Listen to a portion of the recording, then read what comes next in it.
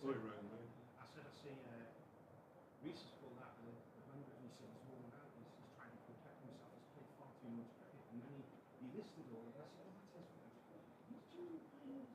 He's not playing a competition where he bowled one without 4 overs.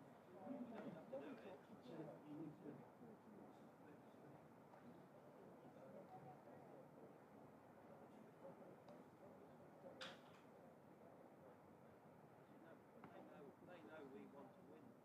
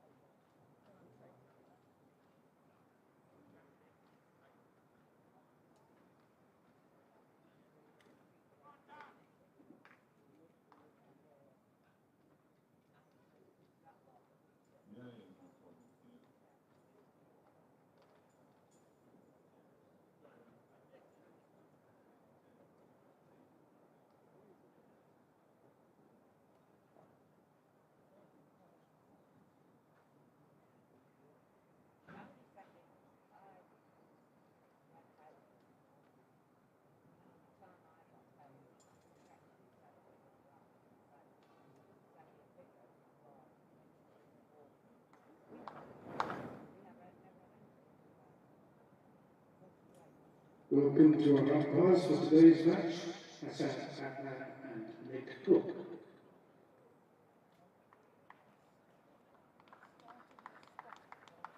Followed by the Durham team, led by their captain, Scott Borthwick. And Derbyshire's knockout batters, Alice Dunn and Ben Aitchison.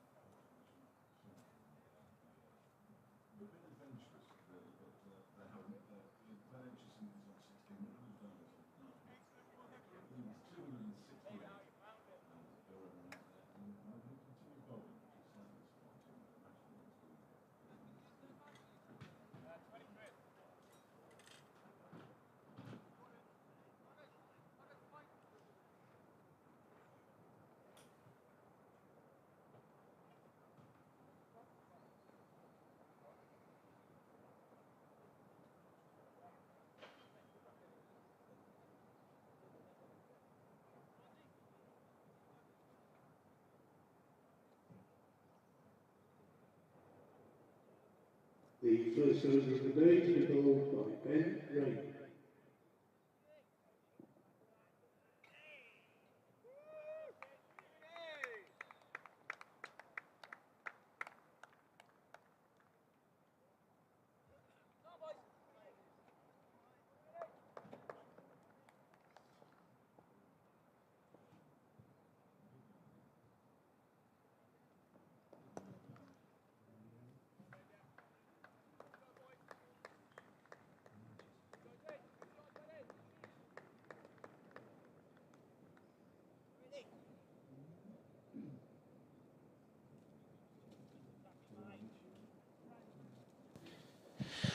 Good morning then.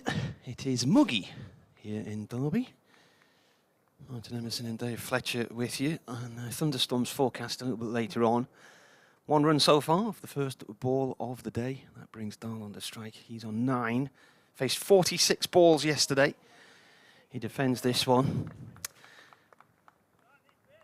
Sun is actually shining at the moment. There's shadows from the players. The floodlights are off. Quite a lot of cloud cover across the Derby area as well. And the weather forecasts are very different. So the BBC app and the Met Office app are suggesting bad weather at completely different times to each other. So we're in the lap of the gods. Rain from the city end. Bowling right arm over to Dahl. Oh, I thought he'd edged that to the keeper there for a moment.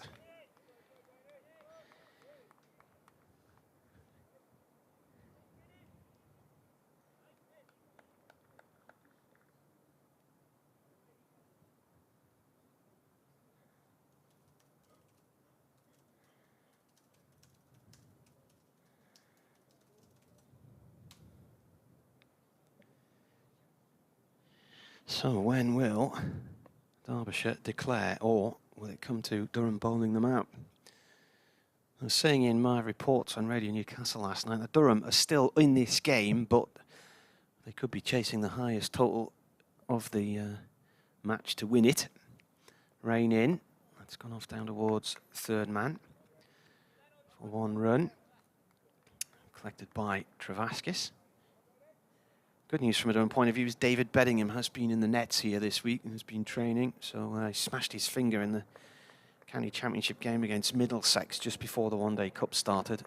And it was feared at the time that he might be out for the rest of the season, but hopefully he might be able to return at Leicester next week.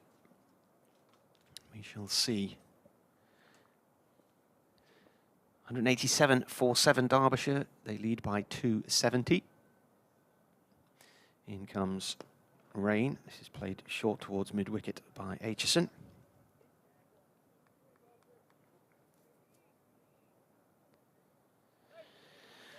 Paul Wilson says, hi, Marty and Dave. Greetings from a moist and muggy Costa del Hartlepool. We'll have you guys on in the background again today whilst still sorting things out. Keep up the excellent commentary, the banter and the stories.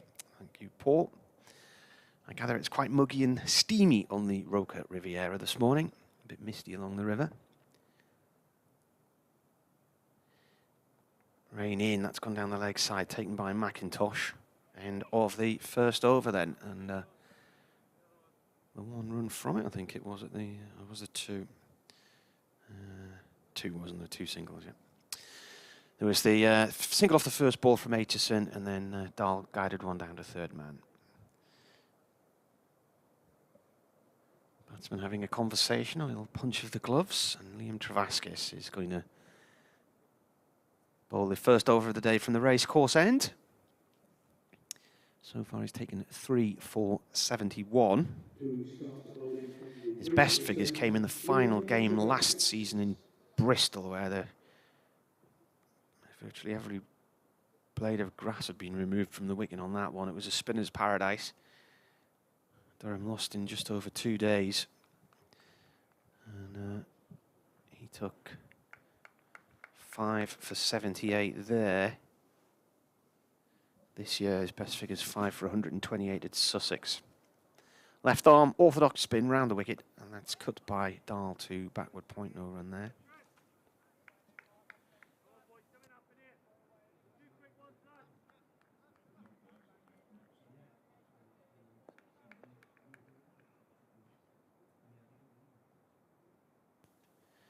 Travaskis in, bowls.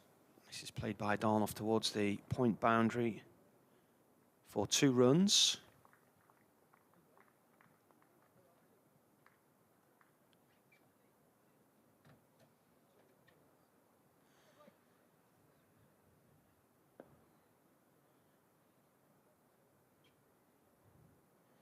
In comes the bowler. This is pushed to short, extra cover. No run.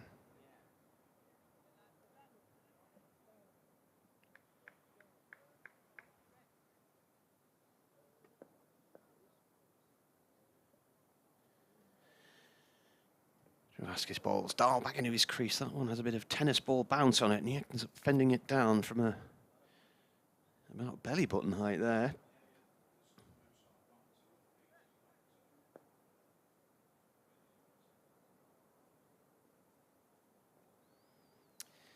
In comes the bowler again. Quick single off towards the covers. Throw comes in low from Dixon. 1 run to Dahl.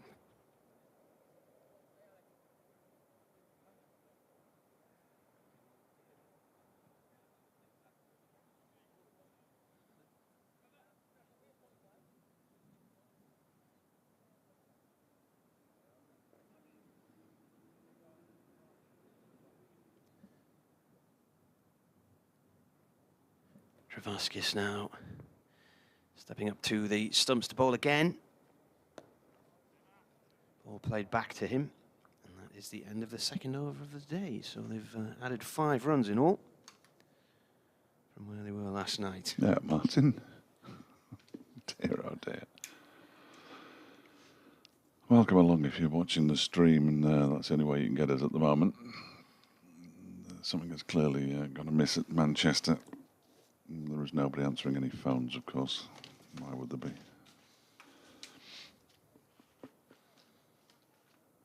What's going on here? They're just wasting time, aren't they? Yeah. Excellent. A bit like yesterday morning, really. Yeah, we've been there before. Ben Rain beginning a new over from the city end and bowling to Anuj Dahl, who crashes that into the offside, but straight to a fielder. And as a result, there's no run. 190 for 7, a lead of 273. Around another 27 more runs, and they'll probably give it up, won't they? Yeah, I think that's the one I was. Let's have a look. Yeah. Yeah, and I've emailed that place as well. Yeah, done both of those. Tell you what I'll do, I'll make a phone call. This one has been okay. This one's been played down towards third man by Anuj Dahl for a single. Dahl moves on to 14, 191 for 7. Derbyshire started the day on 185 for 7. That was a lead of 26, 268. So they've added some runs today, perhaps not as many as we would all like.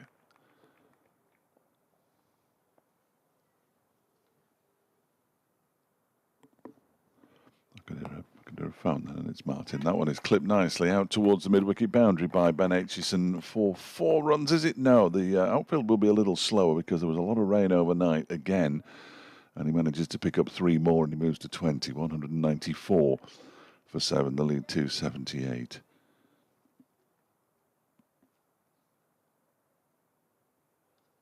So if you ordinarily would go to the BBC Sport website and click on the link there, I can only apologise at the moment that there isn't a link to click on. Then comes the next delivery from Ben Rain to Dahl. It gets a thick edge down towards third man. Travaskis slips on the outfield and they come back for a second. That could have been quite unpleasant. He's looking at the scar on the pitch, and I'm not surprising. That wasn't great. Nobody wants to see that. And the score moves on to 196 for 7 with Dahl on to 16 from 57 deliveries. Derbyshire's lead 279. I can't imagine they'll want to bat beyond 11 o'clock this morning. The cloud is already starting to build. You can see a front down to the south as well as Dahl pushes this out into the offside. And they pick up another single and move on to 197 for 7. Dahl to 17.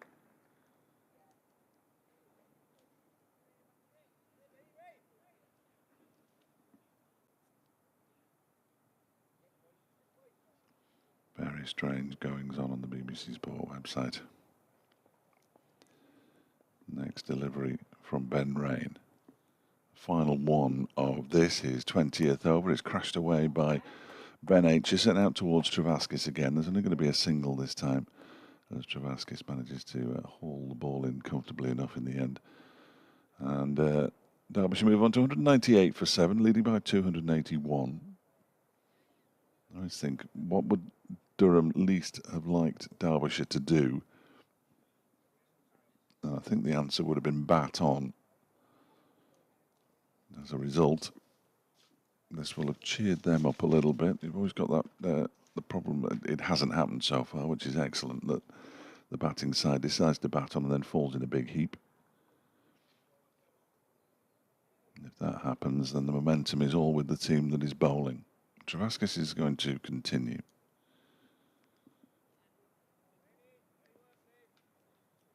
And 198 for 7. First over went for just the 3 runs. 25 overs, 3 for 74 now. He's in around the wicket, and that strikes the pad of Ben Aitchison, which is why there's a stifled appeal.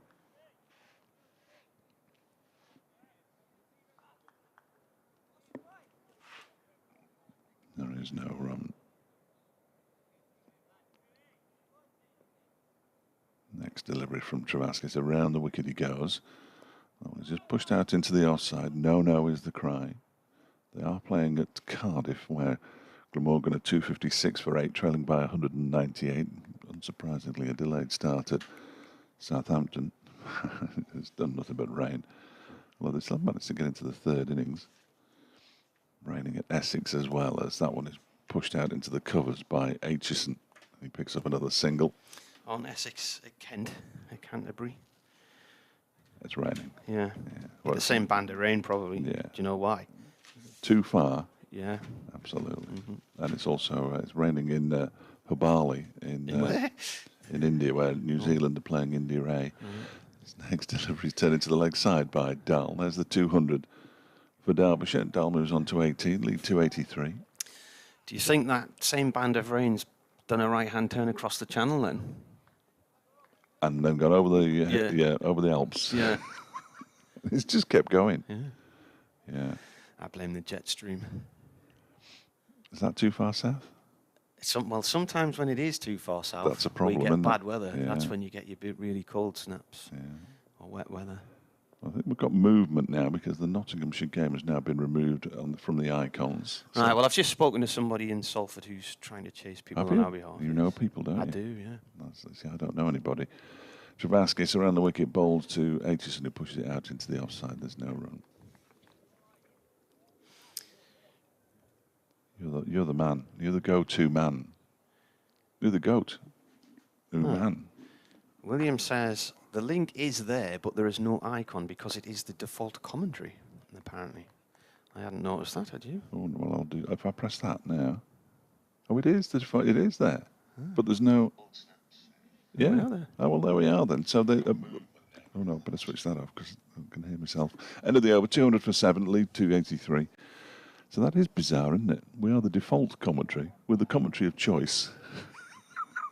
I would never have spotted that in a month of No, Sundays. I wouldn't. I'd have. Because I was busy looking at Keith Barker's photograph above it with a Hampshire badge on his front. Yes. Yeah. Because he won't be doing any bowling at the moment anyway for Hampshire because it's chucking it down. Is it raining?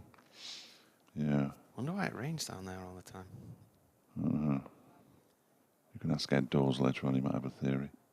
Is he from there, is he? No. Talking of rain, here he is. Start of a new over. Smooth. Dahl cuts that nicely through the covers for 4 and under the covers. 287. But Aitchison wants a sweater. He won't be out there that one, surely. So what's your take on the weather today? What do you reckon will happen? Going to lash it down by 1 mid-afternoon? o'clock. 1 o'clock. I'm afraid it's those stormy showers though, so nobody knows. Yeah. But you can see the front at the down to the south, can't you? Well, the weather, the radar that I've looked at, I mean, it's not clear because it's quite gloomy and there's a lot of cloud cover. But from a rain point of view, nothing today, although we are covered in cloud. But then suddenly this afternoon, lots of these blue dots suddenly bubble up all over the place. It's like someone's thrown confetti over Britain. Rain in to Dahl. It's a shortish ball. Dahl hooks it down into the ground and out towards square leg for 1. Obviously, the environmentally friendly confetti that. Yeah, the dissolvable. Yeah.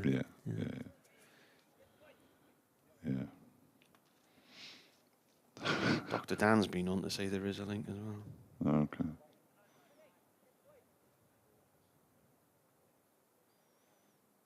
Yeah, Mick says it doesn't look good midday-ish. You said that earlier, didn't you? Yeah.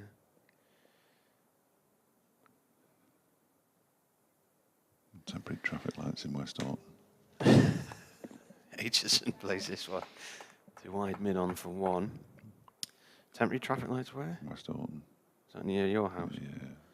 Bad crack. Yeah. I'll survive though, I think. Yeah.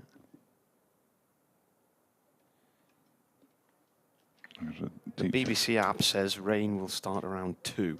2? Okay. Yeah. There's a 38% chance of rain from 2, and then 57%. What a 57? statistic. Yeah. By 3, and then 75 by 4. That's what it's claiming. Dahl with a single down to third man to Travaskis. The Met Office, percentage-wise.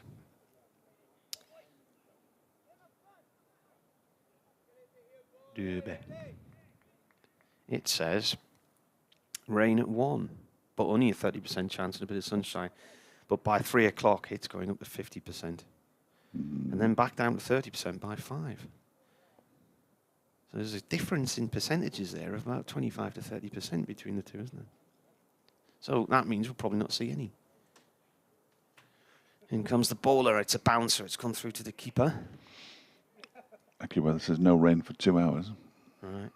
That's as far as it goes. AccuWeather. It only does 2 hours at a time. Well, In the minute-by-minute one. Well, I'll raise you AccuWeather with net weather. Net weather. Derbyshire County Cricket Club Ground. Storm risk 11% at the moment. Cloud cover 99% to 100% most of the day. Yeah.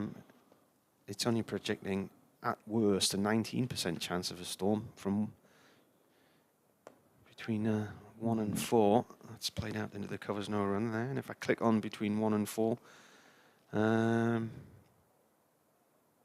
Precipitation, none, but then it's still got a storm risk, so it's magic rain that will come down that won't be wet. The best kind. Yeah. The best kind of rain. Yeah. That dry stuff. Yeah. When I was in Spain a couple of weeks ago, I was just about to get into the swimming pool and then absolutely chucked it down, so I didn't bother because I didn't want to get wet. No. No. Sun's out. Leads 290. Liam Travaskis is going to continue from the racecourse end. Well, there's David Beddingham walking round the outfield with his pads on, so he's been in the nets, so that's a good sign from a Durham point of view ahead of Leicestershire next week, which starts on Monday. Yeah, no game for Derbyshire next week. Why would there be?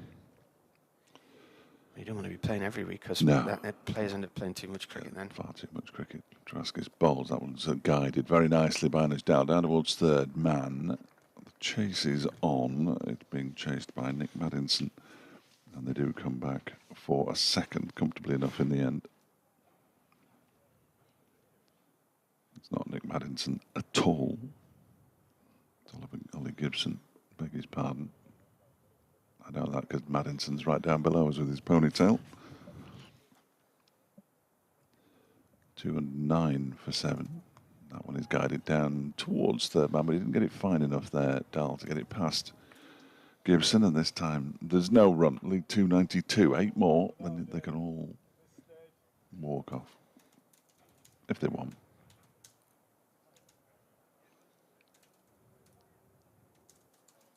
Yes, I've just got a message saying it's the first icon, but I will update the order now as it's not in league order. Thank you. No idea what that means. This one is turned into the leg side by Dahl. It'll be fielded by Borthwick, and they'll go through for a single. 210 for 7.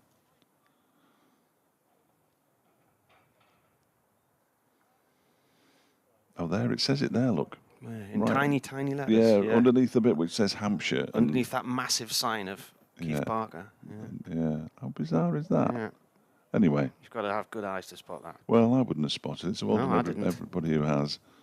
Strikes the power. Big appeal for leg before wicket, not out, says Hassan Adnan.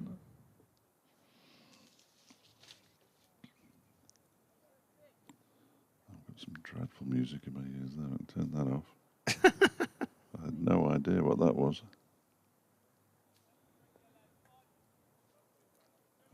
Nick Cook standing in his final day here at Derby, we believe.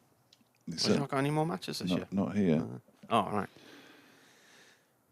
Travaskis is in and back into his crease goes Aitchison to cut this one out up towards the cover boundary, the point boundary. Moves on to 24, 211 for 7. The lead 294. And 50 partnership. Yeah. Mervyn's emailed. He said, "Good morning, Martin and Mr. Fletcher." Good morning. He said, "I'm just reading a headline saying Rain and Travaskis give Durham hope." Travaskis is in now, and that one is smashed away towards the cover boundary for a single by Dahl. It's the end of the over. 212 for 7, 295 the lead. He says, "I fear the best hope is the other type of rain. Thanks, Mervyn." Yeah, again, the Durham supporters, you would imagine, have been cheered by the fact that Derbyshire have decided to bat on. Already only 90 overs left today, so it'll be... When I was talking to 87. Scott Borthwick last night, he said he felt the pitch had improved as the match had gone on. Yeah. And that 300 or so could be gettable. The scores would suggest otherwise, wouldn't they? Yeah, they would. Yes, they would. Perhaps as the pitches got better, the batting's got worse.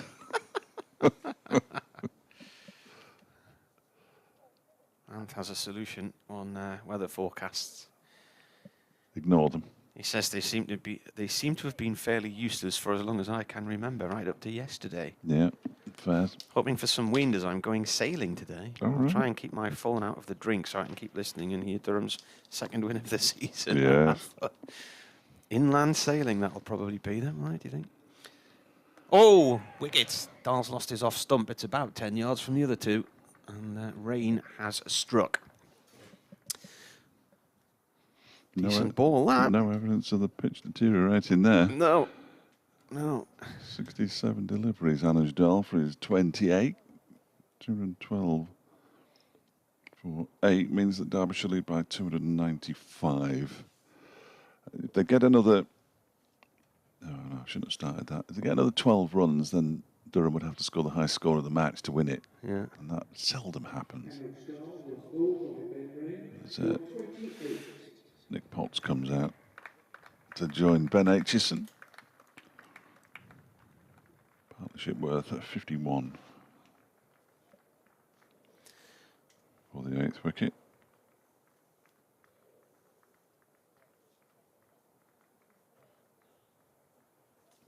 Thursday, is it Thursday? Yeah. What's the date? 8th. Is it? Yeah. September. Yeah. See, this watch has got the dates the wrong way around, so it says Thursday the 9th, then /8. No, that's in America. You yeah. must be able to turn it round. Yeah, I don't know how though. Well, no, you could barely do anything with it yesterday, could you? I can hardly see the thing. Is it new? It's very new because my other watch died in the swimming pool a couple of weeks ago, which had been a very good watch, and then it just suddenly started going mental on my hand, and I thought, what's going on here? And it went into this vibration mode and wouldn't stop. But while you were swimming? Yeah. You're allowed to wear them while you're swimming? Well, what I hadn't realised was it had obviously been damaged at some point. A little crack in it and there was water a got little in. crack in the bottom, Yeah. So, Yeah. mind you, I went online and registered it as an issue, and the firm that I bought it off, and it's out of warranty, were prepared to have me send it to them, and they would send me a replacement for about 100 quid. And then I thought, well, technology's moved on a few years since I got it, so I thought I would modernise and buy one that I couldn't understand at all. Rain into Potts. Whoa. Oh, he sets off for a single that's not on, and there's a sidewards throw at the stumps by Dressel, just misses the target. He's sent back there. Eager to get off the mark, Mr. Potts. Well, he wants to get on with it, doesn't he? So we decided it's Thursday. It's Mickey Arthur standing on the balcony, ready to call the players in. It looks like to me. I thought that was the captain's job, but... September the 8th, you reckon, yeah? Oh, I know. You know. Who told you? My phone and my laptop. Right. That's good enough for me. Rain bowls to Potts. Potts cuts. It's gone down towards third man to Travascus for 1 run.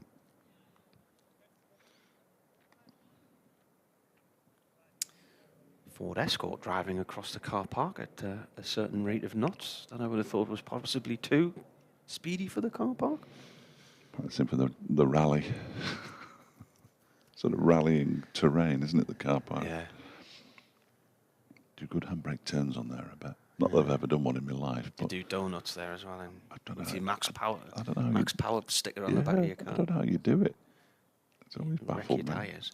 Yeah, it's always baffled me. Rain comes in and bowls. This is flicked away past square leg by Aitchison for 1 run. My mate sells cars in Sunderland, and on a number of occasions people have come over from Northern Ireland to buy cars from him in Sunderland, and it's something to do with the different diff locks on the cars, sort of like an older type of Mercedes or BMW, because they're apparently very good for drifting and donuts and all this kind of thing, yeah, which is a thing in Northern Ireland apparently. Rain balls. Played down into the ground there, and Speaking of drifting. bounces high up towards mid-on. And he's not talking like, teenagers in hot hatches. These are sort of grown men. Yeah. Well, Just weird. bewildering, isn't it? Yeah. I'm easily bewildered, though. Yeah. And sometimes whelmed and sometimes underwhelmed. Both, yes. I would probably describe you as underwhelmed at the moment. I am very much underwhelmed. Yeah. Rain in. Oh, leading edge. That's going to be out. Loops up and is taken by Dixon, running round from second slip down towards third man. It was one of those difficult over-the-shoulder catches, but he took it, and that's the declaration. Off they go. Well, that was entirely pointless. Wasn't it? So Potts was out for 1. So did Rain get a 5 there? Yes, he did, didn't he? I think that might already be on it. Is it already on, is it? No, he's got a 5. Yeah. Well done, Ben Rain. So what they're held? 214 for 9. Declared, which is a lead of 297. So, by my calculations, Durham will need 298 to win from, oh dear, 77 overs. Hang on, though. What? Was that the end of the over, was it? Right, Yeah. okay. 77 overs, yeah. Lead by 297 and 87 overs remain to be bowled on the day. Oh, 87, I beg your pardon. Not 77, Oh, yeah. 87. I've read the wrong number. Managers are not out 25. It's come at a good time, though, because we can both do our updates, and we'll be back in 10 minutes when Derbyshire set about trying to knock Durham over, and Durham look for 298 runs off 87 overs.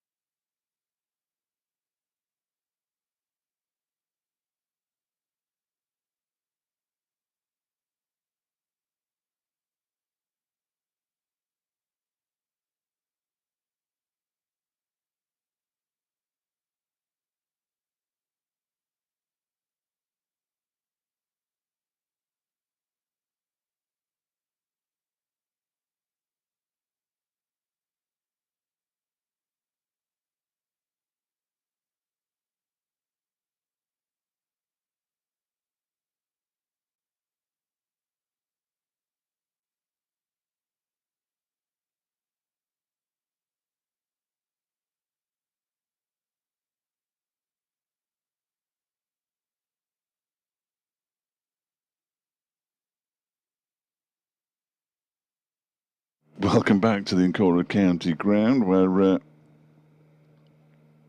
players are on their way back out. Durham chasing 2-9-8 to win from a minimum, apparently, of 87 overs.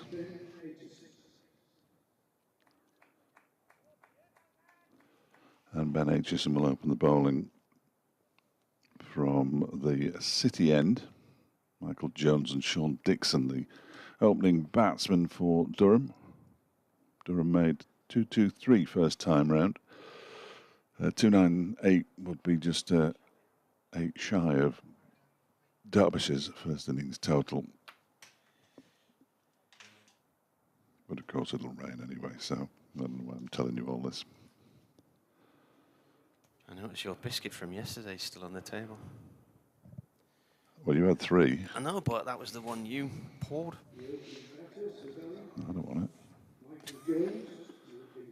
What, after you've touched it, I you didn't want want it anyway. Hey? I didn't want it anyway. It's a very nice gesture from Nigel to It bring was. it. I was wondering what was behind it. Was it his birthday or something? I must admit, I did wonder what he was getting at. Got me suspicious, that, to be honest with you.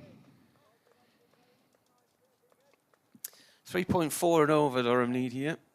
And the match rate is 2.9. Yeah, and it will be the second highest score of the game if they did get it. Also be 8 short of what Derbyshire's first innings score was. Yeah, that's why I just said it. Durham have never chased this many against Derbyshire. No. 285 in 2017, their highest successful run chase. Yeah, that was at Chesterfield, wasn't it? It was. Is this Aitchison It starting? is, yeah, Ben Aitchison. From the City end, bowling to Jones. That's a dot ball. Mervyn Hardy yesterday actually emailed, but I think they'd just gone off for rain, so I never read it out. That the way this game was developing, it looked like it had all the hallmarks of Chesterfield from 2017. Yeah. I remember on that occasion, Durham knocked them off on a really hot and sticky afternoon, and just as they got the win on the board, I think it was Ryan Pringle and Jack Burnham got the runs. Aitchison in again, that's gone down the leg side, just as they got the win on the board and came off the field as we were leaving Chesterfield. The end of the world came. In terms of thunderstorms, it was apocalyptic. All the roads were flooded.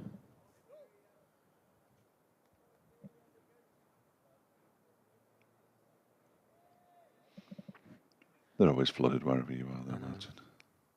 10 instances of a high total being made by the opposition to win in the final innings at Derby.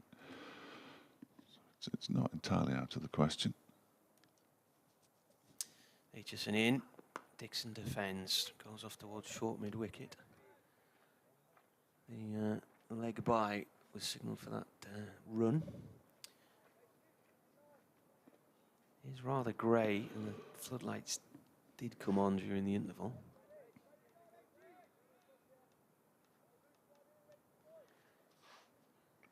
That front's broken up, but you wouldn't be surprised to see a spot of rain at some point.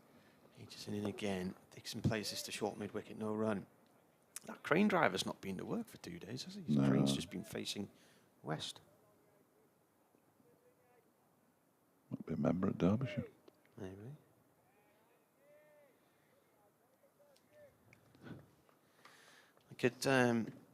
I could see from the hotel the cantilever roof of the football stadium, but I couldn't actually pick out the floodlights here at all. Aitchison bowls, that's left alone. Normally, if I stay here, I stay in another hotel up the road, and you can see across to this ground from there. But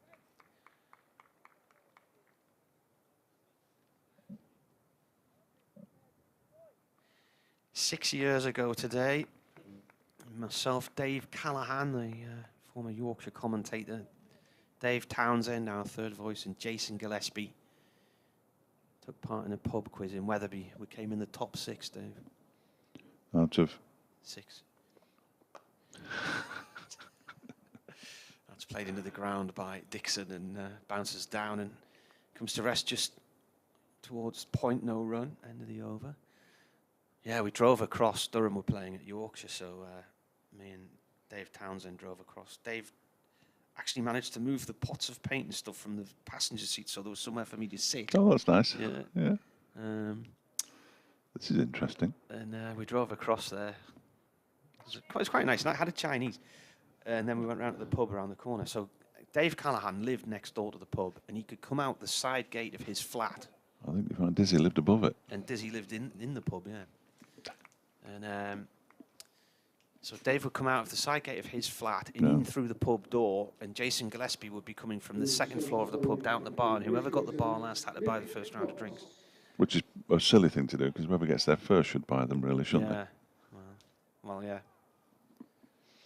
This is interesting. You just mentioned moving pots off a chair. Yeah. Martin Emerson had doors.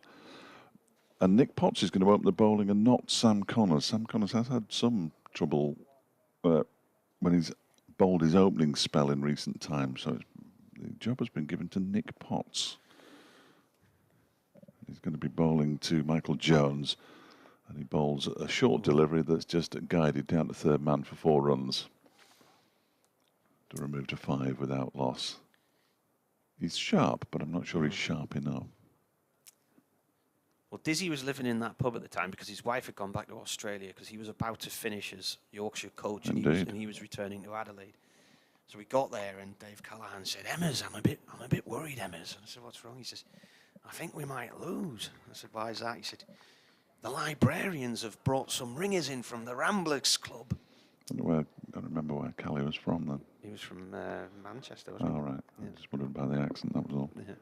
Which was a perfect rendition of Callie. Not at all. Of course it was. Nothing like him. Emma's lad. Here's Potts bowling to Jones, who leaves this one alone outside the off stump. He was a sky blue Callie, wasn't he? He was. And if you want to read all about that evening, it's all on Twitter. Fascinating little glimpse into Martin Emerson's. It just came up on my timeline this morning. How do you get them? I get nothing on my timeline. Well, it comes up on Facebook, but you're not on there, are you? I'm on Facebook, yeah. Very selective to who I'm as friends. Well, you keep being offered as a friend. I'm thinking, no way. No, you don't. I keep deleting the suggestion as well. I wouldn't do it. Potts is in and balls. That's cut away for 4 more by Jones. Down towards the sort of gully boundary, really. Backward point, bit finer than that. And he's moved on to 8, and Durham a 9 without loss. And this decision to go with Potts instead of Connors, while it's understandable, is interesting. And at the moment, doesn't look like it's working. But we'll need to give Nick Potts perhaps more than 3 deliveries, because he's a good young bowler.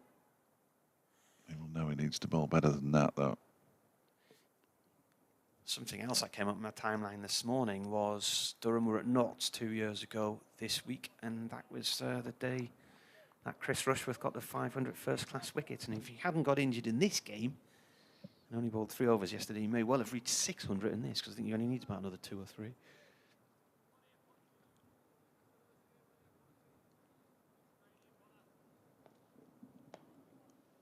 Potts on his way in again from the racecourse, and that's a very wide delivery. Hassan Adnan takes pity on him and doesn't signal wide. Kind of been far off, though. That's the footmarks. Look. It's always the footmarks. It is, though, isn't it? Whenever a bowler does, any bowler, I'm not just picking on Nick here, whenever any bowler bowls slightly offline or anything, and go straight to the footmarks. No umbrellas up at the moment. Potts is in. That's slightly better, but it's carved away for 4 more down to the wide third man region this time. And the body language isn't great from the Derbyshire players at the moment. There's nobody gathering round young Nick Potts to say, "Come on, son, keep it going." And Jones has moved on to 12, and they're 13 without loss. Durham, they need another 285 to win. Of course, it still says trail by. That isn't the victory target. That's 1 less than the victory target, which is always slightly irritating. The actual victory target's on the old scoreboard. Where's that in a skip somewhere? No, it's over there. Oh, that one there. Where else were you looking then?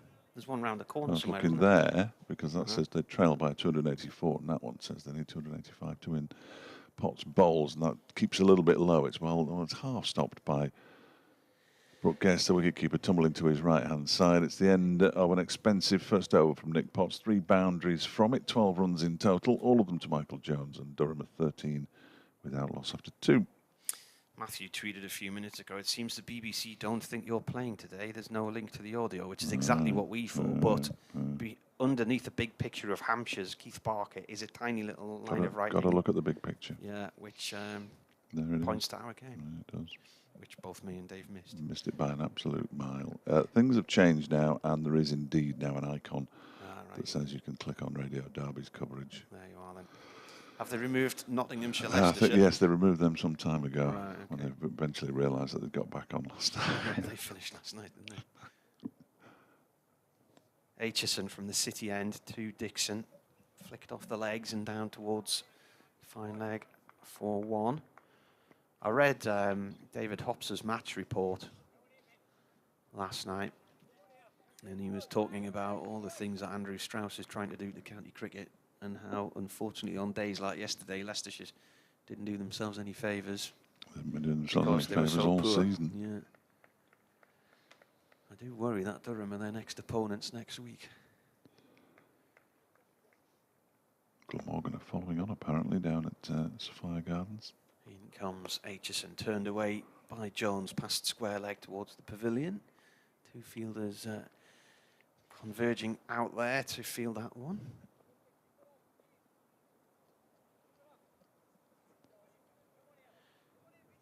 Is it Potts coming round from this corner? I can't see around there. Yeah. And the other one was Sam Connors, because he always loses his cap when he runs. Right. Always. Without fail. I think it's just accidental, or do you think he flicks his cap I off? think he flicks it. I think he's a bit of a flicker. A cap flicker. Mm. It is quite gloomy out there, even with the floodlights on. I think light could be an issue here. I think you're right. There's a light on my little watch, but I don't know where, because I could shine that at them. Yeah, that would help. Yes. Played away by Jones to mid-wicket, no run there. Get some little Subutio floodlights set up around the edge. Yeah. They might help. Of course, before this media centre was built, you could have parked your car on the bank at the back and shone your car lights on. Yeah. It's not an option anymore. You think that sounds silly, but when I've commentated on the first Inter-Parish Cup final that I did for Radio Orkney, this Seafret came in, and they were playing the final on an evening at the Athletics Centre in Kirkwall. This has gone through to the keeper, and around the football pitch was a running track, and the floodlights didn't seem to be shining on the pitch. Well, they wouldn't, would they? They'd be on the track. Yeah, they were on the track. So the pitch itself got rather dark. So lots of people had parked on an embankment at the far end of the ground, and they were all turning their headlights on to try to illuminate the field. Nice. Just added to the gaiety. The atmosphere of the occasion. Good ball, that one from Aitchison, and that rose on Jones. He just managed to get his bat out of the road at the last second there.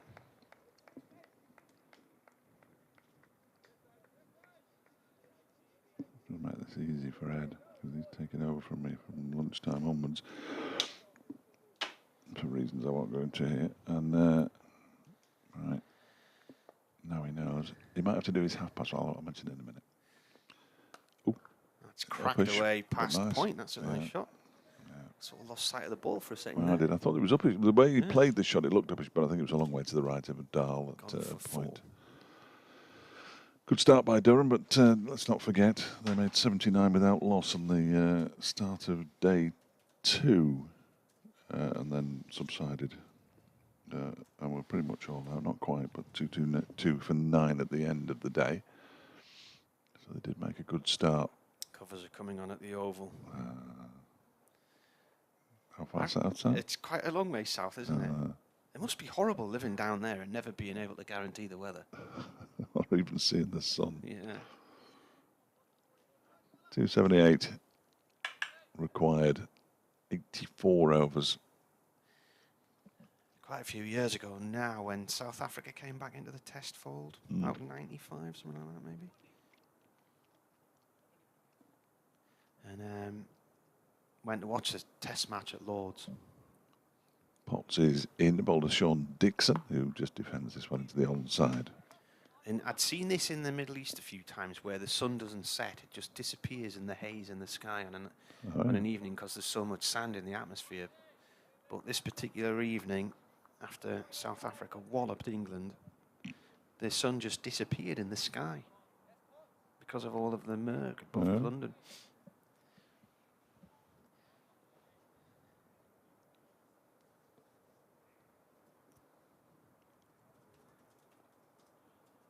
Potts in again. Dixon leaves alone outside the off stump and has to go through to wicketkeeper Guest. Who's in the England team? Have you seen it or not? No. Let's have a look. Not interested. They all play too much cricket anyway. I need a rest. Well, I'm sure all these lads who are playing too much cricket, as soon as our season finishes, will be straight off to some franchise somewhere else. Absolutely. But is it not virtually the same team? I would imagine it is. But with Brooks in instead of whoever's not playing. Robinson. Somebody's asking me if Matty Potts is injured, but he didn't play in the last test, did he? No. He was dropped after the first. Next delivery from Nick Potts is wide of the off stump and allowed to go through to the keeper. Yeah, so Alex Lees is playing. Zach Crawley, Ollie Pope, Joe Root. Harry Brook is coming in. And I spoke to Martin Spate last night. He's going down on the train today to join Harry's family to watch that one. He coached them at Sedbury School, so proud occasion there for them. Ben Stokes captains, Ben Folkes keeps, Stuart Broad, Ollie Robinson, Jack Leeds, James Anderson. So Matty Potts misses out. Bairstow's dropped out, isn't it, of course. Thinking about it, here's Nick Potts going to bowl to Sean Dixon, who guides this one out into the offside. And the Derbyshire slip cordon like that delivery from Potts. Seemed to come sort of off the inside half of the bat and possibly potentially pad out into the offside. As a result, there's no run as it's fielded fairly comfortably by Liz Deploy, who's out there away to our left-hand side. So I wonder, Matty Potts hasn't played in the last test or this one. He'll be tired. He won't be able to play next week. So next week he'll probably not be allowed to play at Leicester. Yeah, rested after being with the England squad. Potts is in, and that was a slashing drive outside the off stump. The slashing drive. Yeah, Dixon missed it though. You mentioned Metro Radio yesterday. I did. Night Owls. Have you ever come across the Night Owls program with Alan Robson? No. Because you just reminded me there, the slashing drive. He called himself the Flashing Blade. No. He's recently retired after about 40 years on the radio. First time caller, Alan. We had James Whale and Martin Kellner down our way. Alan Bezic. Isn't James Whale on BBC Essex or somewhere now? No, he's on GB News or one of those. One of those things. Yeah. Martin Kellner's on TalkSport at the weekend in the middle of the night. He was at Radio Leeds, wasn't he? Yes, he was. This next delivery from Potts is left alone by Dixon outside the off stump to go through to the keeper. It's the end of the over. Just the 3 runs. No, it's maiden over. I beg his pardon. A maiden over from Potts. So the first over went for 12. His second was a maiden. And Durham a 20 without loss. 83 overs to go. 2-7-8. Their target. His daughter was a sports reporter, wasn't she? Because she used to appear on. Well, no, because I think she's now one of the US correspondents for Sky News. No, she's a sports reporter for Sky News.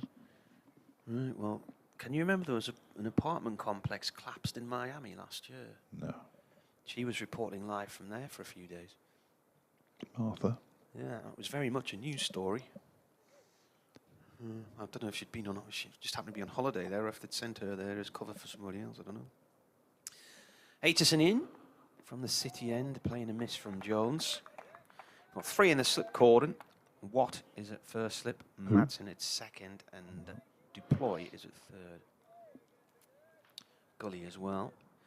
Darla's at backward point, looking for the edge of that flashing blade. Got a mid-wicket, mid-on, mid-off, and someone round the corner that I can't see because of a brick wall. Potts down at fine leg. Aitchison in. Oh, another play in a miss there from Jones. Just outside the line of off stump. It takes a couple of hours to get the lacquer off the ball, doesn't it? And it might start to do something. Ooh, Nick Cook's looking at the sky. He lives around the Midlands, doesn't he, Nick? No idea. I don't stalk No, umpires. I'm sure he's sort of Nottinghamshire area.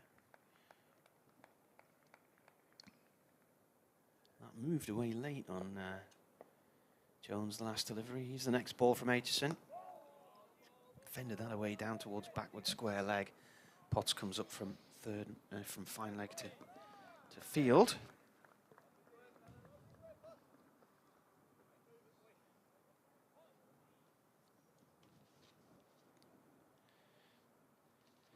Mark Beck's tweeted, for the second time, Derbyshire struggled to make progress against disciplined, high-quality seam.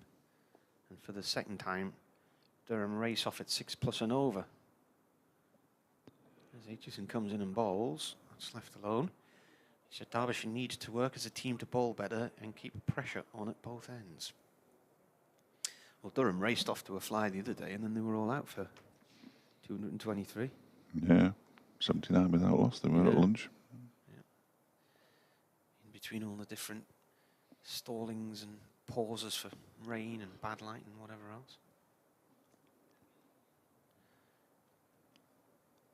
Aitchison in. Played to point by Dixon. Dahl collects it. Jimmy Anderson's received his 175th Test cap today from Marcus Trescothick.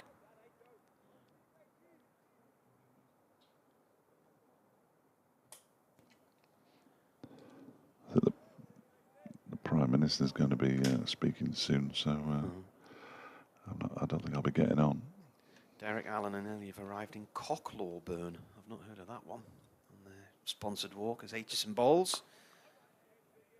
Ball defended, goes off towards the offside. No run. Where's that then? Northumberland Coast, area of outstanding natural beauty. Now, if you ever go there, they want you to take your litter home. You're not allowed to camp or make fires, and there's no overnight parking. You should take your litter home with you anyway, shouldn't Yeah, well, you do.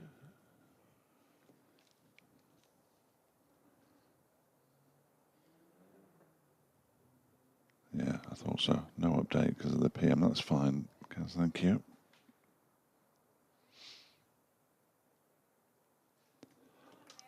After this over from Nick Potts, I just need to go and help him with something. It's only fair. Here's Potts. His way in from the racecourse end, bowling to Michael Jones. Just hurried up a little bit with that one as he pushes it out towards Anuj Dahl at backward point. The intended 11:30 start has been pushed back in the Test match. The covers are on and the rain is sweeping in.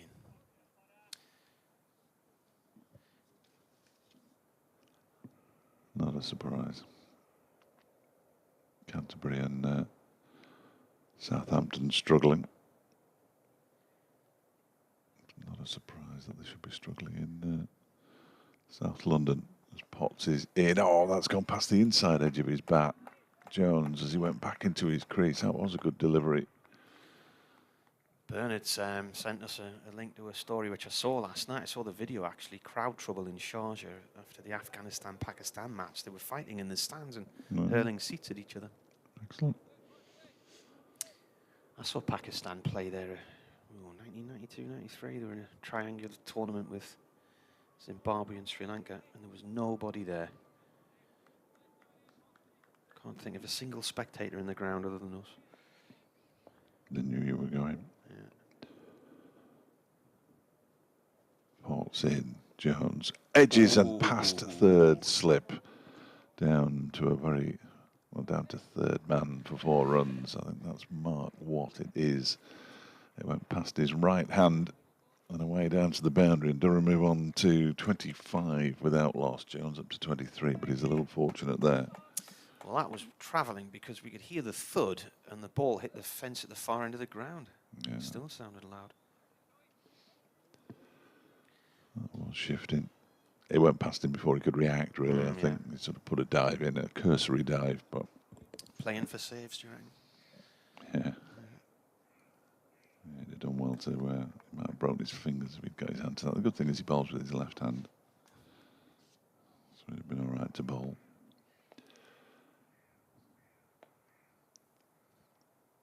Jones waits as Potts is in again, and that one is driven, not timed particularly well, out into the onside. Tumbling stop from Lewis Rees keeps them down to a single. Jones to 24, 26 without loss. We went out to that triangular tournament because John Hampshire was the coach of Zimbabwe for a period, and he was one of my dad's mates, and so I had some friends who lived in Sharjah and went and stayed with them for a week. Of course you did. And went along to watch a few days of cricket. So I ended up seeing Pakistan quite a lot that year because they toured Britain as well. Potts in to bowl to Dixon, who leaves this one alone outside the off stump to go through to the keeper. So we'd seen England bowl them out for something like 79 in Adelaide at the World Cup, and then it chucked it down, and I'd left my camcorder on its tripod, and the camcorder got wrecked. And then England lost to Pakistan in the final, and then Pakistan toured England that summer. So I saw them play at Lord's, and they had a cracking bowling lineup back then, Pakistan. And then they came and played Durham in a floodlit game at Gateshead International Stadium. Nice. And they put green Yeah, matting around the running track. Always works as well, doesn't it? But it was seamless. Yeah. It's Potts to complete his over balls to Dixon outside the off stump, wide of the off stump, and through to the keeper. They did something similar at the Don Valley, didn't they, for Yorkshire, and it was equally poor. Well, that was the same period, and I think Pakistan played Yorkshire there at Don Valley, and then Durham played Yorkshire one night there as well under the lights, and they called it the Flamingo Land Cup. Nice. So, yeah. Happy days, eh? Yeah. There were simpler times then, Martin. Yeah. There were simpler times.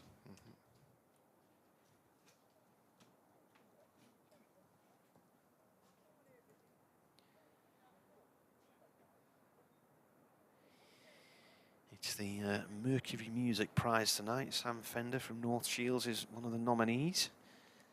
One of the big musical award nights of the year. It's about 10 years ago when PJ Harvey won with Let England Shake. It was a cracking album. First person to win it twice, I think, as well. And Nadine Shah from Whitburn was nominated in 2018, I think it was. Aitchison comes in and bowls, and he's bowled Jones. I don't know how that's got through. I don't know if Jones has played on there. He looks absolutely, totally surprised that he's out. I think that's his leg stump that's lying on the floor.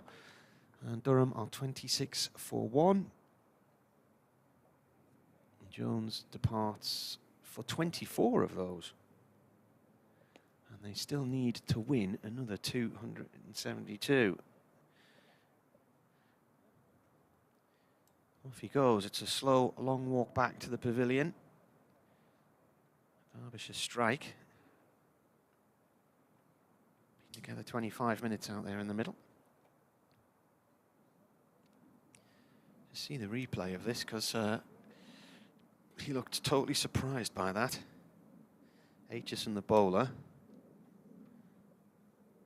Here's the replay. Was it his leg stump? I think he's got an inside edge on this.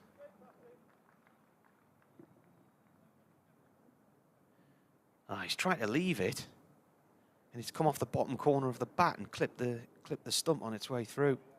So he pulled his bat away, and it's hit the very corner of the bat and taken the stump out of the ground. So Scott Borthwick is Durham's new man.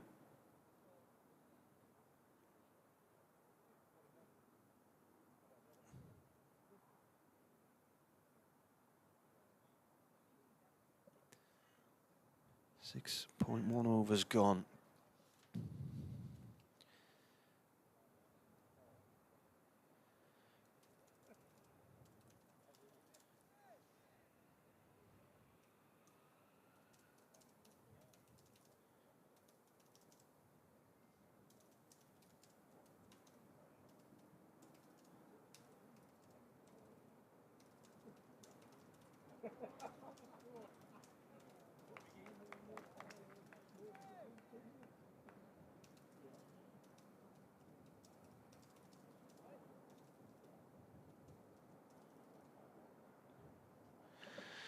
It's 26 for 1. Aitchison to Borthwick from the city end. Borthwick leaves that. It angles back after he's left it. And the keeper's more or less taking that down the leg side.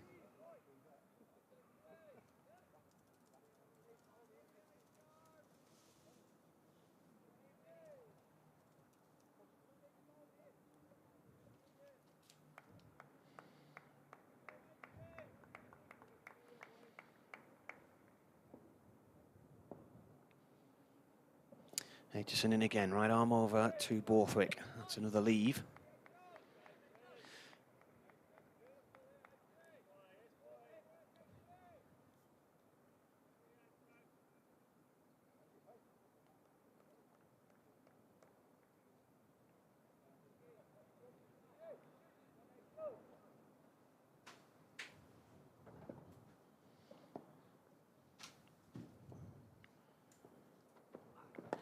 This is defended by Borthwick, played it back to Aitchison.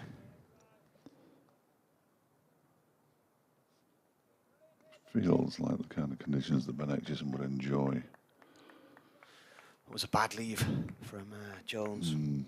He pulled his bat up high, but it's I'd pulled his hands away high, but it's clipped the corner of the bat and hit the stump.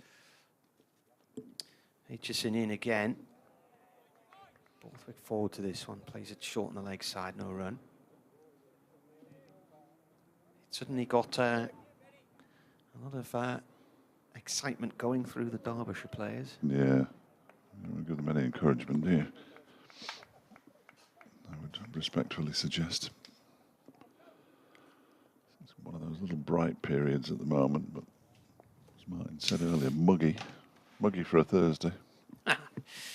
Aitchison in. Borthwick plays this wide of, oh, it's going to go away for 4 by the looks of things. Reese was at mid-on, diving to try and get to it and couldn't. It's gone up towards the cafe in the corner of the ground and then slows in the outfield. So they run 3.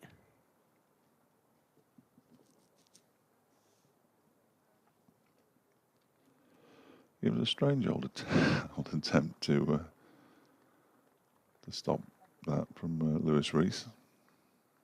Yeah. I've seen better attempts. It was a long way away from it. Took the off stump out of the ground, didn't it? No, it did. It was. I couldn't understand how he'd been bowled as I was watching it, and suddenly the stump's gone. I thought, well, how's that happened?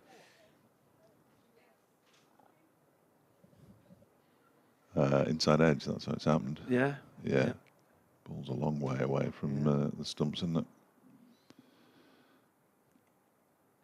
As I was watching the track of the ball, I thought, well, that's just leavable, and suddenly the stump's out of the ground. A bit of extra pace. I don't know. 29 for 1, 269 more required, 80 overs. And Nick Potts to continue. His first over went for 12. The subsequent 2 have gone for 5.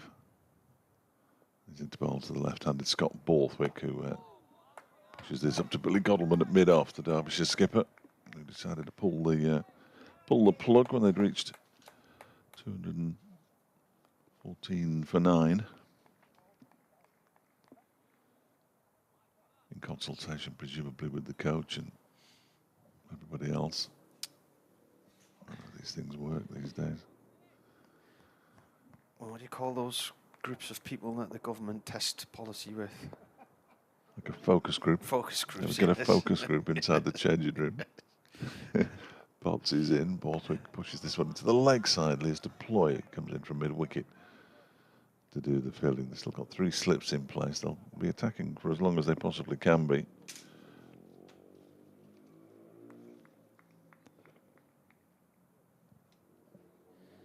You would hope.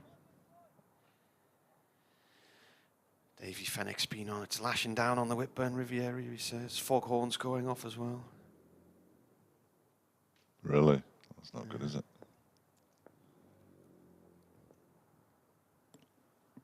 In comes Potts and bowls, and that one is defended. Out into the offside this time. The foghorns on the pier next to the back of our house, and some nights in the summer, if you get a sea fret coming in and it's quite warm and muggy and you need the windows open and the foghorn starts, that's good fun. It shake you up a bit. Yeah. The odd ship's horn in the middle of the night as well. Really Heart attack stuff. Not as loud as the rocks that were unloading off a barge a few weeks ago. With explosions every few minutes as the rocks landed on the quayside. Borthwick waits as this next delivery. It's a full-length delivery from Potts, and it's pushed out into the offside, fielded by Harry Kame in the covers. Davey says, I'm currently watching the cycling tour of Britain from West Bridgeford to Mansfield on mute while listening to your dulcet tones. I looked at the map of that today because I presumed it was going to come round and go over the Peak District and come back into Mansfield, but it's not. It's going south from Nottingham down to sort of around East Midlands Airport, then north up past Newark and Southwell Racecourse, then out towards the fringes of Lincolnshire, and then back round in a big loop. Potts in, down the leg side. Borthwick gets his bat and his gloves out of the way of that one as it goes through to the wicketkeeper. I think it goes through Sherwood Forest and Clumber Park as well. So.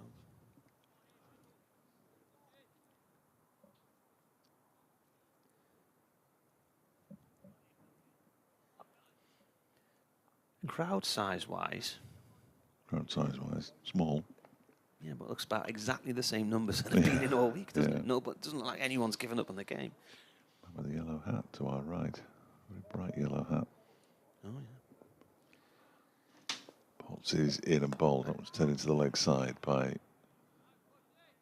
Scott Borthwick, and it's the end of the over. Another maiden over from Nick Potts. 4 overs, 2 maidens, 0 for 17 now.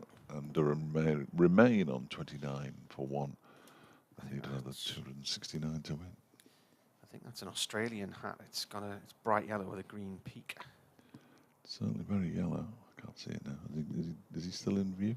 He's gone round the toilets. Oh dear. Brave. Typical Australian. He could be from Derby. We're from Durham. Yeah. Most likely from Australia. Or not.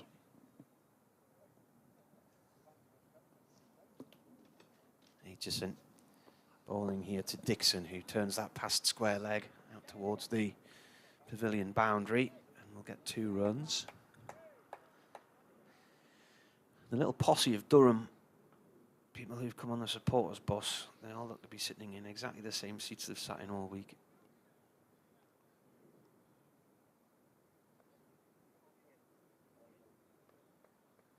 Well, they booked them, haven't they? Once you got your seat. Yeah, you could sit anywhere, couldn't you, really? They're in the permanent temporary stand. Far end of the ground.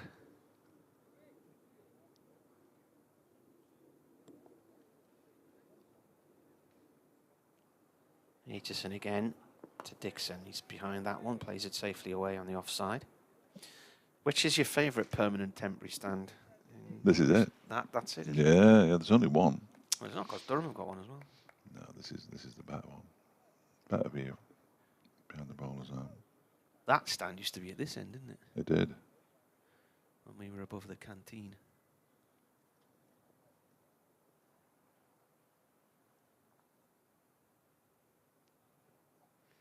Aitchison comes in again and bowls. It's gone down the leg side, taken by the keeper.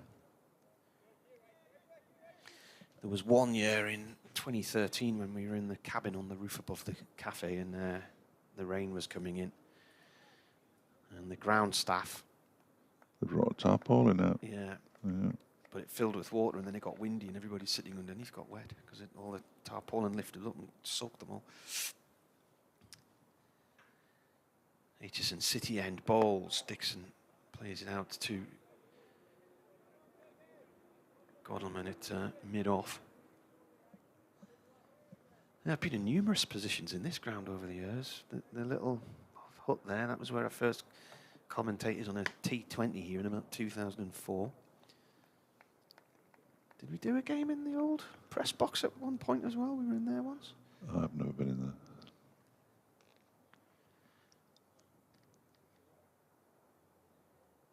Aitchison in. That's gone past the keeper, past the batsman and off to the keeper. There was the thing above the cafe, and then when I first came here in 2000, the press box was the old starters hut in the old grandstand from the racecourse.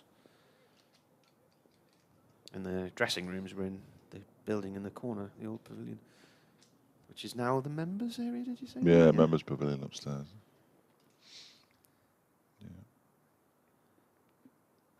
Bowler comes in, that skips along the floor and is taken in front of first slip by the keeper, end of the over.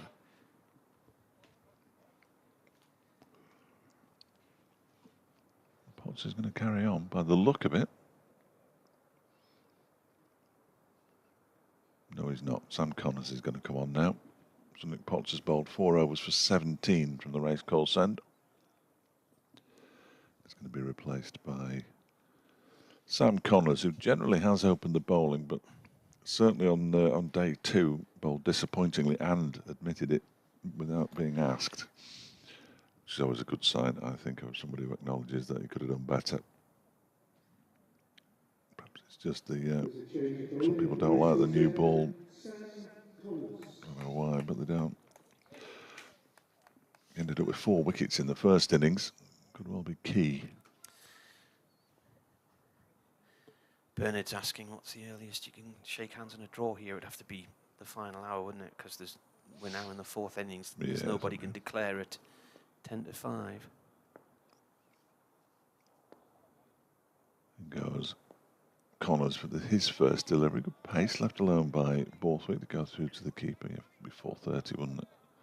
4:30, is it? The schedule closes 5:30. Oh yeah, I forgot we're in September. Yeah. So Bernard says, with this being the 4th innings, is the earliest a draw can be called 4:30? Yes. An asking rate of 3.375 is tempting for a potential victory for the home team, but I think Durham are wary of being too greedy, certainly before lunch. Yeah, you shouldn't be greedy before lunch. No. This next one is turned into the leg side by Connors.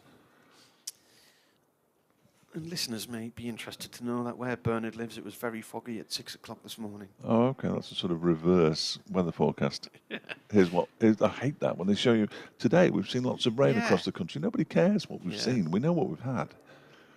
Just forecast more accurately what we're going to get. Patches of blue sky to the south now, but beyond those patches of blue sky, some very dark clouds. As Connors is in around the wicket and bowls, that's cut but not timed out towards Nick Potts. Sort of cover, really. It was a cut in front of the wickets by Scott Borthwick. 31 for 1 it remains. Both batsmen have 3. Michael Jones, the man out, bowled by Bennett, just off an inside edge for 24. Our energy bills are going to be capped at £2,500 a year. Well, that's an absolute joy then. His mind's going to go up even further. Next delivery is wide of the off stump.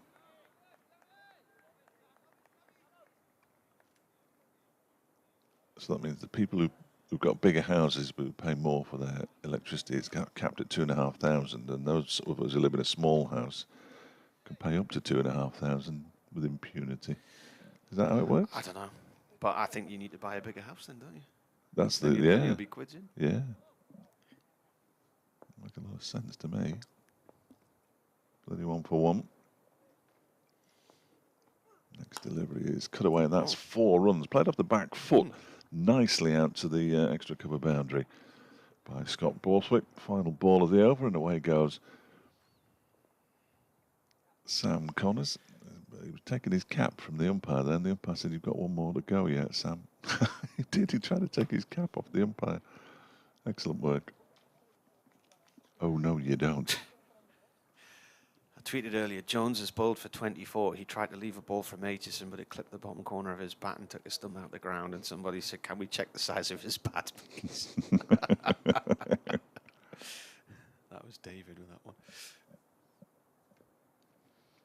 Connors to complete the over. Bowles, there's an attempt to there for Borthwick, and he wasn't tempted. He took his bat out of the way of it as it goes through to the keeper. End of the over, 4 runs from it. Durham 35 for 1. With Borthwick on 7 and Dixon on 3.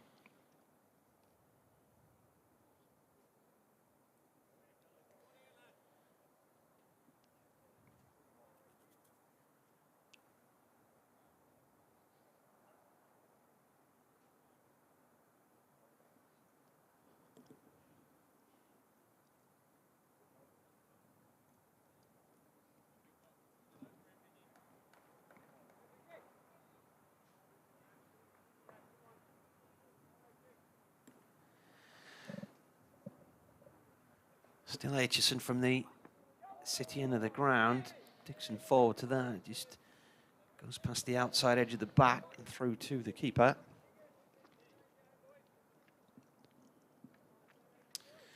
Marty Cricket on Twitter, at Fletch Sport on Twitter. You can email weircricket@yahoo.co.uk.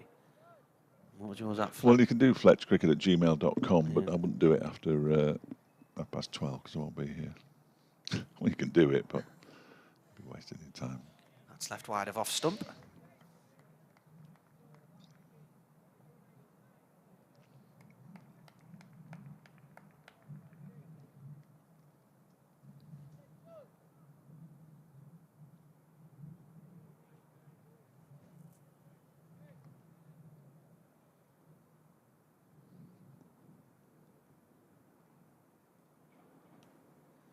Aitchison again to Dixon, who drives. That's gone past point and off towards the boundary. It's been chased by Dahl. I think he should stop it. He does with about... Oh, now then. Did he have the ball in his hand there? He fell over the rope. I'd like to see that again. Honest as the day's long, Anish. He got there and he had about a foot to spare, and then suddenly he was teetering on the rope, stood over the rope and had 1 foot in play and 1 foot on the other side. But I couldn't see where the ball was. It was on the floor. Anyway, Nick Cook's happy.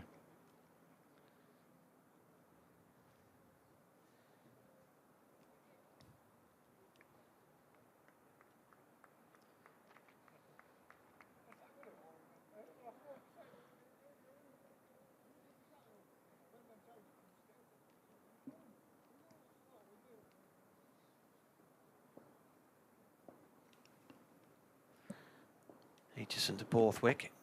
Borthwick defends. Ball runs up to mid-on.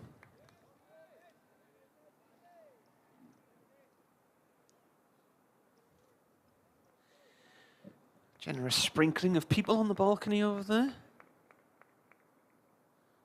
Still a few in shorts today. It's quite muggy out there. It is. It is. Strange old day. Borthwick cuts. It's over the top of backward point and away for 4. I stupidly, Dave, decided to walk up 6 flights of stairs in a rather hot hotel this morning. So I wouldn't do it in a cold hotel, so No, and, it's an alien I concept. was regretting it by about floor 4. It's an alien concept to me anyway. Yeah. It was rather warm in the hotel this morning. Was it? Mm.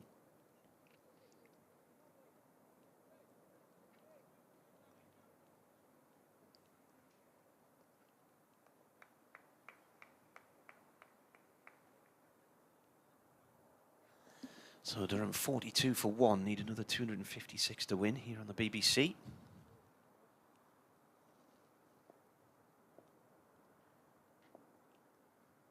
Aitchison to Borthwick.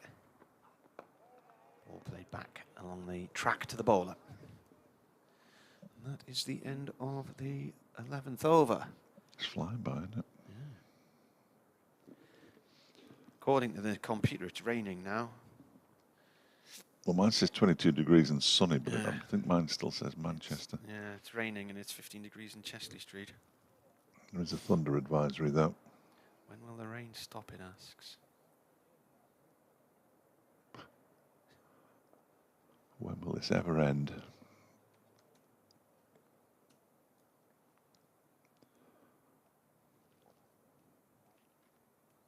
Sam Connors is going to continue from the race course end. According to AccuWeather, it should be raining now. So the Accu bit is a bit of a misnomer. Is that here? Or? Yeah, here.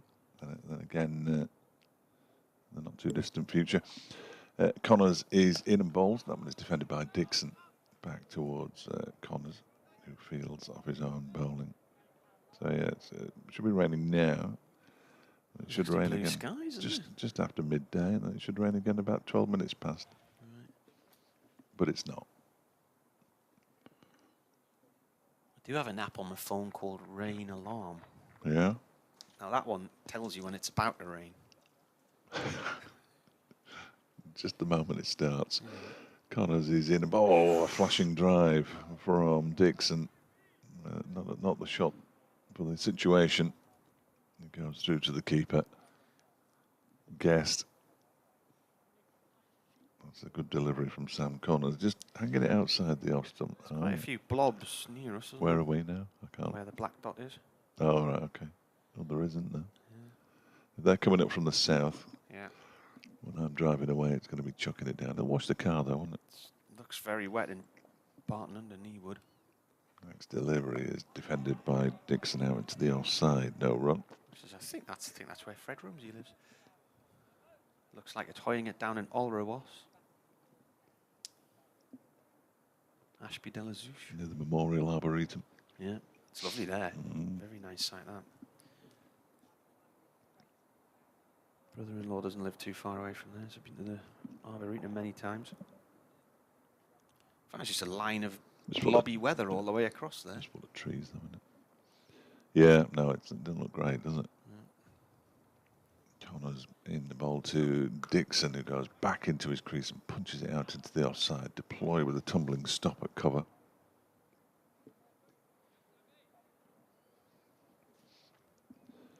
Not too far from the next update.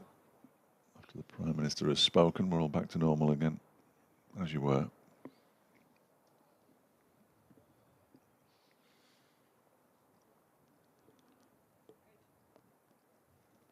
Connors turns. Nearly time for the midday update. No. In bowls, that one is pushed by Dixon up towards mid-on, fielded by Lewis Rees, the capless Lewis Rees. Has been given polishing details. Did he want to play for England?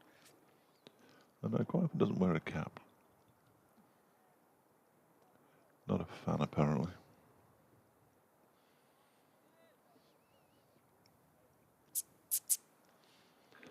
Connors then, fifth delivery of his second over, is in and bowls to Dixon, who just taps it into the leg side. They go through for a quick single. Rees is there, but by the time he picks it up, the batsmen have got through.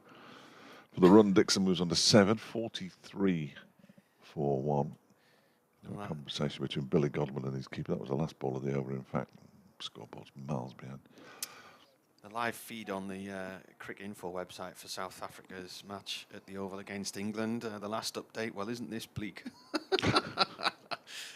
It's raining in Taunton between Somerset and Gloucestershire. Somerset 11 for none in their second innings, chasing 364, or needing another 364.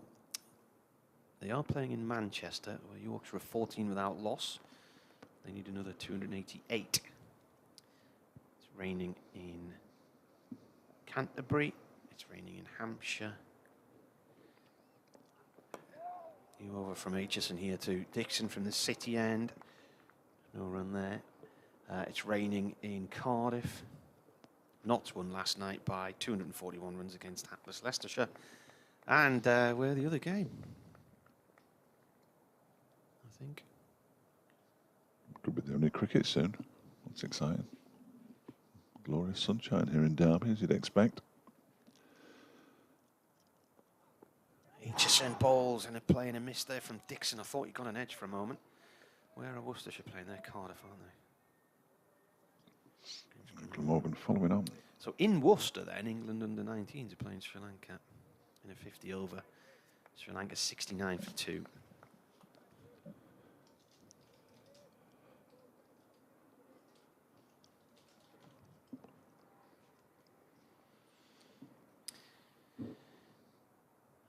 Aitchison in bowls. It's taken low by the keeper. He was almost tempted into a shot that got him out in the first innings, Dixon, when he chased one way wide of off stump and clipped it behind.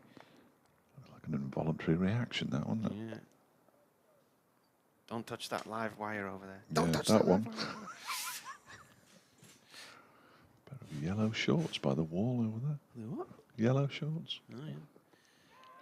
This is off the pads. It's gone behind, down the leg side. Keeper comes around to take it.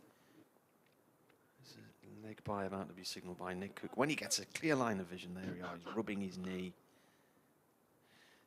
I think that is one of those, the plastic, What? what you think are yellow shorts, they are shin pads. No, no, they're Where? yellow shorts on the bloke over there in On a the way? cap and a blue Oh, top. him. They're Oh, right, definitely yeah. yellow shorts.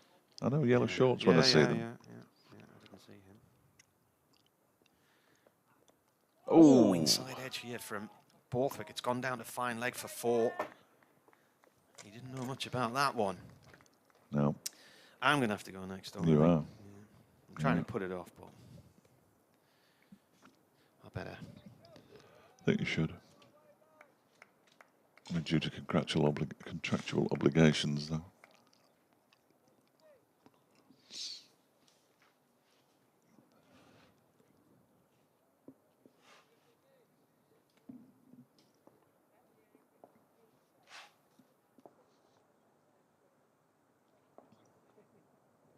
In comes Aitchison then from the City End Bowls. That's left alone by Borthwick to go through to the keeper. It's the end of the over. 5 from it. Aitchison's bowled 7 overs, 1 for 24.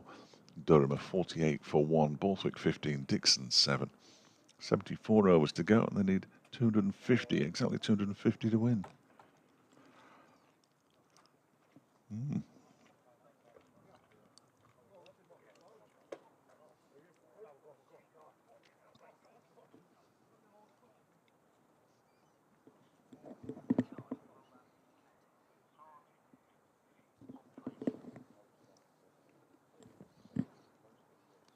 Sam Connors is going to continue from the race course end, and his Dahl warming up.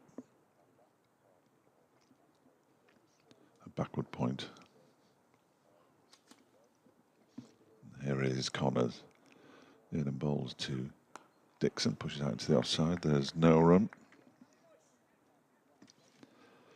Yeah, Durham have been set 298 to win off 87 overs here at Wesley. At the moment, they're 48 for 1 after 13 of them. The man out, Michael Jones, bowled off an inside edge by Ben Aitchison for 24. Scott Borthwick has 15. Sean Dixon has 7. Their partnership worth 22 at the moment. And Durham, who are 48 for 1, need a further 250 to win from just under 74 overs. Next delivery is pushed out into the offside in glorious sunshine by Sean Dixon.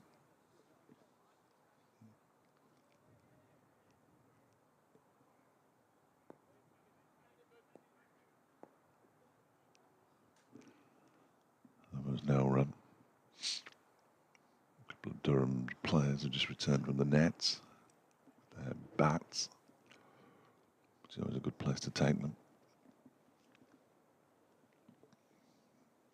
Connors is in. Bowls to Dixon, who leaves this one alone outside the arse stump. Just held its line, so it was a good leave from the Durham opener. The ball goes through to the keeper.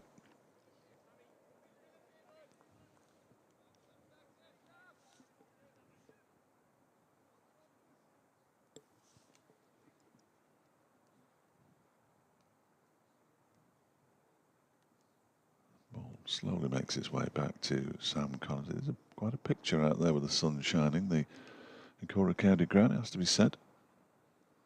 Sun glistening off the windscreens of the cars in the car park as Connors bowls a short delivery. Dixon ducks underneath it. You could hear the grunt from the bowler as he let that one go. Didn't really get that high, in fairness.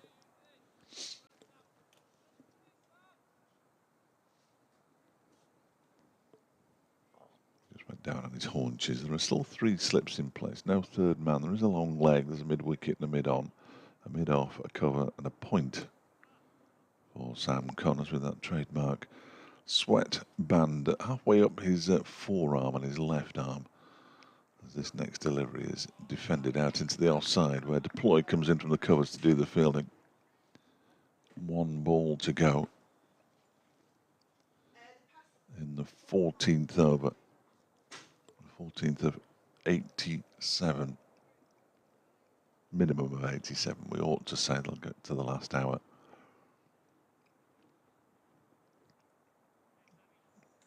Lewis Rees polishes the ball. Big smile on his face as he tosses it to Sam Connors, who's on his way in now. And bowls, that one is driven but not really timed. Straight to Billy Godleman by Sean Dixon. And it's the end of a maiden over from Sam Connors. 3 overs, 1 maiden, 0 for 5. And Ben Aitchison is going to continue for the time being as he frisbees his cap to umpire Nick Cook. He's bowled 7 overs, 1 maiden, 1 for 24. The other bowler to have been used by Derbyshire so far, Nick Potts, 4 overs, 2 maidens for 17. But Aitchison with the 1 wicket so far, that inside edge from Michael Jones when he was on 24 off 21 balls. Going like a steam train at the time.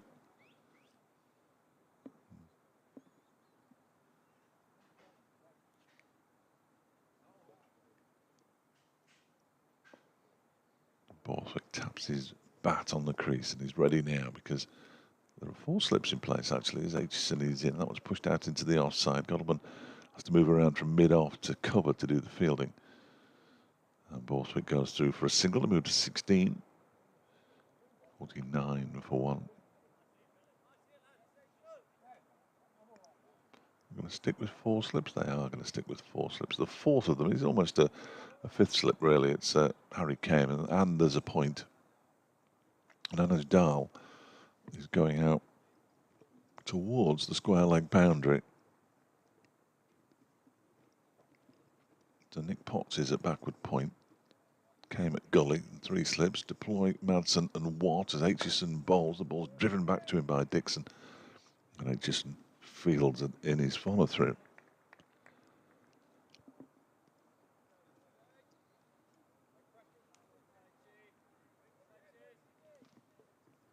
Very quiet out there, really. You can hear the players encouraging each other.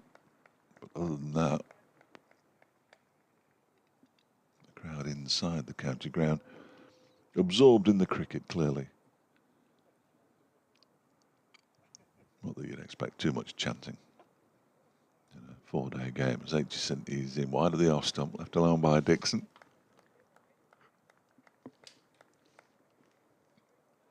They now require 249 of 72 overs or thereabouts, which is up to 3.5, which is not excessive, but the overall scoring in this game has been below 3 and over. As Aitchison is in bowls, that's turned fine by Dixon for 4 runs, just straight off line a bit there, Ben Aitchison, and Dixon was on it quickly. He moves into double figures. He's 11 not out now. Durham's half century is up there, 53 for 1 in the 15th over. 2 straight really from Ben Aitchison. He looks like he knows it at the far end. He's got that body language that says, shouldn't have bowled there. He comes in, Dixon steps away, and Aitchison goes back. I'm not sure whether Aitchison pulled out or Dixon pulled out there. Aitchison's looking over his shoulder. It might not have been him.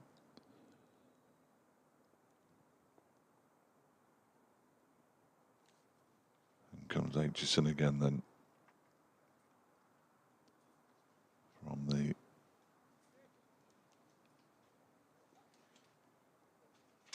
city, and he's just making Dixon wait. And he comes now, bowls to Dixon, who's edged and dropped at first slip, and that was dropped by Mark Watt. Dixon on 11. It was low down, but Watt really should have taken it.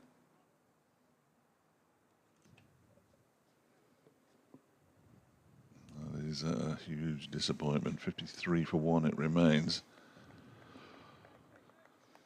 You can't afford, etc. When you're trying to bowl a side out to win a game, to put down chances.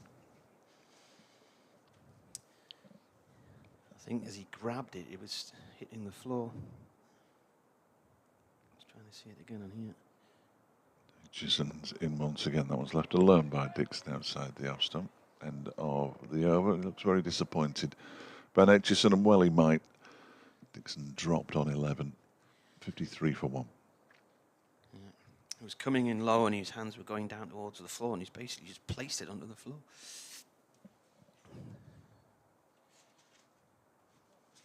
drop. Got to take them. Got to take them. There's only two ways about it. 12 man's out to administer a towel and some drinks to the batsman. So Aitchison's 8th over. Do you think he'll have a rest now? Well, I saw Dahl warming up in the previous over that he was bowling, but he can bowl lengthy spells. He did down at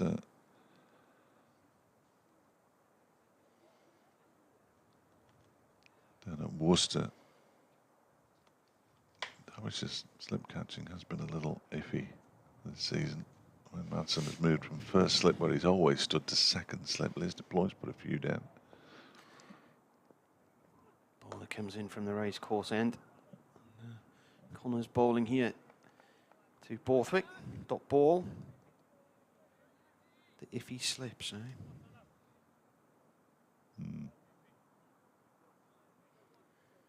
Sound like that sort of musical project that sounded like a good idea in the pub at the time, but then never quite worked out. Not quite the travelling Wilburys. Connors once more comes in and bowls. Borthwick plays the ball off towards the covers, no run.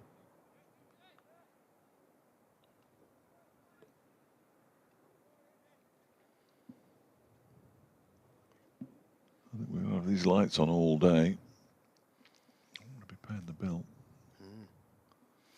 Well, that could well be a real issue for county sides next year, couldn't it? Yeah. I think they'll just go back to not using floodlights. Yeah. It'll be awkward if we're still playing in November. Oh, what a ball. He's absolutely cleaned up Borthwick with a Yorker that has ripped his middle stump out the ground. Borthwick's down on his knees. That was an absolute perler of a delivery, and Borthwick is out for 6. He's out for 4 in the first innings. 16. 16, is it? I can't see the one on the scoreboard. 60, yeah, right. I was looking at the main scoreboard. I won't bother with that. No. What a ball. Right through him. Terrific delivery, wasn't it? Absolutely terrific delivery. They still need 245. 2 there. Top 3 batsmen have gone. Connors didn't take the new ball, but came on after 4 overs from the racecourse end. Has got his reward. It's his 5th wicket of the match. He's by some distance Derbyshire's leading wicket taker in the county championship. Sam Connors. That's his 42nd wicket of the season. He has got a 5 for 109. His best bowling figures. And the new batsman's Nick Maddinson with his ponytail. I think he takes it everywhere with him, actually. Partnership worth 27 between Borthwick and Dixon. 26 for the first.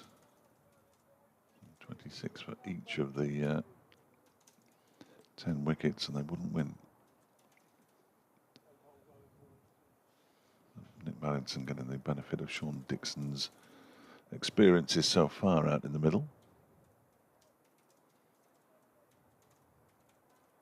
A few of those from Sam Connors would be nice. I think that one will be on the highlights reels tonight and being retweeted by the county championship and varying other people. It was a belter, wasn't it? Right on the base of the middle and off.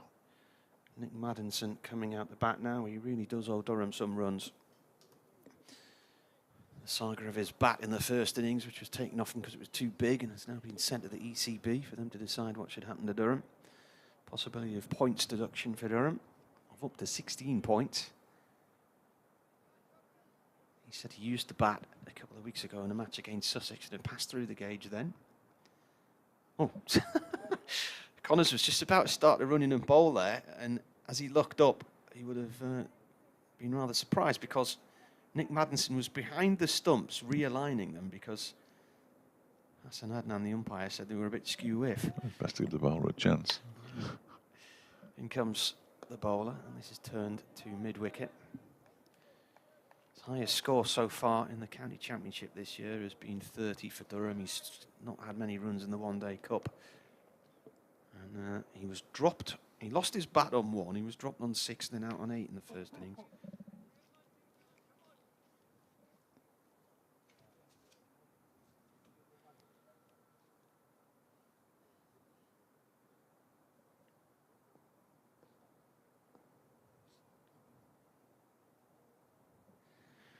Connor's in again. Madison plays to backward point.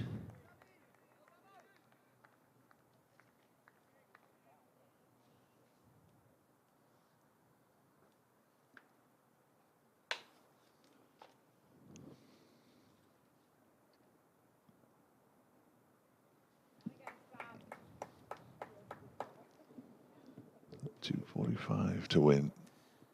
71 overs and this final ball of Sam Connor's over, in which to get them 8 more wickets for Derbyshire. Very straightforward. Round about 13 minutes until lunch. In comes the bowler. Madison plays it to mid-wicket, no run. No ball. No ball. I don't know if I'm with my sunglasses, I can't find them. I had them here yesterday, didn't I? Yeah, you did, yeah. You look very natty. No idea very natty indeed. They weren't in the car this morning, which is where Natty, I normally I think leave them. natty's the word. Not sure. Connor's in to Madison. Madison defends this one, goes back into his crease and pushes the ball back to the bowler. End of the over, good over that one. And what a peach of a delivery for the wicket as well. So he only blotted his copybook with that no ball, otherwise it would have been a wicket maiden. I think, you know what, I think I might have put them in my coat pocket last night because I was chucking Have you it got down. your coat with you? Yeah, it's in the car. Now then, the other question is, where's my car keys? Oh, no. But you must, either that or it's in the, if they're in the car keys, it'll be open. There is Anuj Dal for the first time in the second innings. Ben Aitchison, 8 overs, 1 made, 1 for 29 in that opening spell. He might get a couple of overs. He should get a couple of overs in here. Anuj Dal. Ball being polished for him at the moment by Lewis Rees, as ever. 3 slips. Aitchison at first, Madsen at second, and then Mark Watt at a sort of 4th slip, really.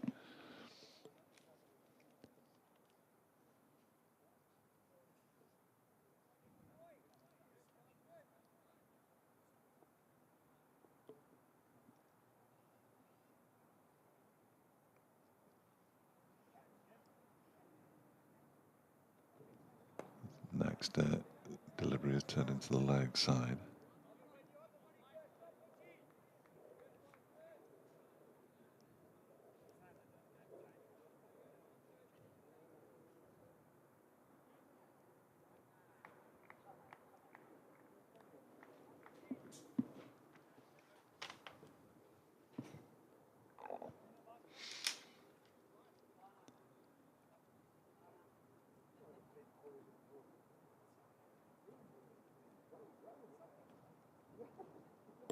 Comes Dahl again. That's pushed out into the offside by Dixon. It's fielded there by Harry Kame coming in from the covers. Lear's deployed to his left at backward point. But it got him at mid-off. Lewis Rees at mid-on. Nick Potts at a straightish mid-wicket. And a man out on the square leg boundary. And that's Ben No, it's not Ben Aitchison, is it? It's Sam Connors. Aitchison's at first slip. Of course he is. And then comes Dahl again, arm bowls. That one is defended again by Dixon out into the offside. There's no run.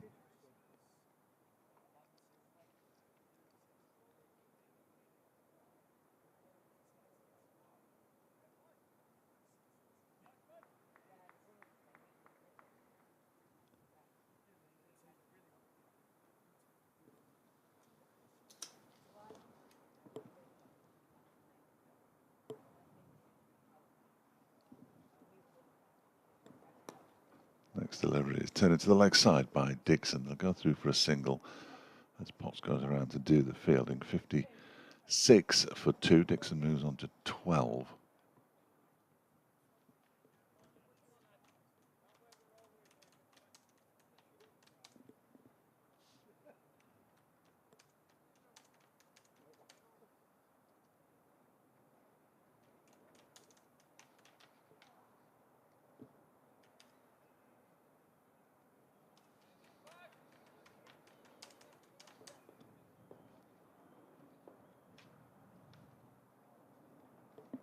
That one's left alone by Maddinson, goes past the off stump and through to the keeper.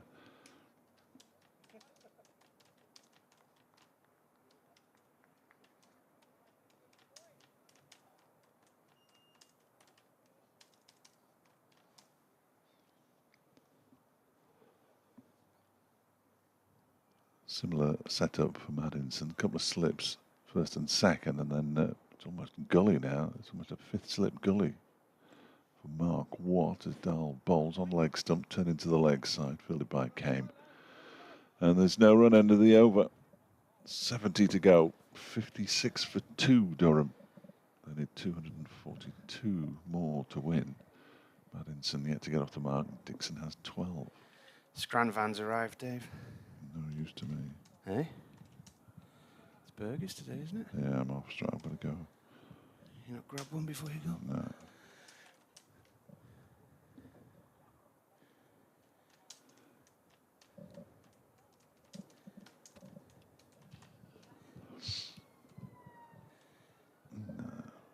Floodlights remain on here. It's very bright out there at the moment, but there's a big bank of grey cloud to the south of us. Connors, right arm over to Dixon. Played nicely through mid-wicket. And away for 4 by the looks of things. That's speeding to the boundary. Reese is chasing after it, but he's not going to stop it.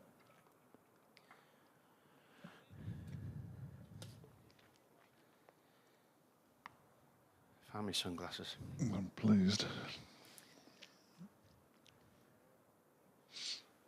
Was your car open then? The car keys were in the other room, but the glasses were in the pocket of my coat in the boot. You shouldn't be allowed 2 rooms, really, should you? You always leave everything in the other room. Yeah.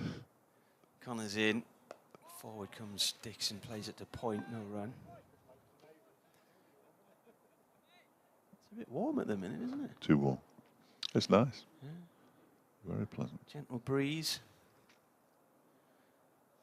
Haven't seen the bird of prey today, have we? The buzzard.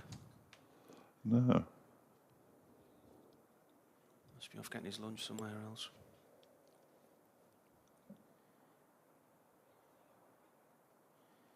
Connors comes in past the umpire. That whacks, that was going down the leg side. Dixon looks for a single. It's dropped right next to him on the leg side. It's hit him in the thigh pad. And he was immediately sent back by Maddinson.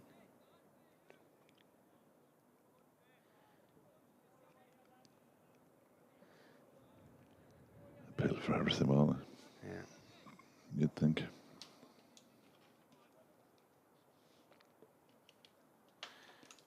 Lakester says, I've been out and about and not listened to the current game. What's the position with David Bedingham still injured? We could do with him today. He's been in the nets, so I'm imagining he'll be playing at Leicester next week. In comes Connors again. Oh, that's well wide of off stump, left alone by the batsman. That would have been a wide and a 1 there, I think. Yeah, they wouldn't be wearing white clothes, though, would they? No.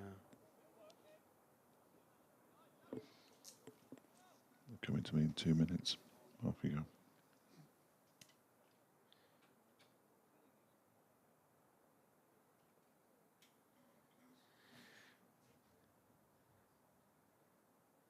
Comes in and bowls.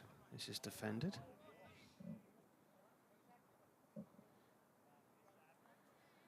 Well, we're nearly at lunch, and then Dave is away for the afternoon session, so his colleague from BBC Radio Derby will be with us, Ed, who did a day's play last year with. It was, I think it was on the Saturday here last year, maybe. Bowler comes in. This is played off towards the covers and point, no run there.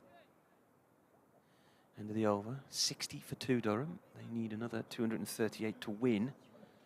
And there are 69 overs remaining.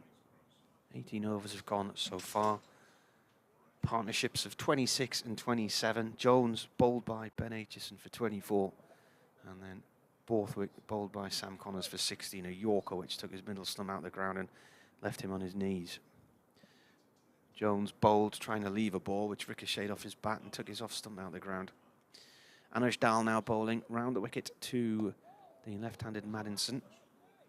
And that's played away on the offside. No run.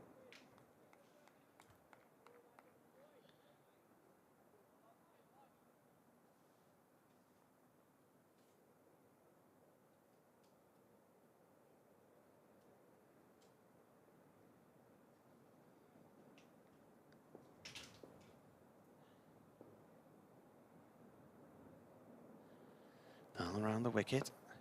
Defended.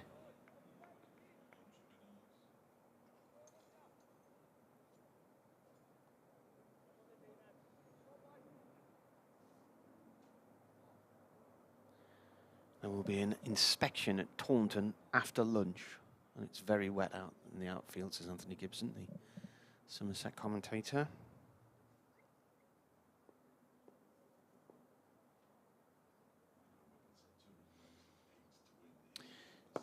This has gone up to mid-off, no run there.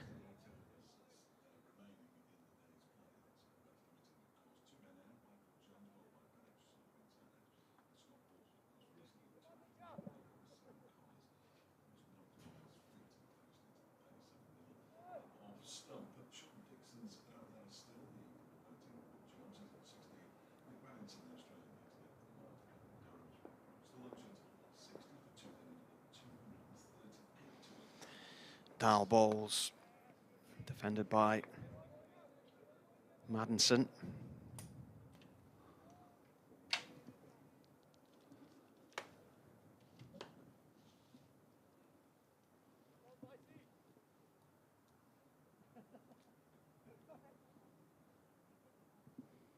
Might just get another one in after this. Possibly. Dal to Madison, turned off his legs to deep square leg for one. Nice. Computer says 12:28. What does yours say? 12:28. The scoreboard says 12:28. Yeah. One ball left of this over. Unless Sean Dixon's clever about the amount of gardening he does now, and he doesn't appear to be too fussed. Well, mine says 12:29 now. As does mine, as does the scoreboard. Yeah. Dal comes in and bowls. Dixon defends. So that is the end of the over. Will they squeeze another one in? It looks like they're going to. They will, yeah. I think they will. They're all sprinting to the other end. Aren't they?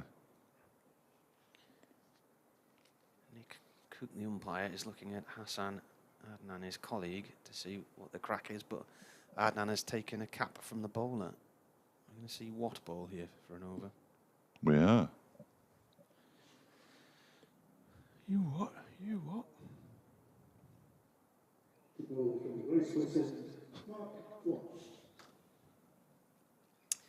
It is the Scotsman. With a left arm orthodox spin. See how much turn he gets. Be interesting. Duras has got some turn. Got one to turn last night away from Anuj Dal that really leapt at him. Because what we've got to wait now for is the shin pads to go on to Lear's deploy. I'm sure. No, it's not Lear's deploy. Is it going to be Harry Kame then? Well, it's now 12:30. Yeah, they were sort of ready, weren't they? Just get on with it, boys. I'd take them off. If I was the umpires now, I'd say, nah, sack it. Let's go. Sack it. Sack it. Because he's only got one shin pad on. Now he's putting the other one This on. is silly now. He needs two on, though, doesn't he? But the helmet hasn't come out yet. Oh, he's got the helmet on. All right, there's another helmet coming out. Who's that for? Surely this can't be allowed, you know. Ben Aitchison's going to wear it. It doesn't make any difference, does it, really? Apart from those of us who need to get away at 12:30. Yes. So Aitchison's he's going to go in at leg slip, so he has to wear a helmet. The wicketkeeper's standing up, so he's wearing a helmet, and Lear's deploy. Nope. Harry Kame is under the lid at short leg. Les deploys it a very straight mid-on in front of the stumps. Who's leg slip? Still Ben Aitchison. Mark Watt is in and bowls to Nick Maddinson, who pushes this one out into the offside. It's fielded by Nick Potts. There is a slip as well. That's Wayne Madsen. The only one around the bat who's just wearing his Derbyshire cap as Watt is in again. And Maddinson goes back into his crease and pushes it up to deploy. I always find it strange that leg slip has to wear a helmet, but first slip doesn't. And Yeah. they're both the same distance from the bat, really, aren't they? Yeah. I suppose if he turns around and whacks it, you're more likely to get a nasty injury, aren't you? As Watt bowls, Maddinson goes back into his crease and pushes it out to mid-wicket, where it's fielded by Anuj Dal, who's bowled just a couple of overs for 2 runs. Mark Watt, 3 deliveries to go until the lunch interval. Watt is in, and Maddinson goes back into his crease. Dangerous. Gets his bat on it, pushes it up back towards Watt. There's no run. 61 for 2. Durham trailing by 236, so they need 237 to win. And Watt is in again and bowls. That one is a full delivery that's smothered by Maddinson. Derbyshire having declared on 214 for 9, Dahl out for 28, Potts out for 1 this morning, Ben Aitchison not out 25, Michael Jones dismissed for 24, and Scott Borthwick for 16 in the Durham second innings so far. As Watt bowls the final ball of the morning session, it's another dot as Maddinson defends it. And at lunch, Durham are 61 for 2. They have a further 67 overs in which to get the 237 runs they require. At Derbyshire, they need 8 wickets. Right, well, that's that then, eh? Burger time.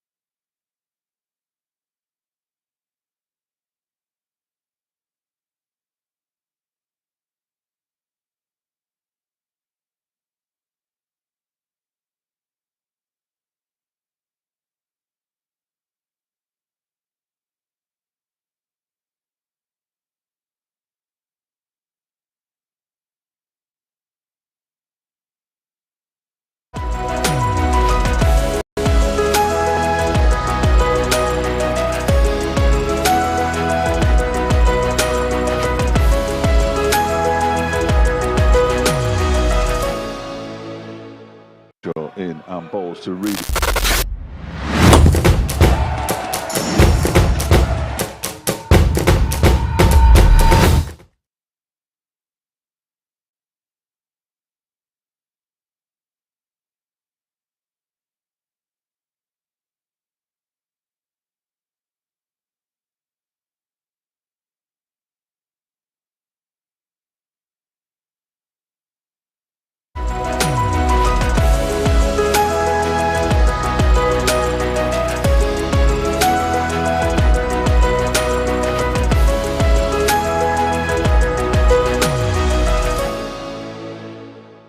In and balls to read.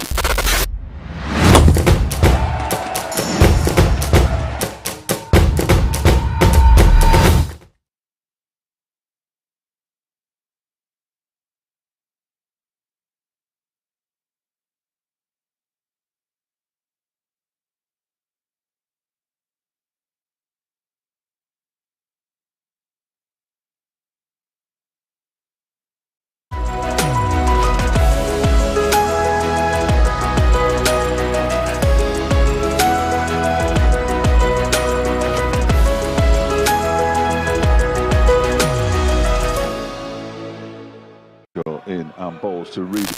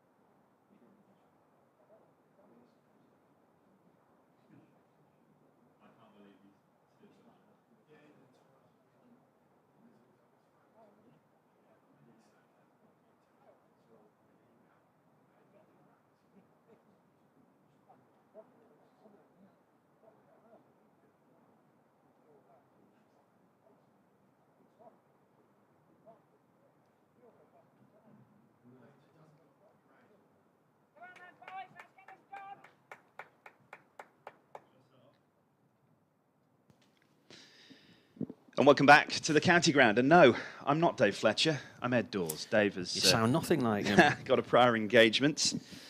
And this game is delicately poised with Derbyshire needing wickets. And Durham, well, Marty, it's a matter of either survival or push on. I think it's probably survival, isn't it? I think so. Dave mentioned this morning this will be Durham's biggest run chase against Derbyshire. They did pull off quite a high score at Chesterfield in 2017. But yes, I think the more realistic side of this, but it's still plenty of overs to go though, isn't there? What, 67 overs if the weather holds? Yeah, and we keep our eyes peeled to the right-hand side, which is where the weather is coming from. It's all right at the moment. Nothing is set in. Floodlights are on.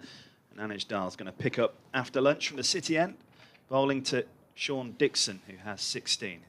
He's up to the wicket and bowls now. It's a great shot. Actually, he's beaten the man at cover, and he got a hand to it, and they go through for a quick single. Takes the score to 62 for 2.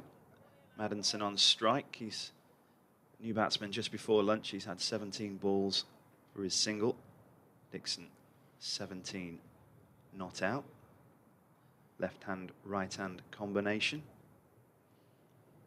Yeah, the weather forecast for today, and I know you probably talked about this a lot this morning already. It wasn't good this morning, but it changed. As Dahl comes in to bowl again. A bit of swing in there, and a great shot, actually. Nice shot. It was uppish, but it got away from the man mid-off, Billy Godalman, and it's gone all the way to the boundary for 4. It was like an afterthought handout, wasn't it, from Godalman? Yeah. I'm just not sure how close. I mean, from this angle, it looked like it was in the air for a while, but it probably was lower than what we looked at it from here, because we're down at fine leg. There are some bigger, darker clouds just venturing towards us at the moment. Mixture of sunshine and cloud. Dahl on his way again in bowls. That's clipped into the onside. And the man at mid-on comes round to do the fielding. Another single. Just getting his eye in, Maddinson. Yeah. That was slightly in the air as well, wasn't it? Lots of chatter. The left-hand, right-hand does slow down the over rate, doesn't it? With umpires moving, fielders moving. Yeah. Dixon dropped earlier. A first slip on 11 by Watt off Aitchison. He's now on 17. If you go on to the, want to see all the wickets and the highlights and stuff, they clip them on the NV Play scorecard. They're all there running down the right-hand side. Dixon on strikers, Dahl bowls, and he lets that one go through outside the off stump. And Jones bowled by Aitchison off a ball which was well wide of off stump, clipped his bat and came back and took the off stump out of the ground. He was trying to leave it, and then the one which got Borthwick from Sam Connors just before lunch, a Yorker which swung in and pitched right at the bottom of middle stump and absolutely ripped the stump out of the ground. Borthwick was left on his hands and knees. It's one of the best deliveries I've seen for a long, long time. Yeah, that got me overexcited in the written press area, of which people turned around and stared at me. This time, Dixon is defending this back up the track, no run. Yeah, it's that involuntary thing where you forget where you are and you see something. You go, oh, what a ball. Yeah. Yeah, you've let yourself down. I know. The school down. I the floodlights are on still. It's not that particularly gloomy at the moment, and just to the south of us, lots of lightness in the sky. But to the west of us, slightly southwest, that's where all the dark stuff's coming from. Dahl on his way again, bowling. Turned into the onside that time by Dixon. Oohs and ahs from the slip cordon. End of the first over after lunch. And Durham have moved on to 67 for 2. Maddinson has 6 and Dixon 17. Is Derby County your patch? Is that your? Yeah. Yeah. How are they finding life in Division 3? Division 3. Well, it is Division 3. Yeah, it is. It's Don't worry, I've seen plenty of football there the last 4 or 5 years. I started there in '84, actually. Yeah. Yeah, they're all right, actually. They've started quite well. They've only lost 2 games, 1 home, 1 away. Playing some exciting football. What sort of crowds are they getting? 25, 26,000. Right. Yeah. So most people have stayed with it then? Oh, yeah. I think. I mean, Sunderland continue getting crowds around 27,000 up to about 35 in the third tier. There was the odd sellout on a Boxing Day of about 48,000. This year, I think Sunderland average attendance, they're 11th in the country at the minute, and they're in the Championship now. Here's Connors then from the racecourse end, right arm round. Madison guides the ball down into the ground and wide of Watt at the third slip, and there's a chase between him and Dahl, and Watt sensibly gives up and lets Dahl do the work. The throw comes back in and they run 3. The outfield to the far end of the ground after all the rain yesterday is quite slow. I've hardly seen a single ball go to the boundary down there today. This top corner's not too bad, and the far left-hand corner in front of the old pavilion, that's still quite quick there, but it must be that the water drains naturally down towards the cafe in the right-hand corner of the ground at the far end. Those pictures that David Griffin put up this week, looking at, I was here in July when it was yellow. Oh, Everything yeah, was yeah, yellow, yeah, and then this week's picture. Yeah. Connors to Dixon, that's left. Spits up into the keeper's gloves. Yeah, he's with his drone. I bought a drone for my daughter. Yeah. And they do take some learning how to fly. I don't know how big Dave's drone is, but if they're over a certain weight, you have to have a license for them to be able to fly them, and you've got to do an exam. And they have a number printed on them, an identification number. So if they crash or whatever, the Civil Aviation Authority can work out who the drone belongs to. The one we've got's quite light. It's classed as a toy. Yeah. Connors bowls. And playing a miss there from Dixon. So my daughters were having a practice game at the cricket ground a few weeks ago, so I took it along. And it was only a very gentle breeze. So I was trying to film the cricket from side on and above. And the wind got hold of the drone.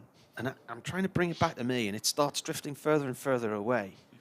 And I'm thinking it's going to hit that house in the corner of the ground. So I tried to hit the emergency stop button on it, which makes it land wherever it is. It just comes down and lands itself. As Connors comes in and bowls.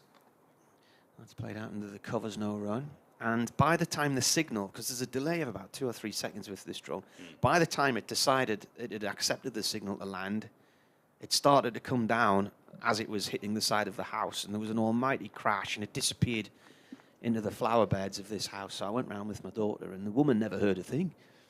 But when we went in the garden, the ball the drone had hit the side of a house and landed in a flower bed, which thankfully was full of wood chip. So that sort of cushioned the blow a little bit. Connors bowls to Dixon, played up to Godalman at mid-off, no run there.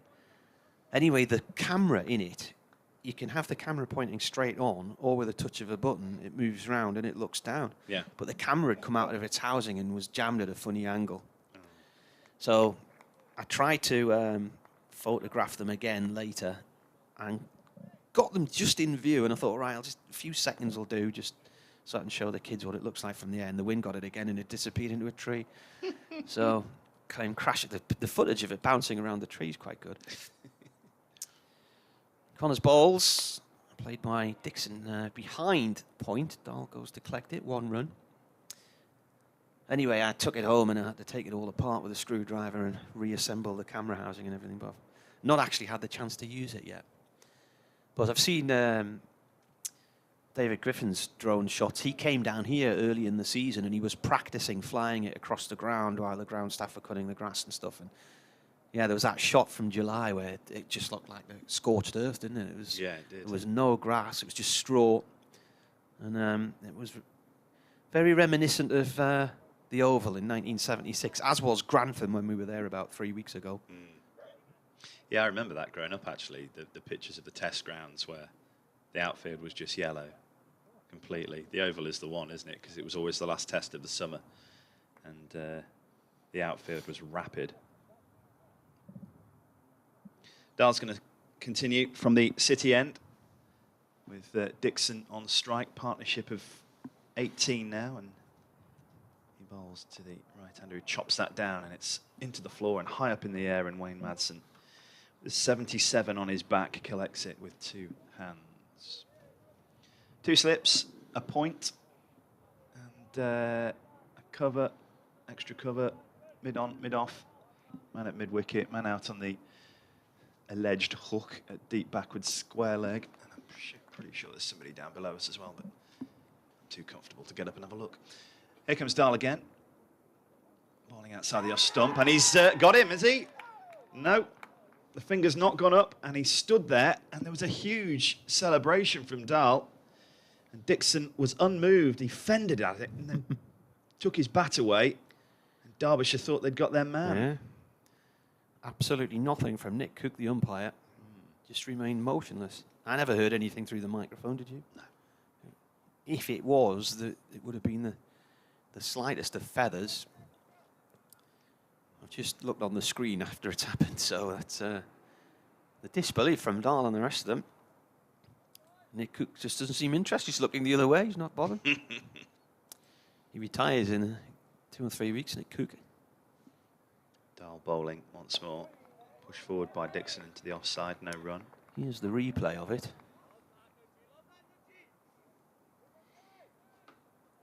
On that angle, it looks like he plays at it and then changes his mind at the last second and pulls his bat away. And his bat seems to jam in between both pads. So maybe, just maybe, if it didn't come off the edge, the noise was the bat hitting the pad.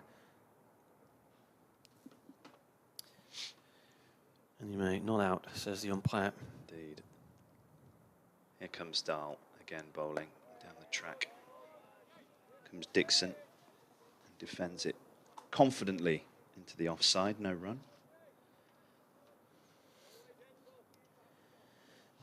It's not really, I mean, for Durham, this season's petering out, isn't it? But for Derbyshire, they need to win this game to have any chance of finishing second. If finishing second is actually anything that's going to make any difference to next season, because obviously we still don't know yet. Petering out, it never petered in. Fair enough. You can say that. Yeah. Dahl in again, bowling. Oh, is the cry as he confidently just pushes that into the onside. After last season, when Durham did quite well in the group stages before the split, I mean, they hammered Warwickshire inside 3 days at Chester Street, and Warwickshire went on to win the title. And they were well on top against them. It Edgbaston before 2 of their players were suddenly called up to make an emergency England one-day squad to play Pakistan, and the rain intervened as well. They lost twice to Essex. One of the games was ridiculous. There was something like 20 LBWs in it, which was an English record. Dahl in again, defended by Dixon. The other game at Chelmsford, the second match of the season, Durham were well on top. And then I remember ringing my wife on the Saturday morning saying I'll be home this evening. It was so one-sided. And then there was a fight back from the tail enders, and they put about 160 runs on or something like that. And the next thing, it's gone into the evening. Then Durham lost a few wickets. And then they were about halfway where they needed to be. They were about 3 wickets down overnight. Next morning, Jack Burnham tried to take on Harmer and got caught, and they crumbled and they lost, and it was all over by midday on the Sunday. They should have won that game. It really was the one that got away. But I thought generally they played really well. And going into this season, there was lots of reasons to be optimistic, and it has turned out to be completely the opposite of what I was thinking it would be. Connors to Maddinson, that's played away nicely off the hips, past square leg to the boundary for 4. Just got there. I remember going on Radio Leicester at the start of the season. I think Durham played Leicestershire's second match of the season, and they have a midweek cricket show with Richard Ray, and they had Matt Parkinson and 1 or 2 other players on. And you know, I was asked what I thought about the season ahead from a Durham point of view, and I said, well, I think they'll do really well, and you know, big them up, as they say, in the varying competitions. And Matt Parkinson said, oh, well, we may as well not bother turning up then if it's going to be that straightforward for Durham. Connors to Maddinson. This is driven upfield to Rees at mid-on, no run there. You get the impression that Maddinson's here for a good time, don't you? He's played some shots after lunch that, you know, potential uppishness, but he's clipped that nice ball through square leg for 4, and he's driving. So you just wonder what his mindset is. Well, if he is going to get any runs, this would be a good opportunity to do it. As Connors comes in again, round the wicket, and that's whacked into the thigh pad, and the Well, that's stinging. Don't limp, don't limp, don't limp. I think that's hit the bottom of the thigh pad, just above the top of the main pad, where there's probably least protection. You don't see many batters these days who have long locks coming out of their helmet, do you?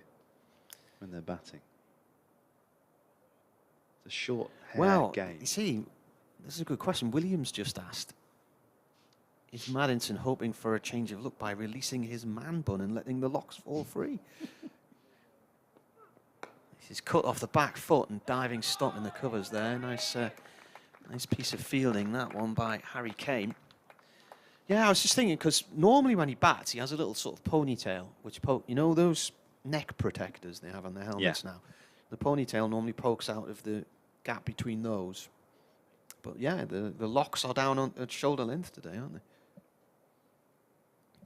Graham Potter to be appointed Chelsea manager in the next 24 hours. Oh, that'll be a good payoff in a year or so. I know. Cynics. Connor's coming over the wicket now to Maddinson. He flicks that down towards long leg for 1. I nearly called him Wayne Maddinson during my lunch interval and remembered that, of course, it's Wayne Madsen who plays for Derbyshire. Then changed his name to Ben. And I'm thinking, why have I called him Wayne and Ben? And this is all going through my head while I'm doing a report into the lunchtime news. And then I had to apologise. I said, sorry, his name's Nick. I don't know where I got those other 2 names from. So, how do you cope with Pattinson, Patterson, White? Yeah, knots. Yeah. I was talking to Liam Patterson White a few weeks ago and his dad. That's why they've off stump, left alone, because he was born in Sunderland and I'm friends with his auntie. So Liam's mum moved down to Nottingham when he was about 4, I think he said. So I said, but yeah, you're Sunderland through and through. And he said, I can't remember living there. Can't remember moving to Nottingham. And he's got very much a Nottinghamshire accent. So from a Durham point of view, the one that got away when he was 4 years old. Dave Bracegirdle would have claimed him by then. Oh, yeah. Of course he has. Yeah. New over from the City end. Anuj Dal will continue. Going to do an update for BBC Radio Derby in just a couple of ticks as well.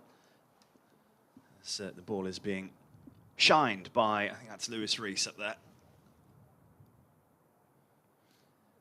As Maddinson gets ready. What would you call that? It's kind of a short mid-off catching position Wayne Madson's got himself into. Well, it's like a silly mid-off, isn't it, really? Yeah. But it's on the drive. I first saw that when Michael Vaughan put it in place for Australia. Here comes Dahl bowling, and Maddinson, who's hit a few balls in the air since... that's an alarm. Guess what? I'm doing an update. I didn't realise I'd done that. Anyway. It's only because I heard thingy at Worcester. Was it a harp or violin? Yeah, it's harp. Right. Dave at Worcester, when he does his updates on the stream, his alarm goes off all the time. So I thought, that's a good idea. Then I thought, no, it's a rubbish idea. Didn't set it. And then it went off. So you could just have it to buzz, couldn't you? Yeah. That's a good idea. I don't know why I did that. Here comes Dahl then. Second ball of the over. Bowling to Maddinson. And he's driven that to mid-on. And the game is going through the motions somewhat at the moment, isn't it? Sunburn in Sunderland says, and on the 5th day the Lord said, let that be stumps. Yeah, well, I've just looked at the radar. The radar's not good. It's just coming north of Birmingham now, so it'll take the A38 and the M42 to get here. There's Dahl. It's roadworks as well. Oh, that's true. Bowls to Maddinson. He's up on his haunches and pushing that into the onside. No run. Third dot. Floodlights still on. Sun in parts across the outfield. And a sprinkling of supporters in the ground as well. Encouragement for Anuj Dahl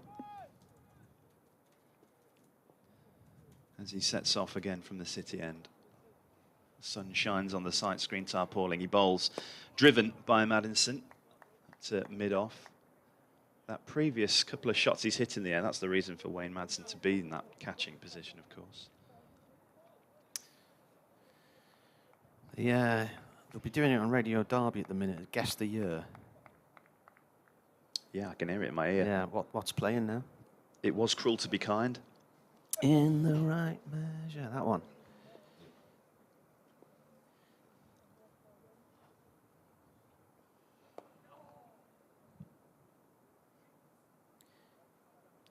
Glorious sunshine here, Ian, at the county ground, and Durham, who are batting, have moved on to 76 for 2, and they are looking to hit 298 runs to win this match, but unfortunately I think the weather and, well, the progress and the speed of this game is going to thwart them. Derbyshire, they need 8 wickets to win. They need to win to have any chance of finishing in the top 2, if that is a position that gets them promoted to Division 1, but of course we don't know that yet. But they need wickets. 76 for 2 this morning, wickets for Aitchison and Connors. And Derbyshire need to make something happen.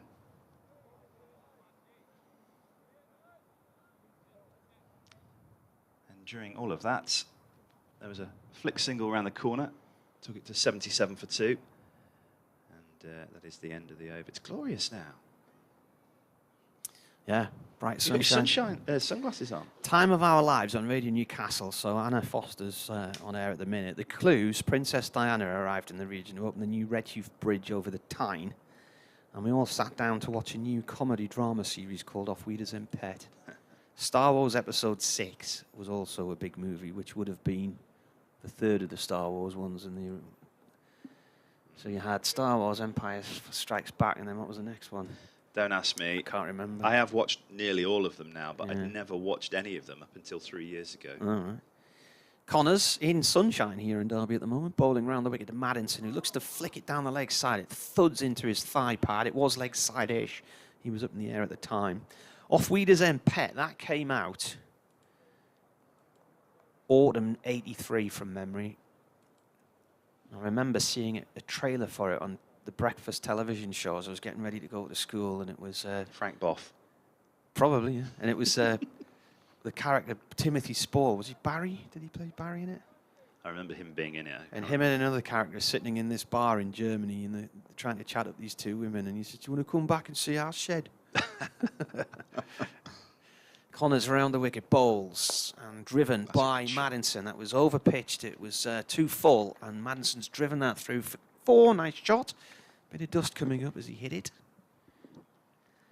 So I reckon 83 for that one. Was that Pat Roach? Was in it? Yeah, Wrestler he was a from wrestler, wasn't he? Aye. And he also had that scene in Indiana Jones. Yeah, he did. That With huge the fight aeroplane. scene. Yeah. He got in the way of a propeller. The buzzard's back. First time I've seen the buzzard day.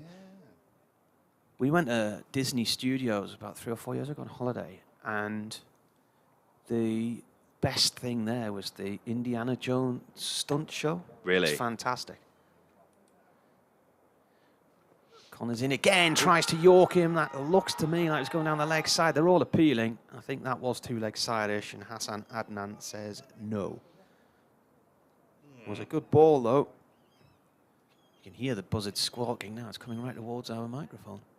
Look at that. What a beautiful... I think that was the buzzard's appeal, to be honest. Yeah, He I thought think, it was well, out. The buzzard's now doing a runner because it's obviously been scared off by the shouting. I think it's a youngish one, that one, because I think it was flying around with its mother the other day. They don't tend to make a lot of noise. Mind you, they're really high up in the air normally, aren't they? It's nice that there are buzzards in what is Derby City Centre. There's words being said here.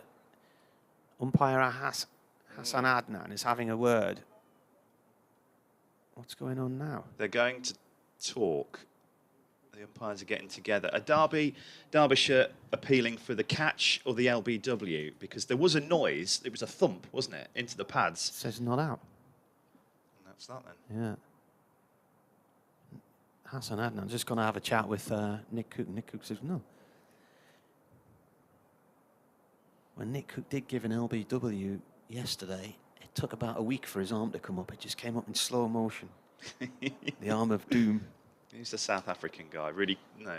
Who's the guy who used to be the umpire used to do that? Was it Rudy Curtin? That's it. Rudy Curtin. Yeah. And that's a ball that is Yorker length, but it's about 2 stumps wide of off stump, and it hits the deck and daisy cutters through to the keeper.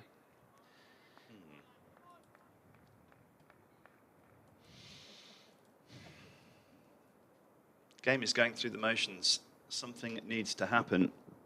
Whether it comes from batting side or bowling side or the weather, who knows? Connors defended by Maddinson. There's an email arrived from Mervyn entitled Maddinson.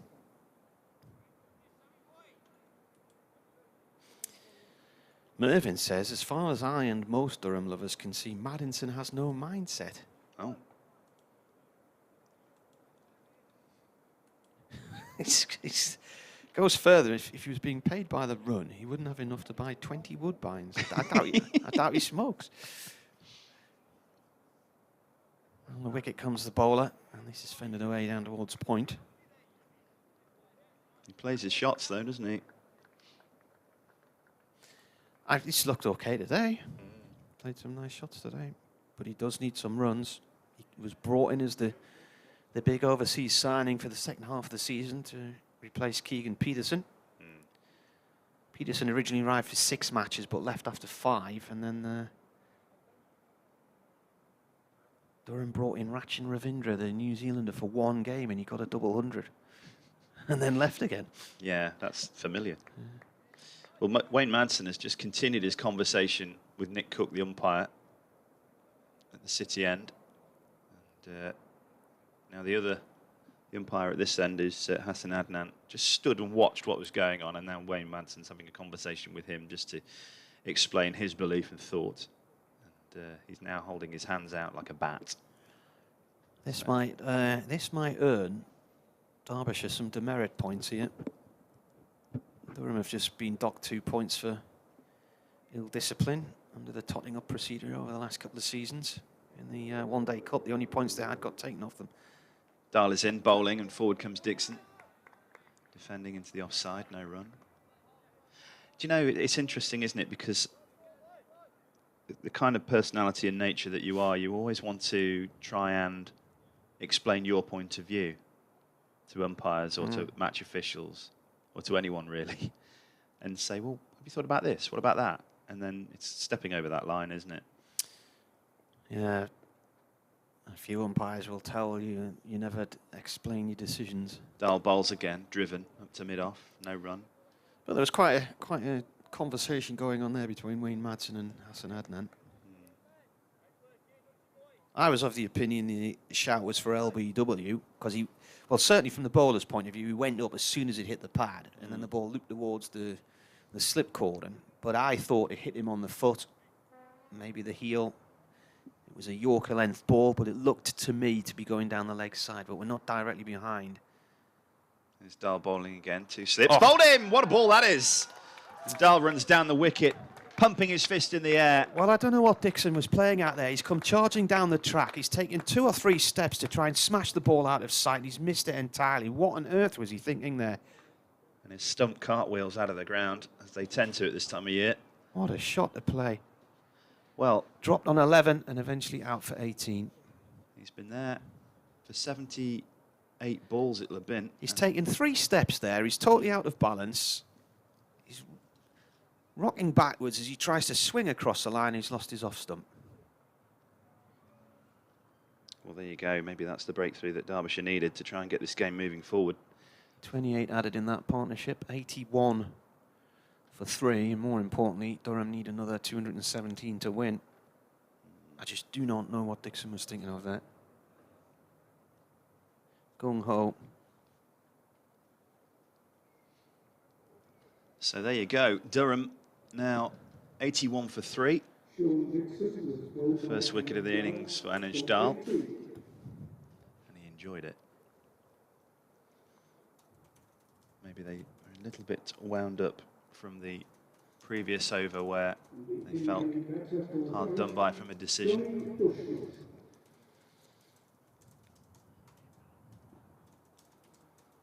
The drinks are over. Dahl will go again. New batsman coming to the wicket, who is Johnny Bushnell. And, he got 35 in the first innings. He was caught behind off the bowling of Connors. So Wayne Madsen still talking to Hassan Adnan. Just checking the stumps as well, because they were completely destroyed, or the off stump was. Just making sure that the wickets are straight. 81 for 3 then. 7 wickets Derbyshire need to record a victory and keep them in the hunt.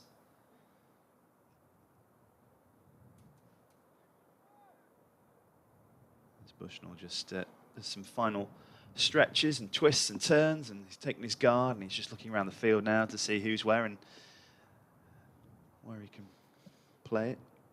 And he gets set for Anish Dal, whose 4th ball of the over comes, and he's forward, taking a big step, defending to mid-on. Plenty of chatter again. Well, Bushnell getting the first innings, 35. Travaskis made 25. Michael Jones, 87. Jones is already gone, though.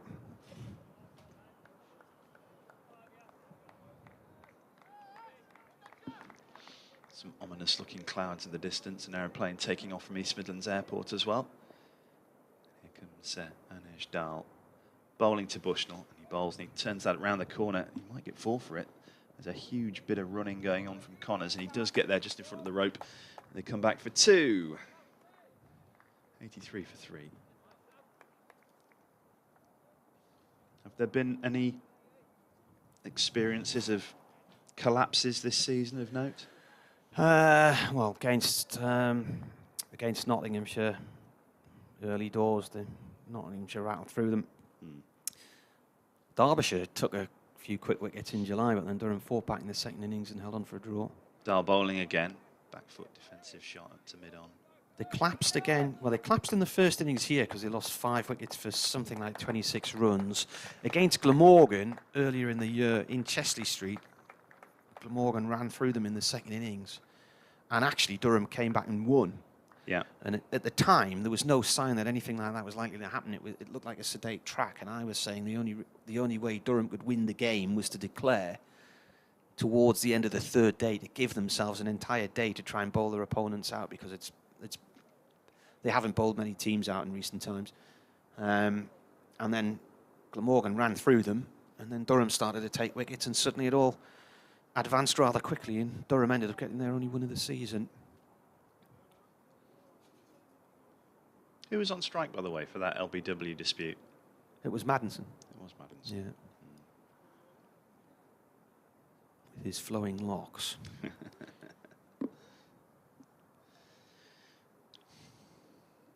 Is something going to happen here, do you think? Maybe a bounce or something. No, I mean in general. You think there's enough time in the game for a result? Yeah, I mean, if the weather holds, yeah. But I mean, looking to the south of us, it's all bubbling up, isn't it? We've had some cracking thunderstorms this week, though. Yeah. Connors round the wicket from the racecourse end to Maddinson. It's a shortish ball, which he gets up on his toes and fends away.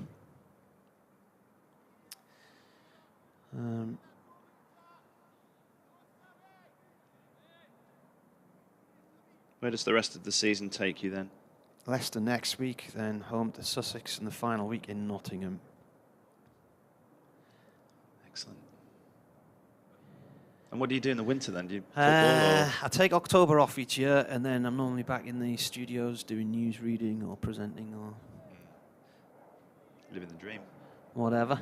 The odd day on the evening sports show. Connors comes in and bowls, fended away by Maddinson towards square leg for a run. Now that's the first plane that's actually come over the ground this week. It's looks like who's the company? TUI, one of theirs. What's their airline? I can tell you. Yeah. It's a Jet 2 Boeing 737. It's a Jet 2, is it? Oh. Yeah, they've got two liveries, Jet 2. Ah, right. They've got a holiday livery, which is that one. Right. And then they've got the silver and red one. Ah, right. Alicante to East Midlands, and Right. it's circling at the moment to Right. try before it lands. I love this app. Yeah, it's Brilliant good, app. isn't it? In comes Connors, that's played away by Bushnell up to mid-off. If you you use plane finder, do you? It's Flight Radar. Flight radar. If you're a complete sado. Well, what happened to me was a few years ago, and it became an addiction for a while, and I had treatment for it. But what I use, plane finder I use. This is an interesting route, though, this plane, because he was coming in. Yeah. He's coming in, and he's about to land at the last minute, and he's gone around again. There's a reason why he's had to turn around. Yeah. There's other planes over there, look, circling as well. Maybe there's some debris on the rubway or something. That's played nicely by Bushnell behind, pointing down towards the old pavilion for 4. Yeah, the other one I use is marine traffic, because we live on the coast. The boats. Yeah, you see is all that the what ships. it's called? Yeah, marine that's traffic. brilliant. Even when you're in commentating at the Oval, well, in the commentary box we used to be on the 4th floor of the pavilion, you could see the River Thames, so you could check out which vessels were going up and down there. But that's dead handy that for me, because we live on the port in Sunderland, so all the ships coming in and whatnot, you can see where they've come from. We used to regularly, up until the invasion in February, a big bulk carrier would come in about every 3 weeks, loaded with hundreds of thousands of tons of steel from the huge steel plant at Mariupol in Ukraine. And then, of course, all that stopped. Connors to Bushnell. Bushnell turns this to Kame at mid-wicket, who stops it while going the wrong way and sort of off balance, and ends up doing a forward roll, but still manages to hold onto the ball at the same time. Just to mark something that is happening in the news today, which I know many people might be aware of, but the Queen is now under medical supervision at Balmoral in Scotland. A statement from Buckingham Palace has been issued this afternoon, and Princess Anne and Prince Andrew and Edward are en route under the members of the royal family. So that is something that broke at around about 1 o'clock today. Meanwhile, here it is 88 for 3 at the end of that over. Just looking south to some pretty big black clouds that are bubbling up and coming towards us now. Yeah. Just going back to the planes, they're obviously doing a go-around. I have been on flights 2 or 3 times where we're about to touch the runway and suddenly we're back up in the air again. It's happened a couple of times at Newcastle over the years. I remember one time, the pilot just casually came on and said, ladies and gentlemen, captain here, you might be noticing the fact that we were just about to touch down and now we're over the Northumberland countryside again. And the reason he pulled out was because another plane hadn't got off the runway in time ahead. There'd been some issue with that one. Dahl starts a new over. Forward comes Madison, defending into the offside. No run. That happened to us at Birmingham on my first ever flight back in 1987. And it was a jumbo jet, which was quite rare at Birmingham, and still is. But we were about to land, and this jumbo jet just got on the runway and took off, apparently. That's as the story goes. Where was that? East Midlands? Birmingham. Birmingham. I decided a few weeks ago towards the end of the one-day cup, because Durham weren't going to get out of the group, I did a last-minute flit to Menorca. Here's Dahl again, bowling, defending. Madison into the offside, no run. So after I'd commentated on a Durham game at Warwickshire on the Sunday night, I drove up to Leeds and then got a 6 o'clock flight the next morning from Leeds. I was out there for about 3 days, came back on the Friday, and we came right up the centre of Britain. And it must have been East Midlands Airport we flew over, because I was looking down and I could see the runway and the motorway and the terminal and everything. So we went right over the top of there at about 30,000 feet. Very clear, sunny day. You could see for miles. There is Dahl again, bowling to Madison. And it's aerial. And it was just away from the dive of Harry Kane at mid-wicket. And they've come back for 2. Some good fielding by Lewis Rees on the far side of the ground. You're pointing. Yeah, your plane is now coming in for its final approach again, having circled around Derby. Yeah, it is. Alicante, you say? Yeah, Alicante. Yeah, it is. It's coming in again. Yeah. East Midlands Airport, right on the M1 at Kegworth. That's it. Next to Donington, isn't it, the racetrack? Dahl again bowling. Madison defends into the onside for no run. That was a chance, that, for Kane, wasn't it? Yeah. Just sprawling dive, couldn't get anything on it, but it was aerial again, which is what he's shown he's likely to do.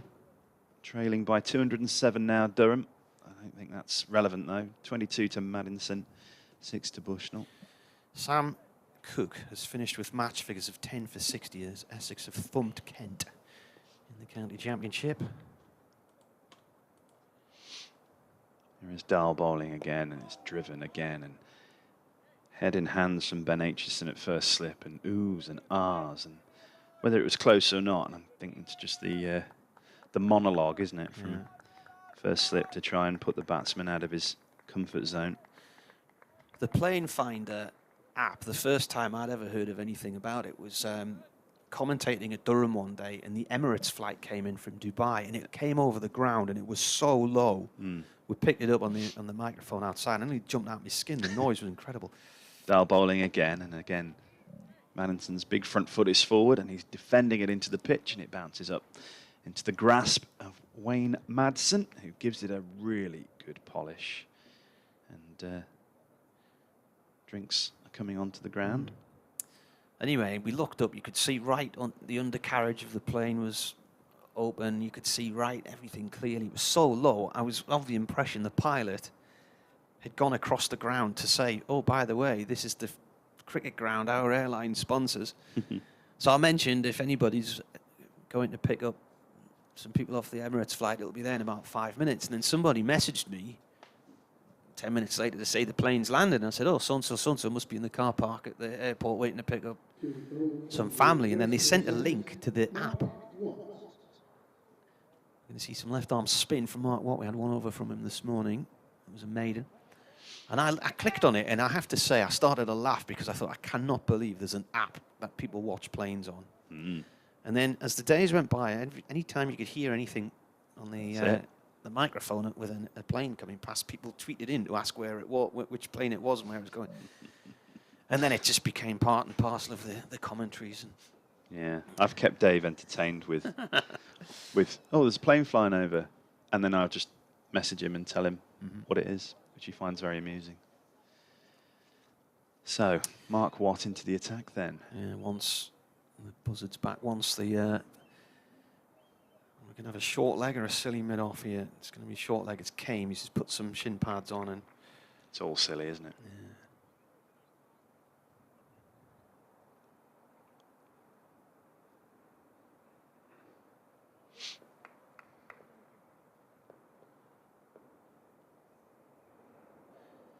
First ball is defended from Watt. So he's got a short leg in Kame. There's a slip in Madsen. Deep backward square leg, a short mid wicket. Dahl's in the covers. There's a backward point. Mid on, mid off. Is anybody else round the corner? Oh yeah. Deep extra cover.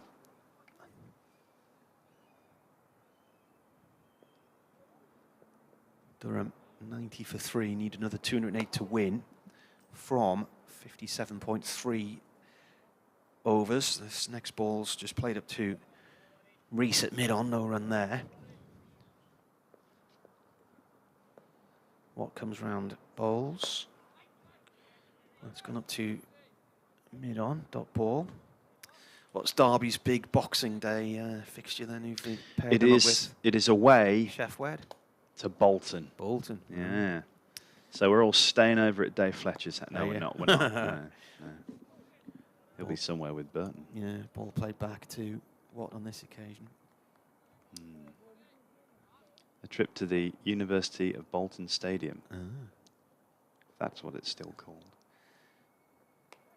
Driven out through the covers for 1 run. Sunderland got togged 6-0 there last year, or 6-2. That was the end of the... was it Lee Johnson? Yes, Lee Johnson, yeah. End of the over, 94-3.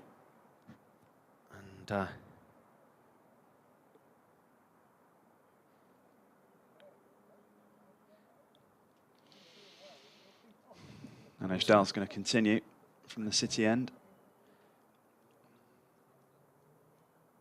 Scoreboard seems to have frozen. There was a single in that over.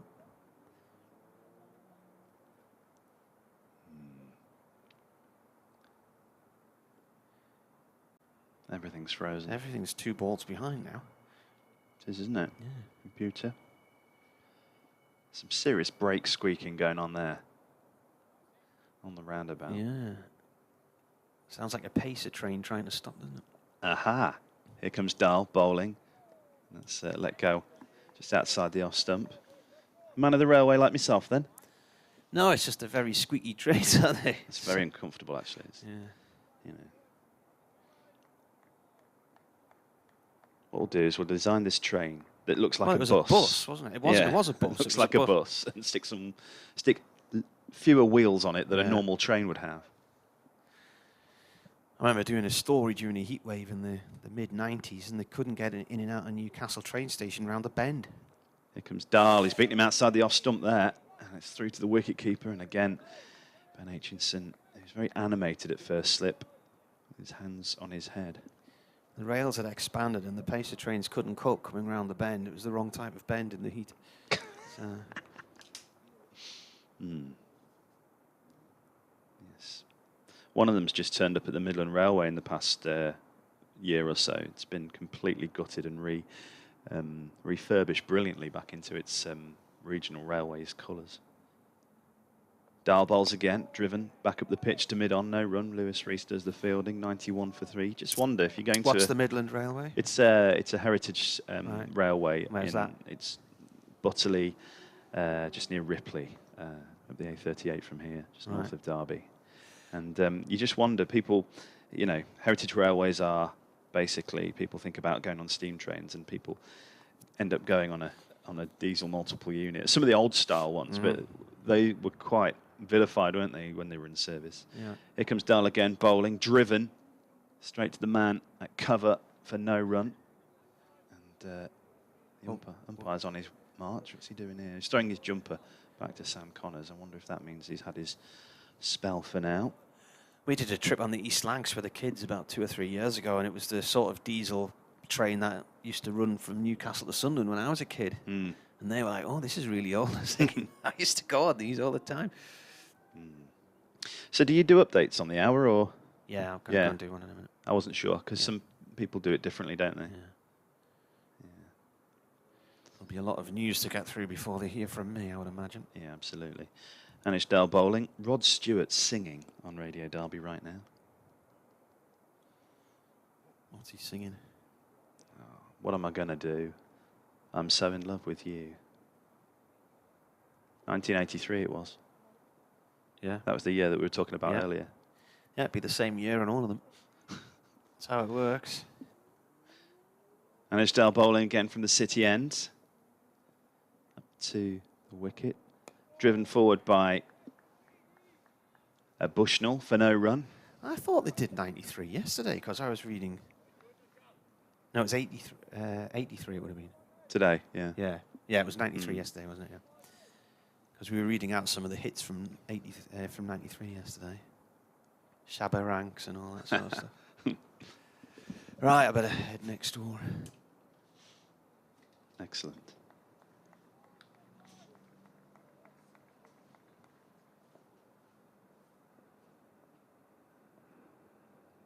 Here comes Dahl bowling again outside the off stump, and it's collected by the wicket keeper. No run there. That's the end of the over. And 91 for 3. Maddinson has 22. Bushnell has 7. And there will be an update on BBC Radio Derby at some point. They're having a few technical problems at the moment. So the game is poised. Derbyshire needs 7 wickets to win this one.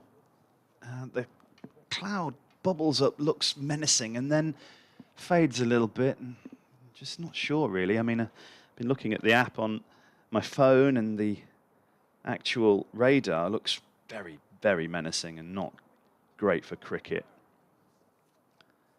As a new over for Mark Watt will start from the racecourse end.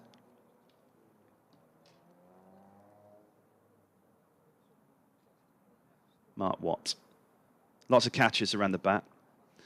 Short leg, leg slip, first slip. There's a man at short cover, short mid-on. Here comes Watt, bowling, and he's down the track. That's gone high. It's gone very high, in fact. There's a man underneath it in Lewis Rees. Can he take the catch? No, it bounces and goes over the boundary. It was a chance, though, and Maddinson who's shown his intent this afternoon, has driven that one very high and bouncing over the boundary. 26 without loss, Maddinson now. 95 for 3 for Durham. Watts bowling once more. Here he comes. He's down the track again. He's driven that just past Mark Watts' left hand, and it's gone straight for 4 again. And there you go. So 4 more.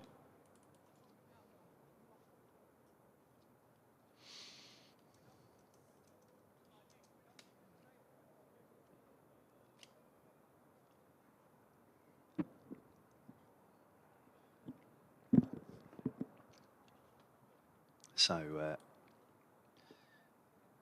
couple of field changes, a bit of a... They've taken the short catcher out at mid-on. Lewis Rees has gone back to long-on. And, in fact, the catcher's gone back in at mid-on now. He's right on the crease line at the other end of the wicket. Here comes Watt bowling again to Maddinson. Hit 2 fours in a row, and this one, he just steps into line and defends. Mark Watt gets a dot ball. 99 for 3, Durham. Here comes Watt once more bowling.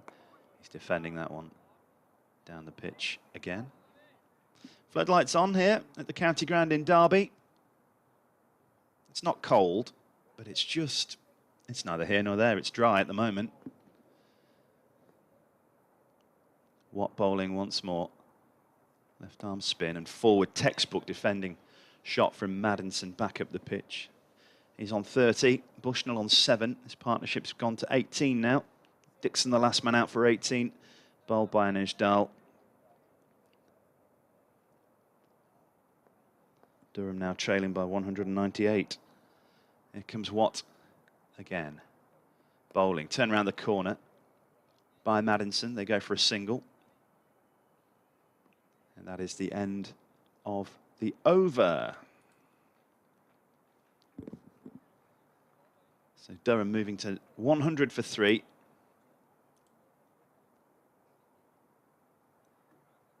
And a show of intent from Nick Maddison there. It's his 5th 4, although he could have been caught by Lewis Rees on the boundary. But Rees just wasn't able to get that.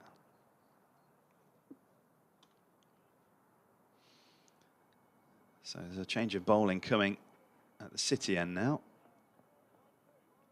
And it looks like Ben Aitchison, who's been jumping up and down like a cat on a hot tin roof at first slip since lunch, is going to get his chance to bowl. Aitchison 8 overs, 1 for 29 already in this innings.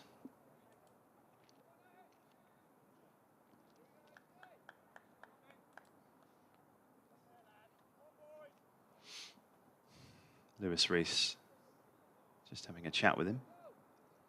3 slips. And then a ring of fielders. As Ben Aitchison just takes his time.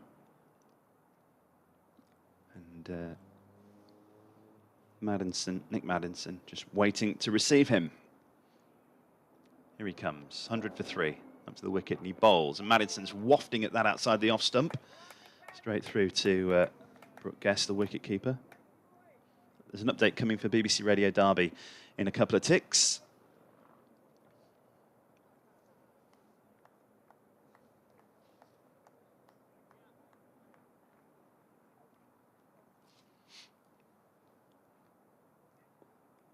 One wicket since lunch. Durham have moved on to 100 for 3. Sean Dixon dropped on 11. He made 18 from 77 balls, but then he played a really poor shot and his stump was cartwheeling out the ground off the bowling of Anish Dal. Before that, a huge appeal from Derbyshire for LBW and Maddison was hit on the pad. Then a huge debate between Wayne Madsen and both umpires who were unmoved of the decision. Derbyshire needs 7 wickets to win this. Durham trail by 197. It's 100 for 3. So an update completed for BBC Radio Derby as a cut there from Maddinson is very well fielded at point. by Sam Connors. He gets applause from his teammates. There's no run. And Ben Aitchison just asking for a field change there. Lewis Rees is going to go out to mid-wicket. I'm not sure if he's going all the way to the boundary or not. There's a man down here at fine leg as well. He's going round the wicket. Is Aitchison from the city end. Maddinson on strike, and he bowls, and he's clipped it round the corner. Down to the man at fine leg, who does the fielding very quickly and efficiently. One run there, 101 for 3. Maddinson moves on to 32. And again, because it's the left-hand, right-hand partnership, everybody has to swap over.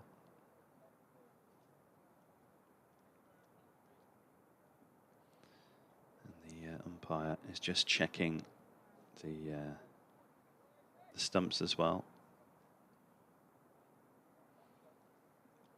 As Aitchison stands at the top of his mark. The sun's disappeared for a while now, as we talked about the clouds bubbling up.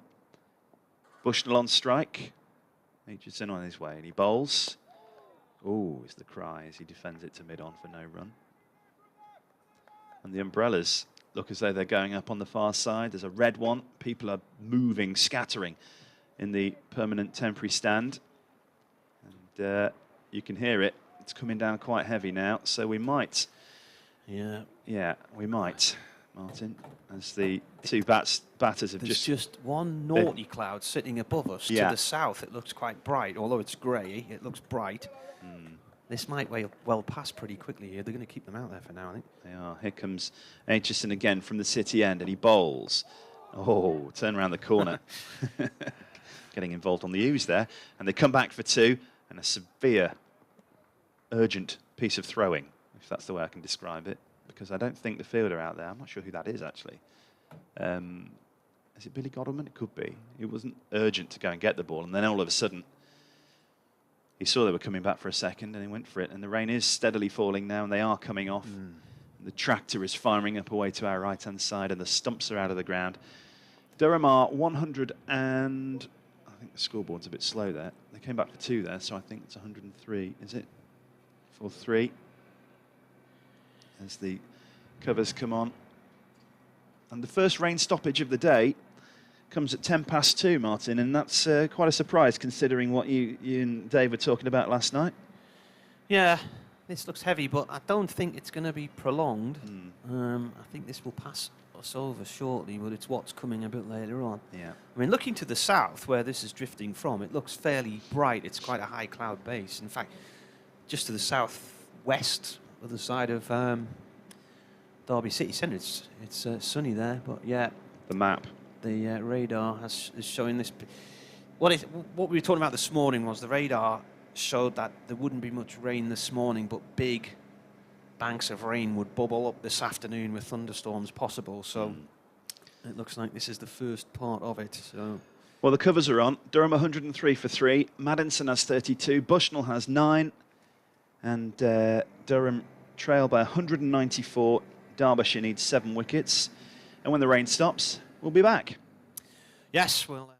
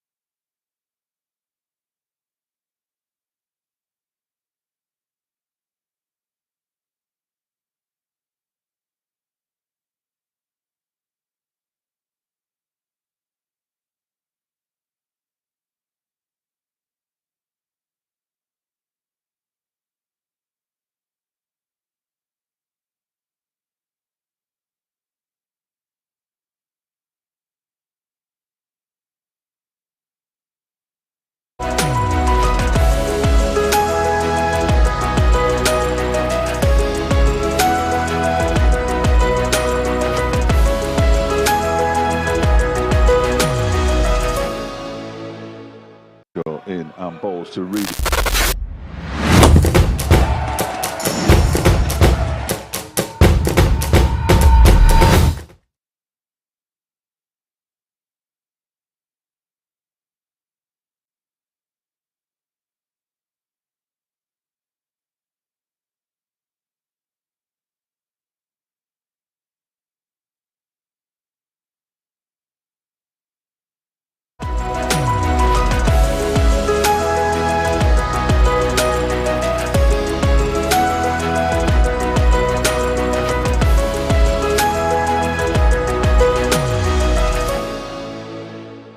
Got in and bowls to Reed.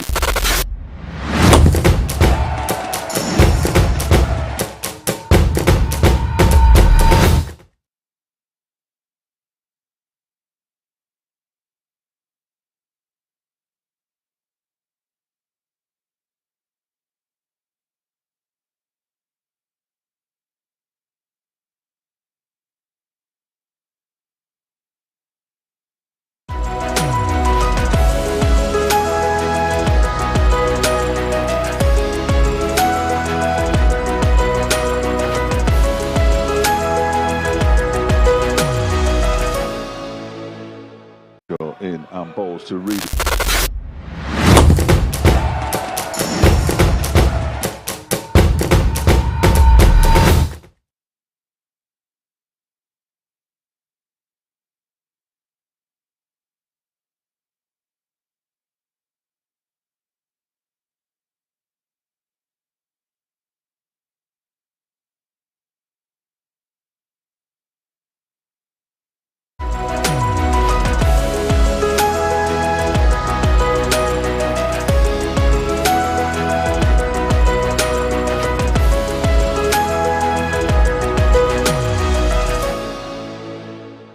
Got in and bowls to Reed.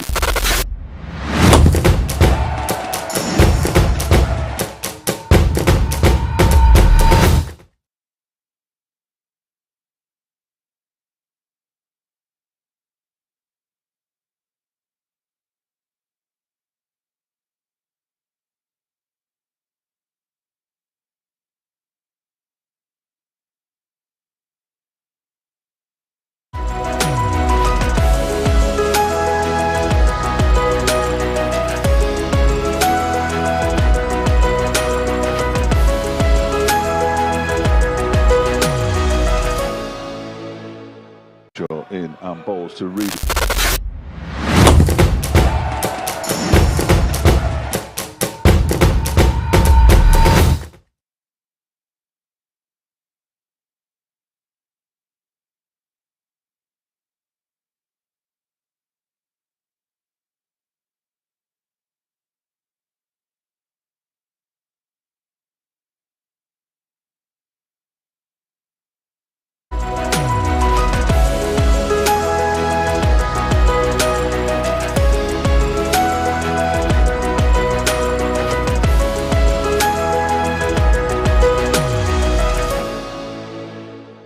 Got in and bowls to Reed.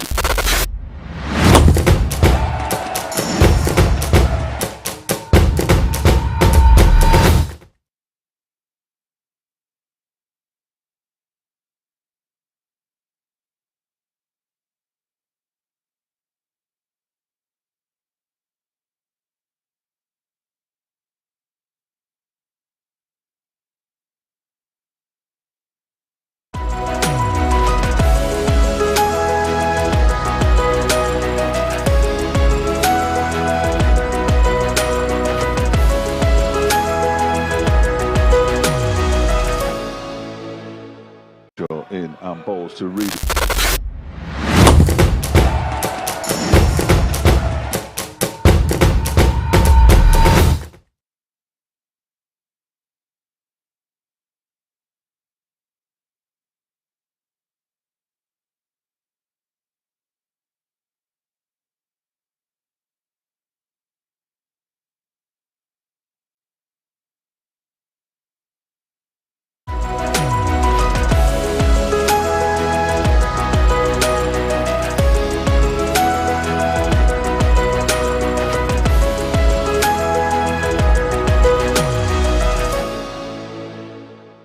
In and balls to Reed.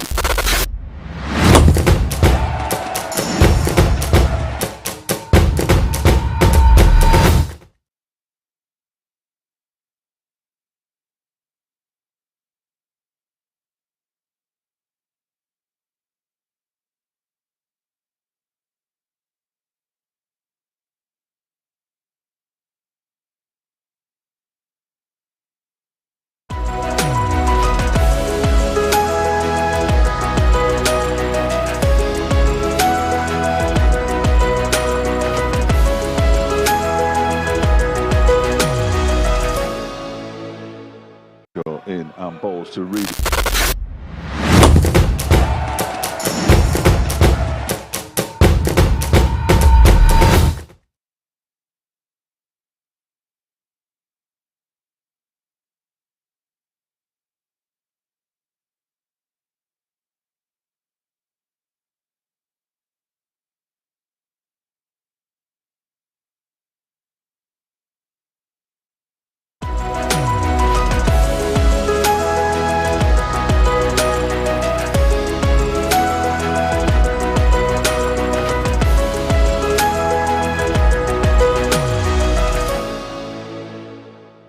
In and balls to Reed.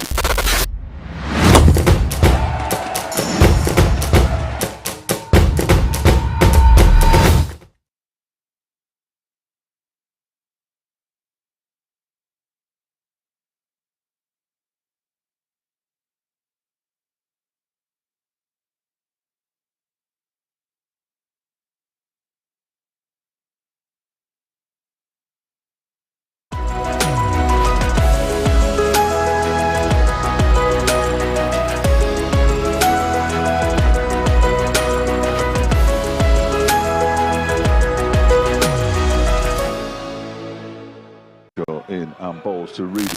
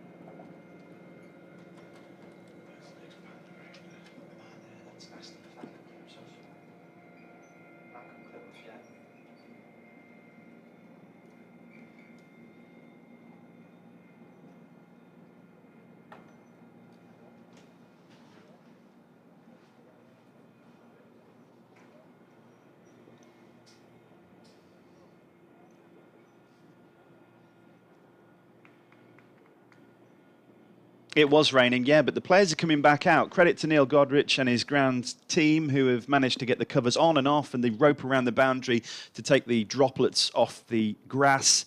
And the umpires have put the stumps back in. And Derbyshire, well, they need 7 wickets to win this game. 49 overs left in the day. 5 overs lost due to rain there.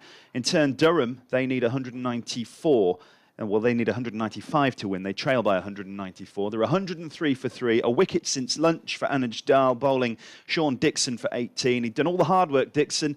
He'd played some very measured shots and kept Durham in the game before losing his head, and his stump was cartwheeling out the ground just in front of us. So, Durham resuming 103 for 3. Derbyshire needs 7 wickets. 49 overs remain. And this was a brief delay. We've lost 5 overs, so I reckon that's 44 lost in this game so far. There is a really nasty black cloud just to the left of us, just skirting around the south east of the ground, and the tail of it is right over the top of us. So it is chucking it down towards, I would say, the Derby County Football Ground. Yeah, so that might be reaching us in a minute or two. Indeed. Here's Watt bowling to Madison. I'll be honest with you, though. I think that's going that way. I think it's going this way. So I think that's south of us. That's all very good on the radio, but you need to describe which way for the listeners. Cause arms in the air, swing from right to left. Yes. Come on, we'll do some exercise. And comes the bowler. That's a wide-ish delivery, left alone. Yeah. So it's skirting round the bottom left-hand side of us. Yeah. It tends to doesn't look good though. That no, cloud, it doesn't. And that Someone's looks like getting it. I bet there's a lot of depth in that cloud. It's probably quite a high thunderstorm cloud. That one. Oh, I'll show you something else then. Oh, that one spits up. That's come off the bat handle and gone to and on the floor to leg slip. Have you got a height of clouds? Oh man, if you've not seen this one, you're going to be addicted. Hold on a second. That gripped, didn't it? That delivery. What? Bowling to Madison. Madison forward to that one. I think he's gloved that down into the ground. Got a short leg in place, a leg slip. First slip got a short mid-on. So Leas Deploy is actually standing just in front of the non-striking batsman Bushnell and just slightly in front and to the left of the umpire Hassan Adnan. They're claiming caught behind, and off he goes. Madison's out for 32. And you would now start to think that if there's enough time left in this game weather-wise, that Derbyshire can push on and try and win this one. But he was going okay before the rain delay, and he's got himself caught on 32 in the first over back after it. It's really not been a good spell for him at Durham. Watt just got that to grip, didn't he? There was the one previous, a couple of balls before that, which went the other way, and then he tickled that one, and it was scooped up by Brooke Guest. So Derbyshire now need 6 wickets. Nick Madison was scored by Brooke Guest off the bowling. Watt for 32. Stands there, hands on hips, looking proud of himself. 195 needed to win now. Billy Goddleman.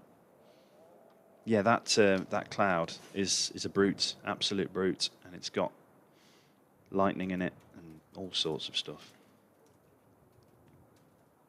But nothing coming directly towards us at the moment.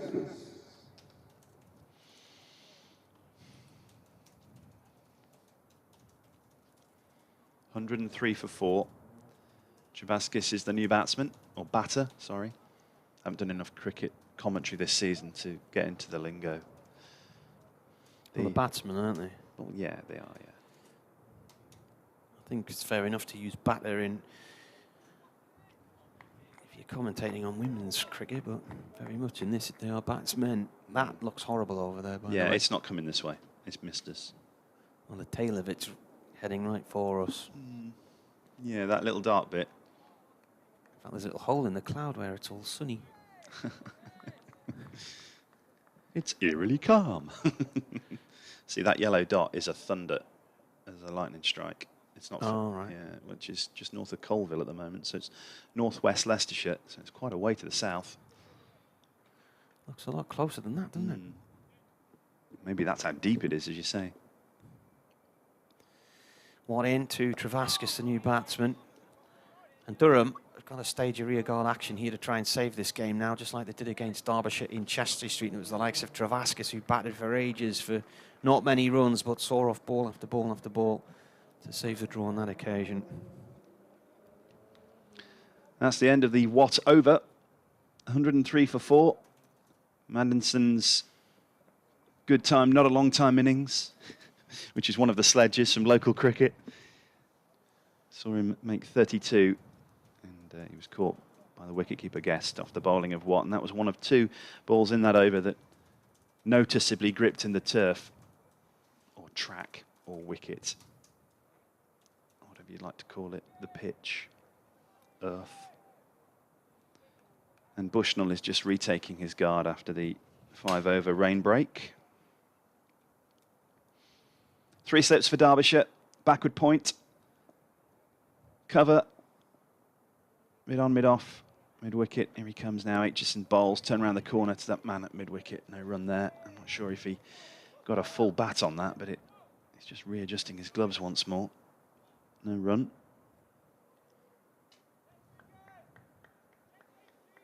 Still lots of encouragement from the Derbyshire fielders for their bowler Ben Aitchison, who's bowling from the permanent temporary stand end.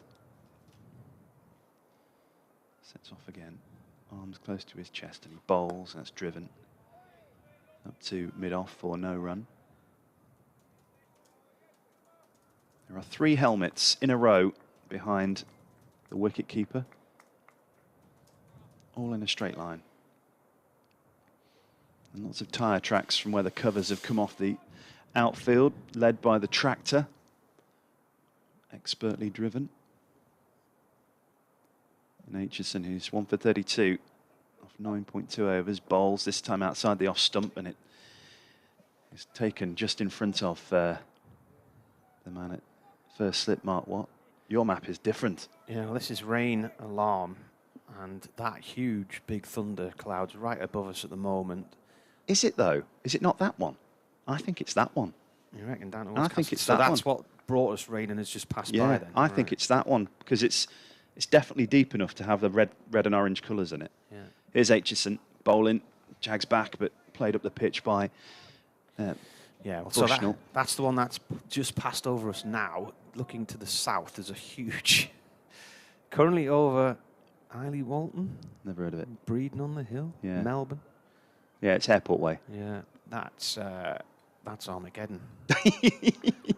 Flash It flooding. starts off blue on the edge, and it goes green, yellow, orange, and then bright red. Aitchison again bowling, and on the back foot is Bushnell defending up to mid-off, no run. Ambulance going around the Pentagon roundabout, all the way to our far side. Busy interchange in Derby. And Derby itself has had its interesting times with floods over the years, especially a couple of years ago when the city really just missed out on obliteration. Here comes Aitchison again outside the off stump, and a wafted bat was taken by Brooke Guest. Nothing on it though. And that's the end of Aitchison's over. 1 for 32 off 10. 103 for 4 now, Durham. They need 195 to win. 47 overs left. And Derbyshire needs 6 wickets.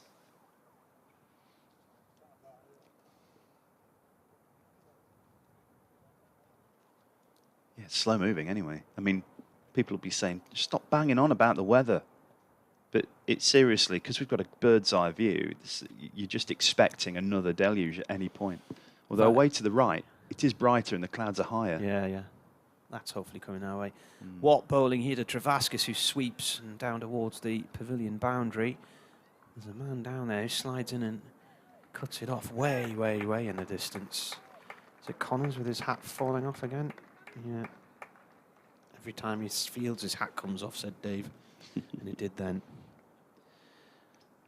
If I wasn't up here commentating this and I was outside looking at that, I'd be building a bunker. I do worry I'm going to have to drive back through that in a few hours. You outpace it. It's very slow, isn't it? Although you know that tail you're on about. Yeah. I think you might be right. Watt in, bowls. Travaskis plays this to short mid-on to deploy. I think you might be right, you know, because it looks as though it's Well, swirling. Yeah, the thing with these clouds is they grow. Yeah. And they attract other clouds into them. I think Another sweep shot there to Connor's long leg, 1 run. I think we're going to be off in a minute. If you look at the wall of water basically Yes. coming our way, it is coming our way now. Yeah. It could be an afternoon ending moment, really. I remember one night leaving my mother-in-law's in Thirsk and heading up the A19 and looked in my mirror and I thought, what on earth? The sky was sort of green behind me and this thunderstorm started. I got home and then about an hour later watching it coming up Cleveland Bay past Teesside, edged and gone. What a soft dismissal that is. Just didn't really get forward. Durham are collapsing here. Bushnell's gone for 9. Never moved his feet, leaning too far forward with a little edge to the slips, and off he goes. So Durham, at the moment, are not looking long for this world unless the weather comes and saves them, or there's some heroic rearguard action. They're now 106 for 5. Just 3 runs added there. Bushnell departs for 9. And I think we're at the point where we can start forgetting about runs required, because that's 192, and that's by the by now, I would say. I'm looking at the map again, and it is... Was that Wayne Madsen with a catch, was it? Do you know I looked away? Steve says the rain in Alveston 3 miles away is torrential. Yeah, that is Alveston, where we are now, yeah, absolutely. Mark Watt strikes again. 2 wickets in 2 overs after the rain delay. Let us know when it stops, Steve. When you've swum out of your house. Yeah. 5 wickets then for Derbyshire, needed in the 46 overs remaining. However, we're 99% sure that in the next 5 to 10 minutes, the covers are going to be back on, because it's going to be a direct hit. And the cloud formation is spiralling anti-clockwise. And as Martin said, it's picking up anything in its path.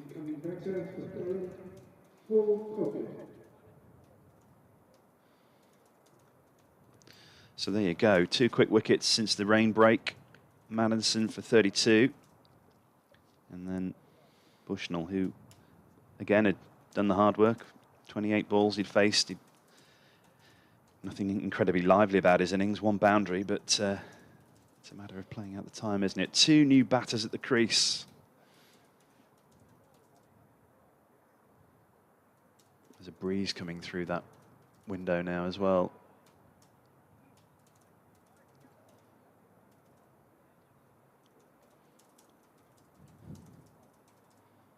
Derbyshire very attacking in their field. 2 slips, short leg, Watt bowling.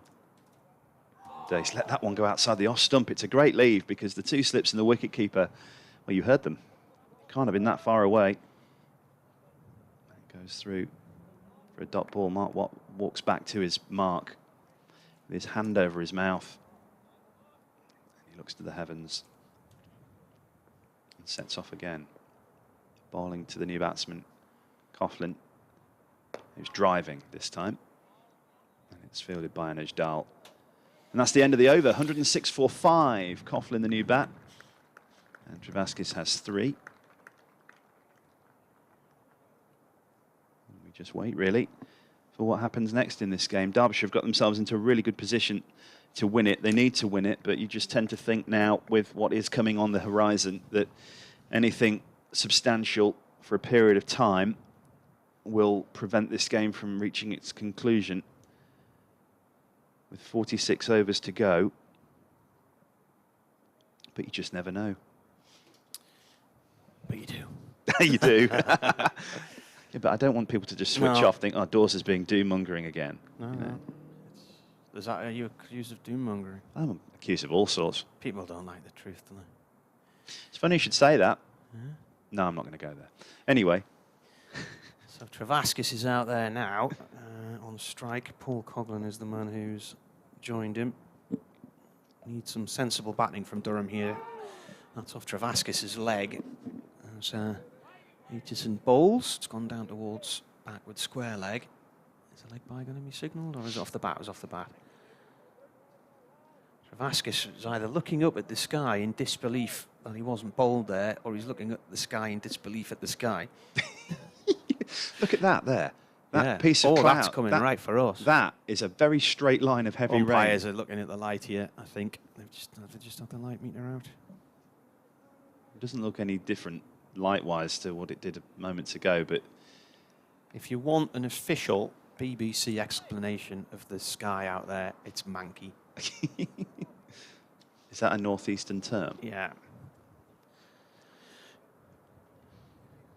I've got fond memories of the Roca Riviera, you know. Have you? Yeah, I know that's where you're hailing from.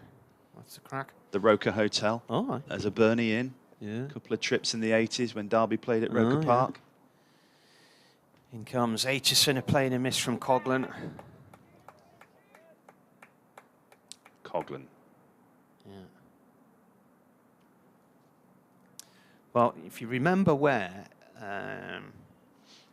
the Roca Hotel is on the front there, I've persuaded quite a lot of the commentators to stay there in recent years, because if you're staying around the Chesty Street area and whatnot, there's not much going on there. At least on the seafront, there's quite a lot of hotels and pubs and restaurants and things. You've got the beach.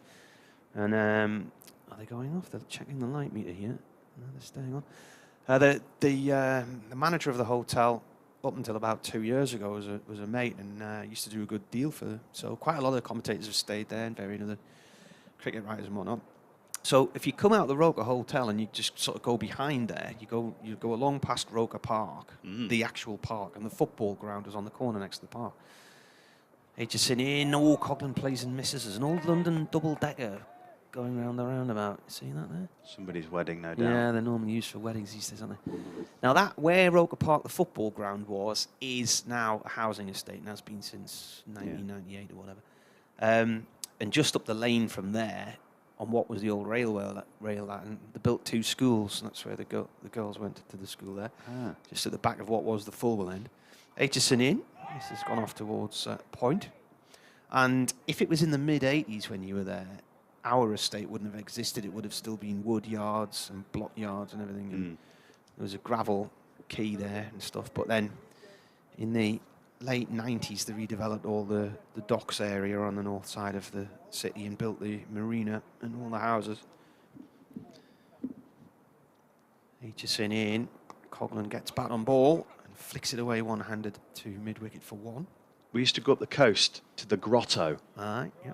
Is that still there? Yeah. It's not been flooded out on cliff collapsed yet? Well, the actual arch, I think they're going to go off with a light here. Marston Rock. Yeah. That's collapsed, isn't it? Yeah, that collapsed after some... It started to collapse after some storms a few years ago, and it got dangerous, so they blew it up. Oh, did they? Yeah, so the actual arch was blown up, so there's now just a big square They're going off. block of rock. They're going off here, bad light. I'm not sure how much more we're going to get on here, because what's going to happen is there might be the odd break in the weather. They'll come back out. There might be a wicket. It's difficult batting conditions in the gloom and the dark. Then they'll go off again. 5 down. 108 for 5. Travascus 4, Coghlan 1. 190 needed a win. Now we're going to lose overs again here. So there was 45.1 overs Umbrellas. when they went off. Umbrellas are up around the ground as well. So this is the tail of the cloud that I said had the tail that I thought might hit us. You were bang on. Out. So I'm happy that I got that right. Well done. Yeah. Little victory. Absolutely. Is it, well, you've done more of this than me. Is it 3 points for the little victory or not? You had an That's T. You had an oversized bat, so I'm taking the points off you. Right, okay. That's T anyway. So they might not lose overs now then if they take T. T at 10 to 3. What time is it? It's 10 to 3. God. Well, that's about the earliest possible time they could take T, isn't it? Surely nobody's digested the burgers yet. What time's tea meant to be? Oh, 10 past it should be today, shouldn't it? Because it's a 10:30 start, I think. I'm not used to these September timings. 10:30 start, 12:30 lunch. 10 past 1, yeah, so 10 past 3 should have been tea, so they've taken an early tea. Right, well, I think I've got to make a cup of tea or something and make use of my time. And why not? We shall be back, hopefully. We may be back.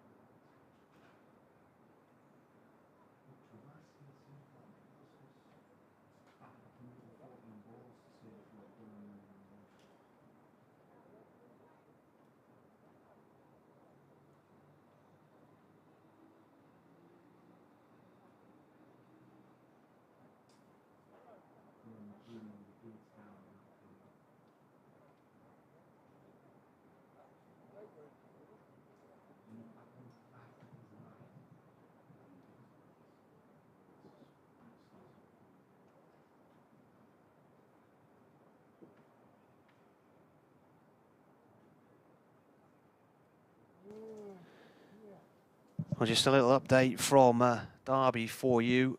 The umpires have decided they can resume play. And we've had a bit of brighter weather, but I've just walked around the ground and it's still spitting. The ground staff have been doing their best to mop up. There's been a couple of inspections, and then at one point when everything looked fine, the ground staff put the covers back on again, and to the naked eye it didn't look like it was raining, but it was. So this is the situation. As things stand, there are 17 overs left in this game for Durham to bat out and survive. There are 17 overs left in this game for Derbyshire to take 5 wickets and win and keep hopes of a possible promotion alive. They have 2 to play after this because they're off next week. Durham still have 3 to play. If Durham hold on, it will be their 8th draw in 11 games in the county championship this year. And this is a similar story to the draw in Chesley Street between these two in July, where Durham were actually 8 down, managed to hold on for a draw with the side shaking hands with 2 balls to go. And on that occasion, it was Liam Travaskis who stood firm and faced 114 balls for 19 not out.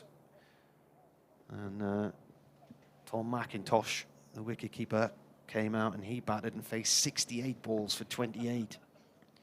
So they put on a good partnership. Durham had 84 overs to bat out that day, but got themselves in a mess, losing 3 wickets around the tea time, and were 150 for 6 when McIntosh came to the rescue to make 28 from 68 balls.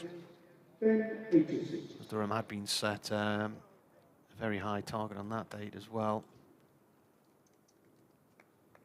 Target was 386, which they were never going to go after. Today, the target was 298 and 87 overs, but they've lost wickets. Jones bowled for 24, Borthwick bowled for 16, Dixon bowled for 18, Maddinson caught off the keeper for 32, Bushnell caught in the slips for 9. So it's Aitchison, I think, who is going to finish the over he began ages ago. It was 10-3, I think, when they went off. I've no idea who was doing that over at the time. Right. Well, according to the scoreboard on our right-hand side, he's bowled 10.5 overs. So he has a ball in his hand here. And this could be very exciting or not. Well, it's 2 hours since we last had any action. 10-5 now. And it was 10-3 when they went off. Initially for bad light, and then it hoyed it down. And they took an early tee. So I think we've lost 72 overs in this game now. Aitchison round the wicket from the city end to Travaskis, who plays that up to mid-off. And one of the longest overs we've seen in quite some time. It was a good over. I think it was here last year. Started off last season very, very cold but sunny matches. And then the weather broke in the May. It was only 17 overs were possible here on day 1. A horrendous storm swept in from the Atlantic. No play on day 2. On the morning of day 3, Derbyshire resumed the first innings of the entire game on 48 for none. This is going to be an interesting spell because Mark Watt, who's bowled 5 overs, 2 for 13 and 2 maidens in that, he, after lunch, picked up 2 quick wickets, and he's coming on at the racecourse end to bowl to Coughlin now. Left arm spinner, and forward is Coughlin, defending into the offside. Around the bat we have silly mid off, silly mid on, first and second slip. Wicketkeeper obviously, as you'd expect, up to the stumps.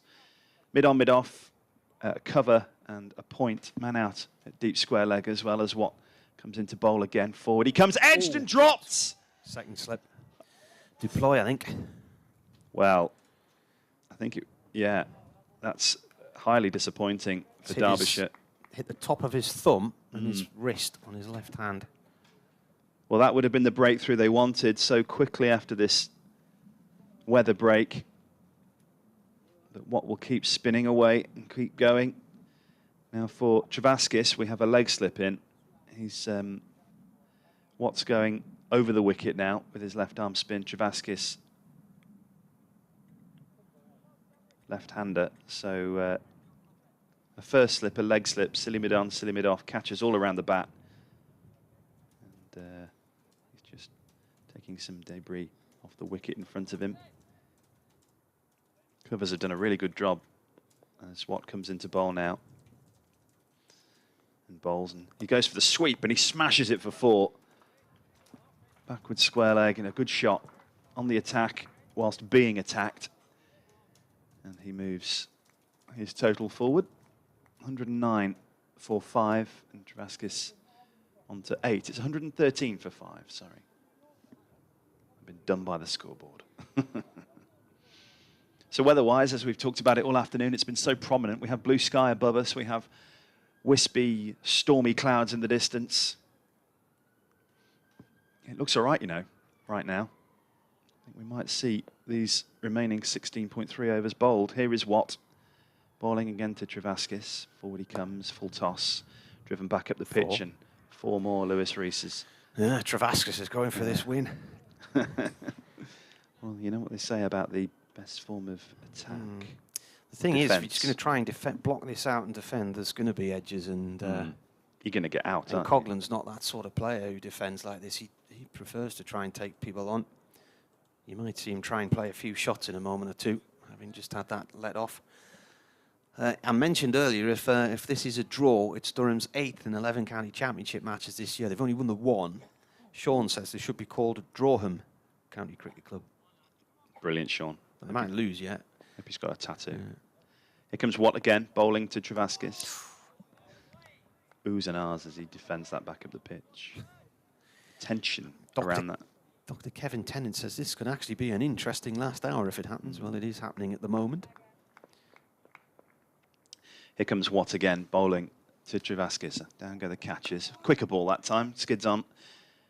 And he drops it into the onside. End of his over, a couple of boundaries in it.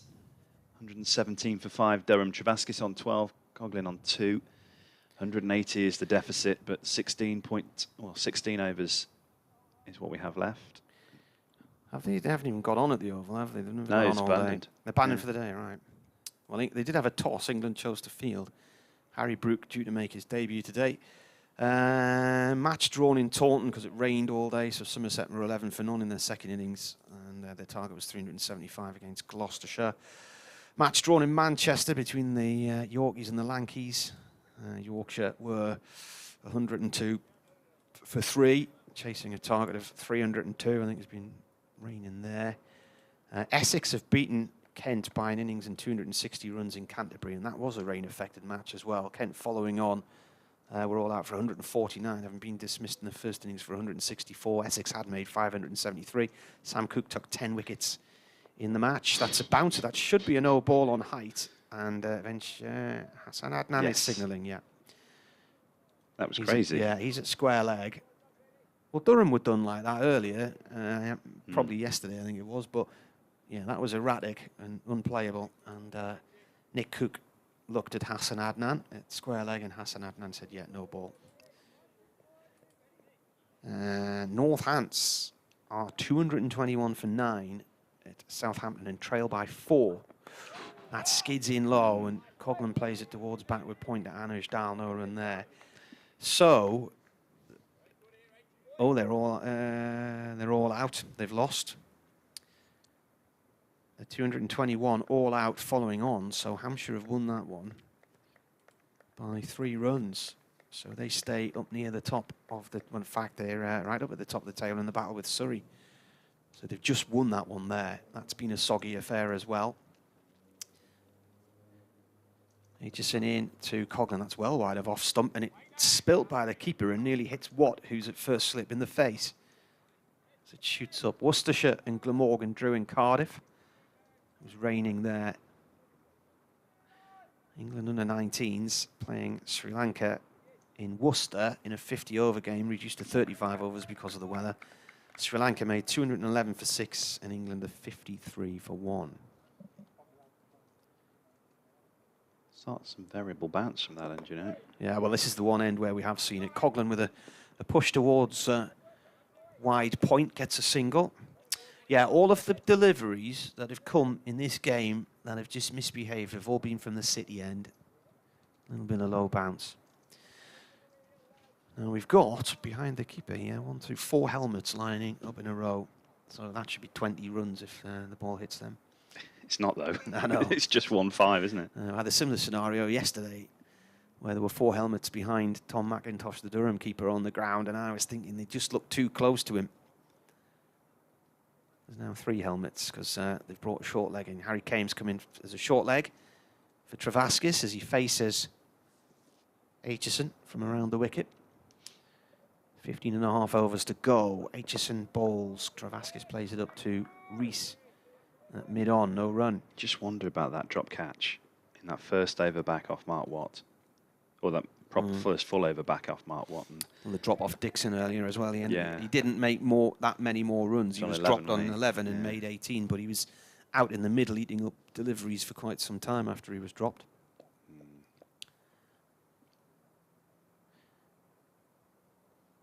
Around the wicket comes Aitchison. Bowls to Travaskis. Travaskis steers this out through mid-wicket and will get 1 run. James Fuller bowled Jack White as the rain was about to sweep in and end things in Hampshire. And they were poised. And just when they were poised, Northants to overtake Hampshire's score. Hampshire win and go top of the championship. For Northants, it gets no easier. Surrey up next for them. Heading towards an exciting finish to Division 1 at both ends, says James Coyne, who is the deputy editor of the Cricketer magazine. In comes Aitchison to Coghlan. It's gone down the leg side, taken by the keeper. Is that the end of the over? Yeah. Seems like the longest over in the world, just mainly because they were left and right combination. Yeah. The scoreboard's quite slow here, isn't it, at times? When you look at the balls gone column, it quite often seems about a ball or 2 behind. It's like me playing football last night. My head is so quick, but my legs just don't work. Yeah. Well, day 1, the main scoreboard on our right-hand side, that wasn't even working for most of the day. It was just had zeros all over it. You sure it wasn't just a low-scoring session? Mark Watt's going to continue from the racecourse end. Conversations with Billy Godderman, Wayne Madsen and Brooke Guest in the centre of the square at the moment. Positioning the field. Right hand and left hand back combination. I have to do an update on Radio Derby in a moment. As they go into the news. Nearly forgot that. That'd be awful, that. Standing in for Fletch and missing an update. I'd never heard the last of it, especially as my other half presenting the show. She'd really ribbed me for ages. Here comes Watt bowling. And that's dabbed brilliantly down to 3rd man. It's not going to go because the outfield's heavy. They're back for 2. Travaskis was the man who played the shot, just followed it all the way onto the bat and angled it. James Coyne says it's absolutely now bucketing down at the Aegeus Bowl. Heartbreak for Northants. So they were about a minute away from salvation. 123 for 5 then. Would have been a hollow draw, of course. I'm sure they wouldn't have wanted a draw because of the rain. Watt dries the ball on his hands. He's bowling over the wicket and bowls. And behind that one is Travaskis again, using his feet well to smother any manoeuvring of the ball off the pitch. Watching it all the way. Leg slip, first slip, silly mid on, silly mid off, mid on, mid off. Mid wicket. Before he comes again and defends that one back up the pitch. There's a man at backwards square. There's a man out on the boundary as well. On the far side at deep square leg. There's what comes into bowl to Travaskis once more. And forward he comes. Big stride forward. Putting that ball into the turf immediately to avoid any sort of sniff from Lewis Deployers. Lewis Deployers at silly mid off in his shin pads and helmet and ready to pounce.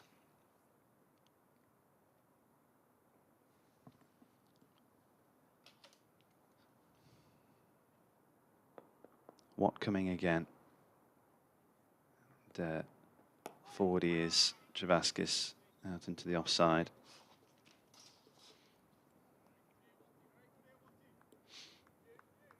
.123 for 5. Update coming for BBC Radio Derby shortly.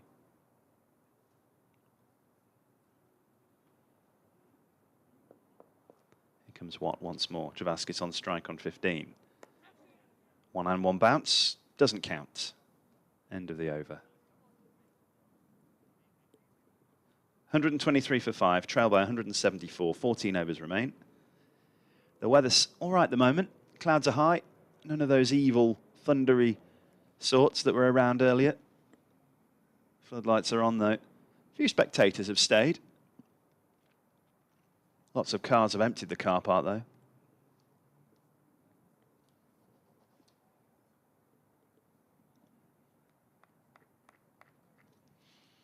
Four slips for Derbyshire as Ben Aitchison continues from the city end. Backward points and wide mid-off, mid-on. Man catching on the leg side. Here he comes. Bangs it into the pitch. Oh, there's a chance for a run out. No, it's not in the end. Coughlin sent him back, Coughlin.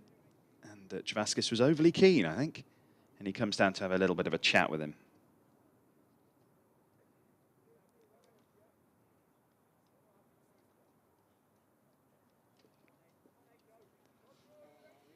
Ben Aitchison back to the edge of the mark. The sponsors logo behind the bowlers' run-ups have disappeared because they were saturated.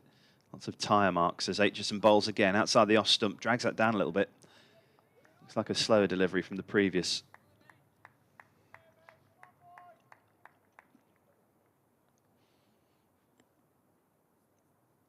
Well, we're out and we're playing. 13.4 overs remain. Derbyshire need 5 wickets to win. 123 for 5 Durham. They trail by 174, but that's irrelevant. They're really going at it with an attacking field and 4 slips and catches all around the bat. There was a chance as Coughlin was dropped second ball of the restart from Mark Watt's over. It hit Brooke Guest, Leos Deploy on the wrist and went down towards the boundary. It was a real big chance for Derbyshire. You just wonder whether that was one that could have set the skittles flowing, but not to be. Travaskis has attacked with the bat, drilling 2 fours back past the bowler. It could be exciting or it could be a damp squib. Stay tuned.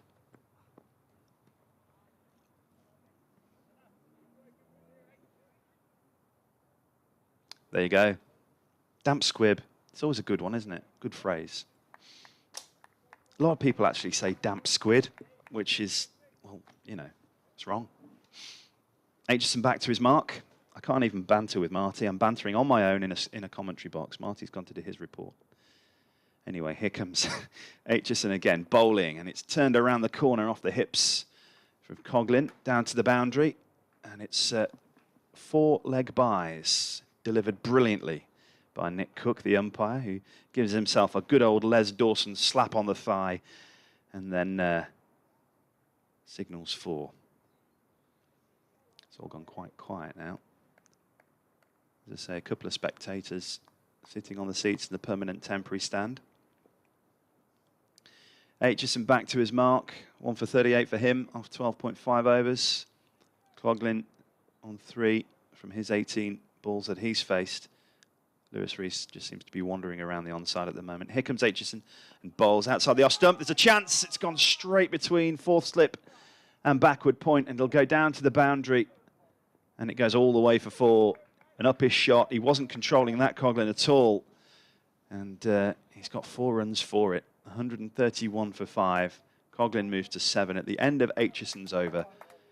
And that was a very close opportunity, again, for Derbyshire.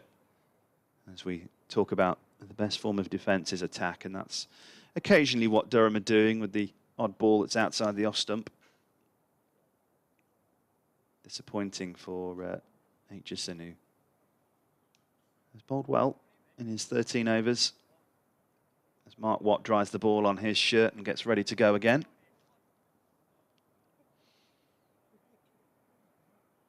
More clouds in the distance starting to get nearer.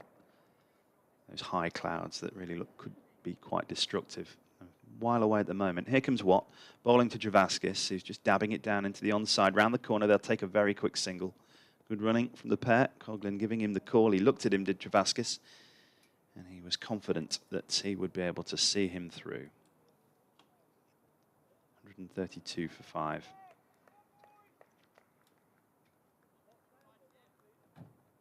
Lots of chatter still. Lots of catching around the bat. Silly mid on, silly mid off. 2 slips on the offside. We have had a leg slip as well. Here he comes, bowling. And then again, controlled defensive stroke from Coughlin. He just picks something up off the wicket in front of him. More encouragement from the Derbyshire fielders for the bowler. Watt gets back to his mark, round the wicket, bowling to Coughlin. And that's turned away round the corner once more. And the man at short, fine leg / backward square does the fielding. Watty boy, that's what they're calling for out there. Come on, Watty boy, the Derbyshire fielders. And here he comes. Once more, bowling to Coughlin, bowls, and he's driving, and he's not getting it cleanly, but it's fielded by Anej Dal at short cover, no run. Cricket fans in the North East may well be aware of Mark Watt because he spent some time playing for Tynemouth in the North East Premier League in 2018 and again in 2020. In the Scotland squad recently, in the one-day internationals with Michael Jones from Durham, playing against the USA and the United Arab Emirates in the ICC qualifiers. Watt ready to go. 2 balls of his over left, and that's left outside the off stump by Coughlin through to the wicket keeper. Oh, that's a good leave. We love a good leave. We loved the leave earlier where it bounced over his stump. I was in the other box before lunch. Yeah. I don't know who was batting at the time, but here comes Watt. Final ball of the over then. Left arm round the wicket, forward comes Coughlin. Next No band run. of miserable weathers just to the south of us, but it looks like it might miss us entirely, that one. I'm looking, yeah, and I just mentioned the fact that the clouds are bubbling up. It's more of a mixed bag now, isn't it? Yeah. One of them looks like a mushroom cloud just down the bottom end of Derby there.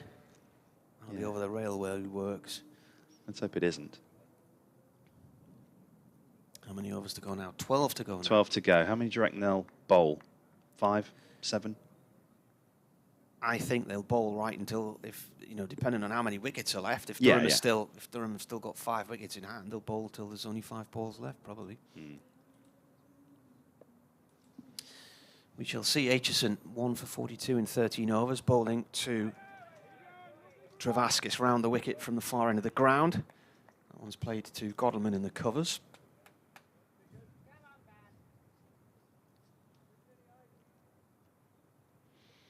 '26 this partnership now, just at the point when it was needed. Coughlin dropped on 1. First proper over after the 2-hour rain delay in the slip spider ploy off Watt. Aitchison in. Travaskis defends. The ball bounces back to the bowler. Catches win matches and all that malarkey. Travaskis, I don't know if you saw it in the previous over off Aitchison. Got a thick edge that went between fourth slip and backward Yeah, point. I saw that one. Yeah. Yeah. It went down to the. Is it the one that went for? Down here, yeah. Yeah. Yeah. Aitchison in. Yorker length ball. Travaskis just plays it nicely back to the bowler. I don't know, everybody was sheltering, so went for a walk around the ground. I think those who were in the permanent temporary stand must have moved under the East Midlands demolition roof, because that's the only shelter here, really, unless you go and stand underneath the overhang somewhere. I was wondering if the little Durham bus had left when the rain came. I can't see it in the car park anymore.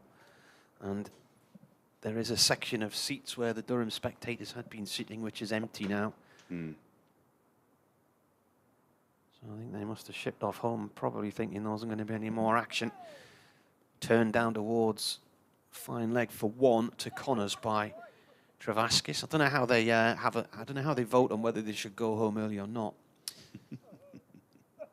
What they weren't going to miss was a Durham win. Thing is, though, but what they could miss is a Durham defeat. They leaving at any time from about 2 o'clock and going back to your neck of the woods is always going to be a trek, isn't it? It's not that far. I know, but I'm talking about weather conditions and well, traffic. Yeah, the weather's the issue, isn't it? It's going to be pretty sloppy on the motorways. Aitchison in, that's left alone. I came past here on Saturday because I was coming back from a boating holiday on the Shropshire Union Canal, and we came round through Staffordshire over Uttoxeter and came in that way, round the Derby Ring Road. Yeah. And it was 2 hours 2:20 home from here on Saturday, I think, and coming back down the next night was about 2:15. I remember the days when you used to get home from here in about 2 hours, but those days have long gone. HSN in, stays low, but it's played away by Coghlan to point.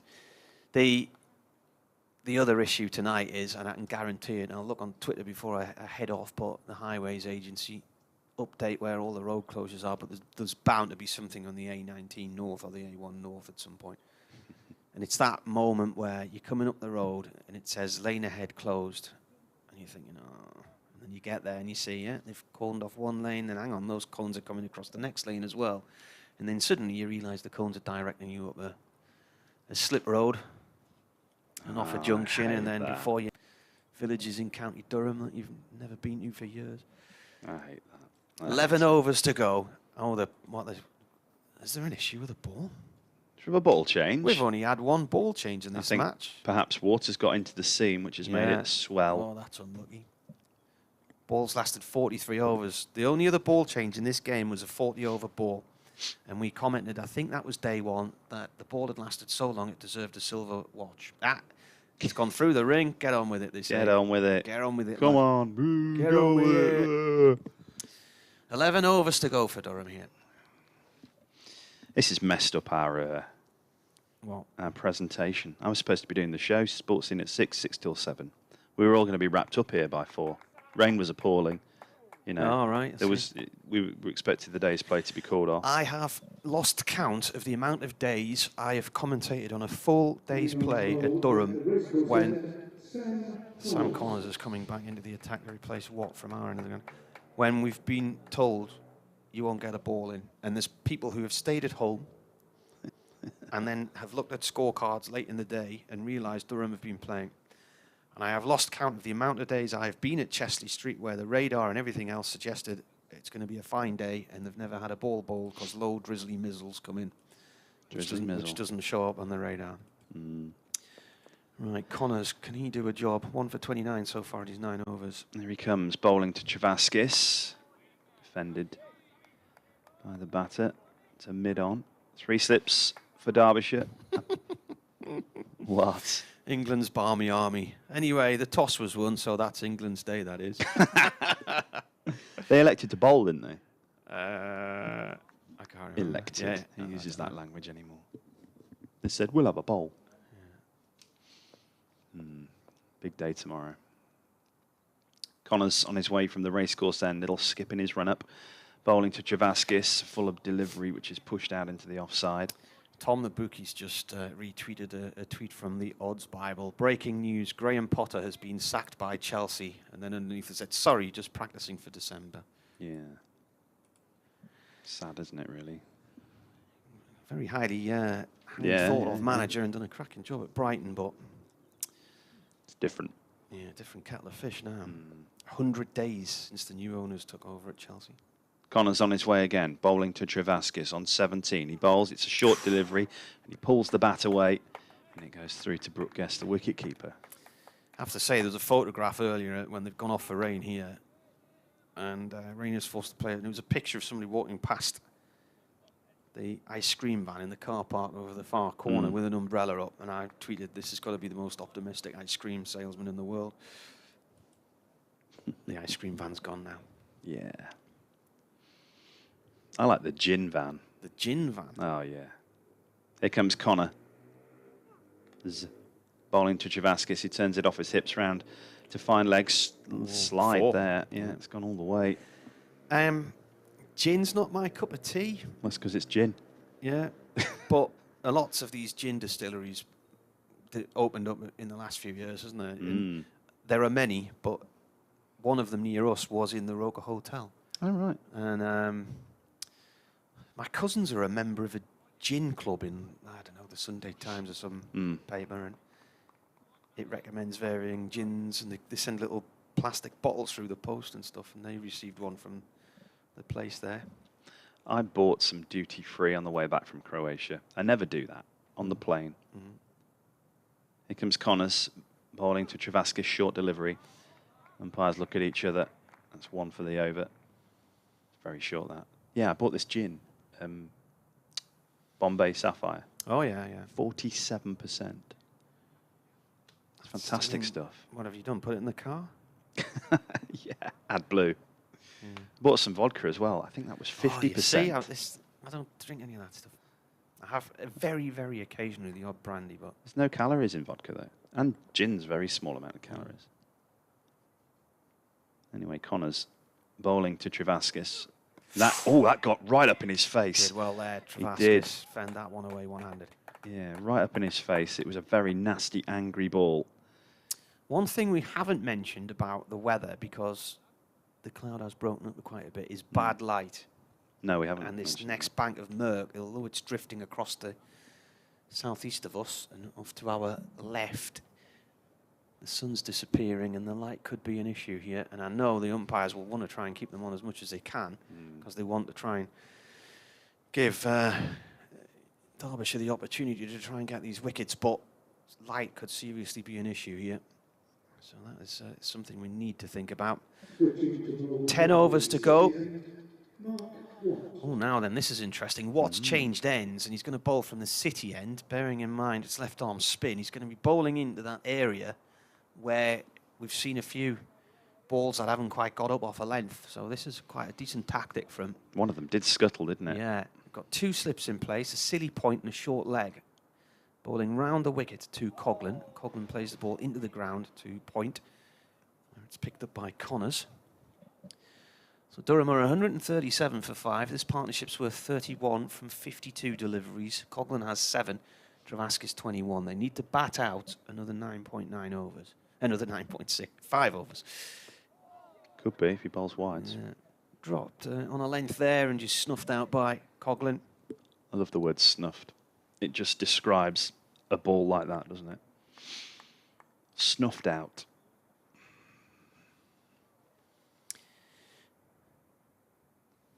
Comes in again. Ball's very wide of the crease there. Ball goes to second, slip along the floor, and is picked up by Ben Aitchison. So I presume Kame is at short leg. I can't see who's under the helmet at silly point. Duploy. Coghlan defends this one. Looked like a bit of wobble there, you know. Bit of wobble. Well, it's that swollen seam. Tension here Oh, in goodness Derby. me. I can't cope. You could cut the tension with a knife. Watt bowls. Coghlan defends again. There was absolutely no jeopardy in that delivery whatsoever. There's a lot of kidology going on here. Brilliant, isn't it?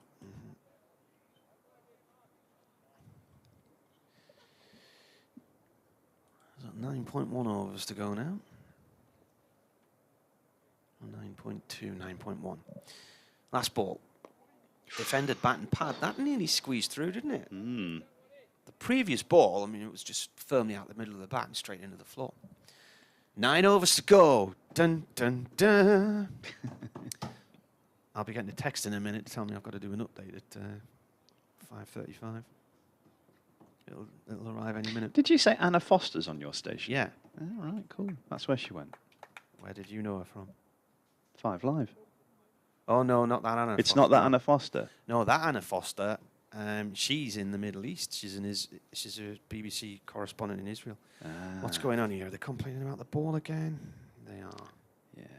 Basically, We're not getting any wickets with this. Can you change the ball? That's no, exactly it's still it. going through the hoop. Get on with it's it. Connors, isn't it? They Yeah. want Connors to have a dry, harder, faster cherry to come in and smash it into the stumps. Yeah, the Anna Foster you mentioned, she married a lad who used to be the breakfast show presenter on Radio Tees, and then they moved across sort of the Lancashire, Yorkshire border-ish area, and then she did drive time on 5 Live with Tony Livesey for a few years, and then announced she got a dream job, and she went off to Israel to be a Middle East correspondent for the BBC.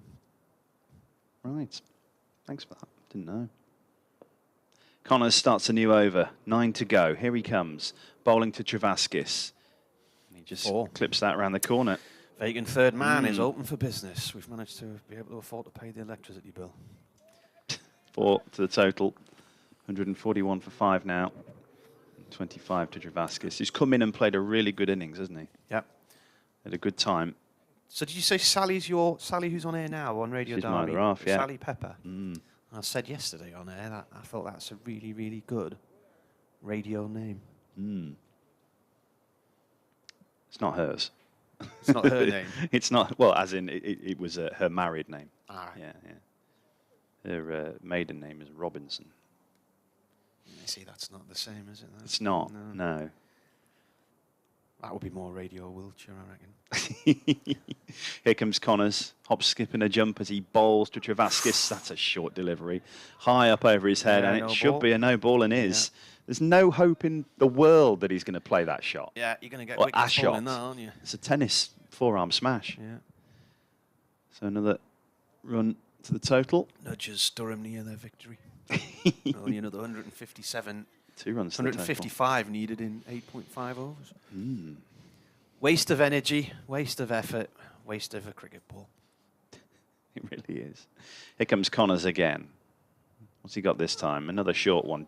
Dabbed down into the offside, taken by the fielder. You've got 3 slips and a gully here. Gully, yeah. You've got a leg slip, a short leg, and Dahl's at point. But they've obviously decided that Travaskis is susceptible to short stuff, but he really isn't.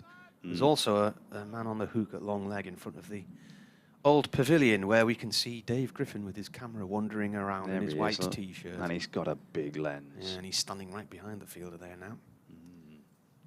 Connors on his way to bowl to Travaskis once more. Oh, that moved off the pitch, and he's managed to fend it round his corner off his hips for 4 runs down to third man. It's like he took evasive action to get that away, didn't it? It moved.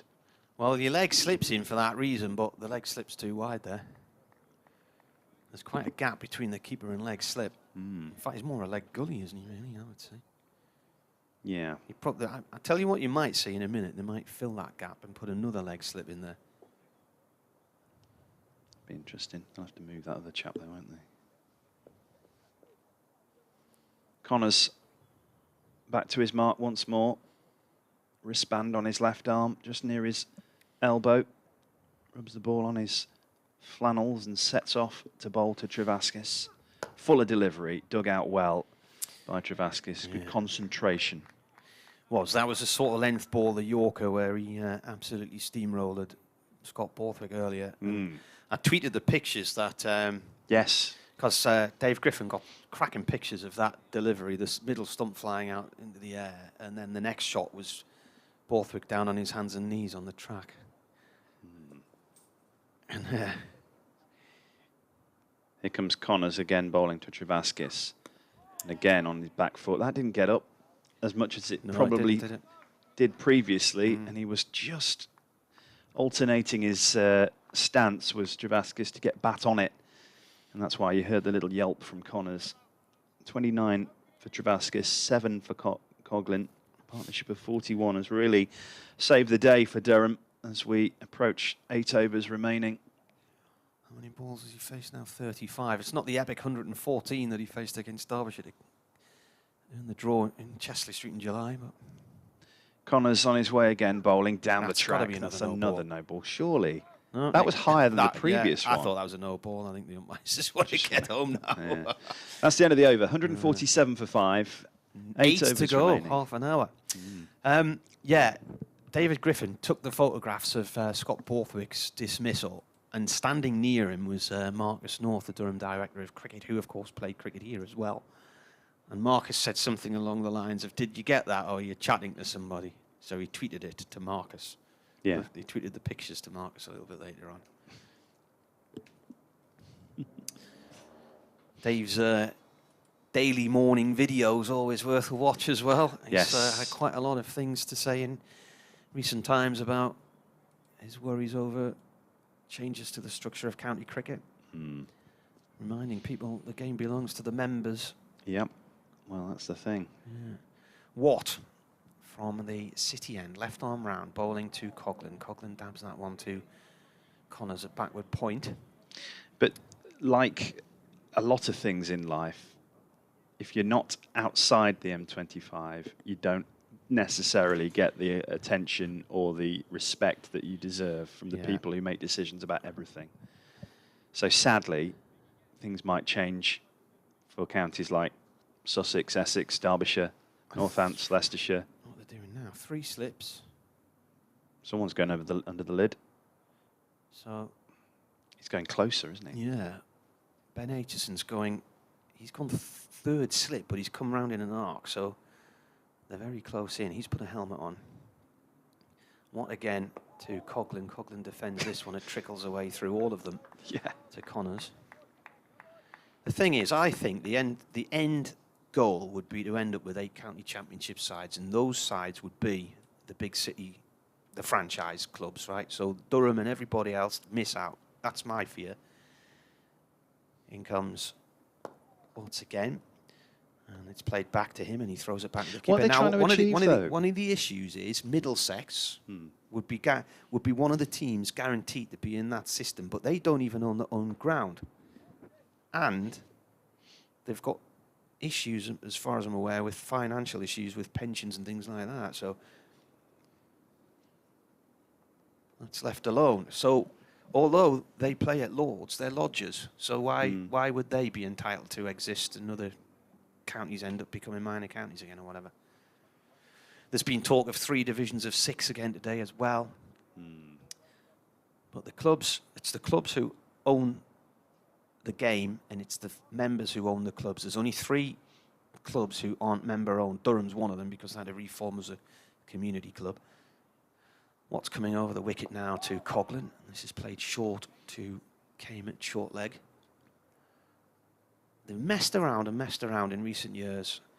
Let's get rid of the toss. Didn't work. Let's bring the toss back. Let's get rid of the heavy roller. Let's bring the heavy roller back. Let's have a top division of 10 and a bottom division of 8. Let's change it the other way.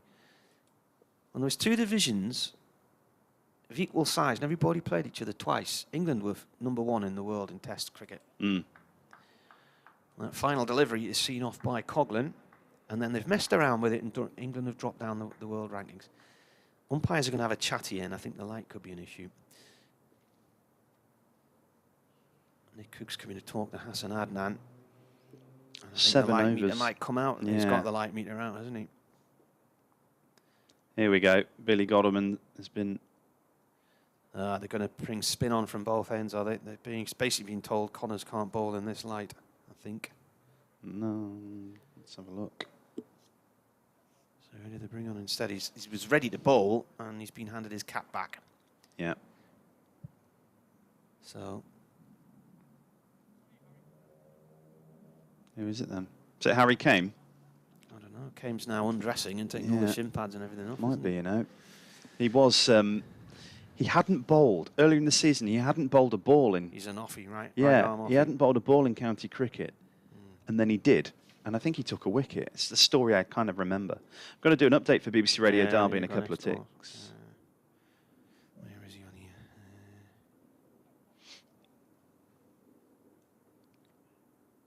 He hasn't taken a wicket this year. Has he not? No. He's bowled 5 overs, none for 24. Is he an offie? Yeah. Yeah. Might be the hero. Martin will be back in a moment after he updates listeners in the northeast. Harry Kame is going to bowl off spin from the racecourse end. Derbyshire have everybody round the bat now, more or less. Travaskis 29, Coghlan 7, 147 for 5, 7 overs remaining. This could be an enforced masterstroke because of bad light, or it could be over pretty shortly.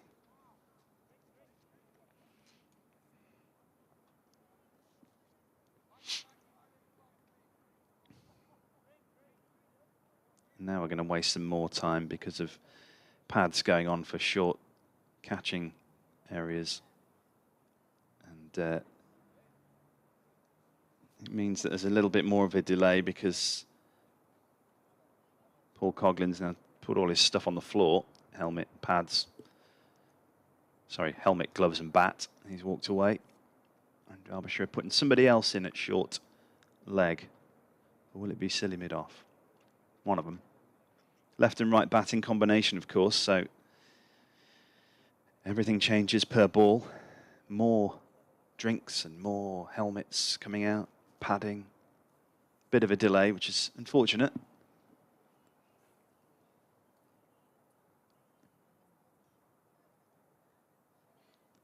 So Derbyshire still need 5 wickets. And this partnership has been pretty decent.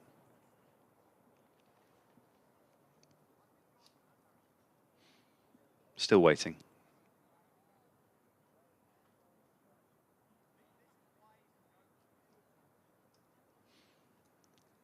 Kame's ready. Lewis Rees is ready. Now the batters will go and put their clobber back on and get going. So we have 3 slips. Silly mid off, silly mid on. Leg slip.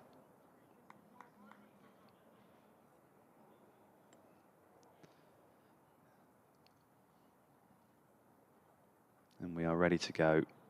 Billy Godalming just putting Anuj Dal at short cover in the catching position. Godalming is also at very short mid off. Lewis Rees short mid on. Here comes Kame. First ball of his spell. Right arm off. It's just gone outside the off stump. An over-exuberant celebration from the Derbyshire players. You could hear them in the effects mic. It was nowhere near the stumps. Kane bowling to Travaskis, he's on 29, 147 for 5. Here he comes, straight to delivery, dab down into the onside, round the corner it goes. No run.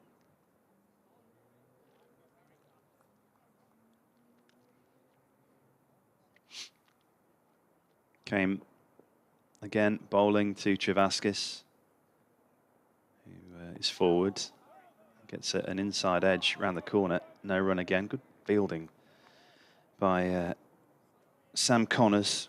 He's bowled a number of overs, still has the energy to go and run like mad to get the ball, even though they were never going to run. Here comes Harry Kame again, bowling on the back foot, left outside the off stump. Travaskis covering all stumps. Floodlights still on. Dark clouds in the distance, not coming this way. Update for Radio Derby coming.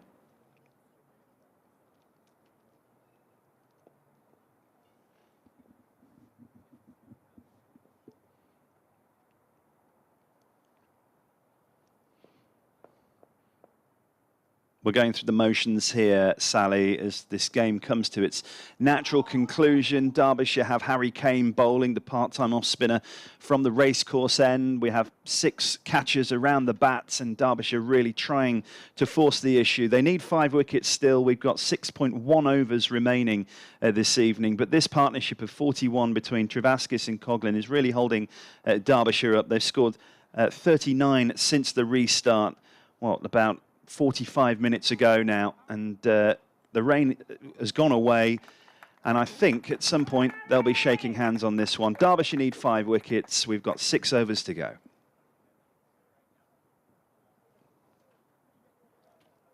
So there you have it. It's not over yet though. Mark Watt is going to take the ball from the City end as Derbyshire look to go all out attack as well, with Paul Coghlan on strike.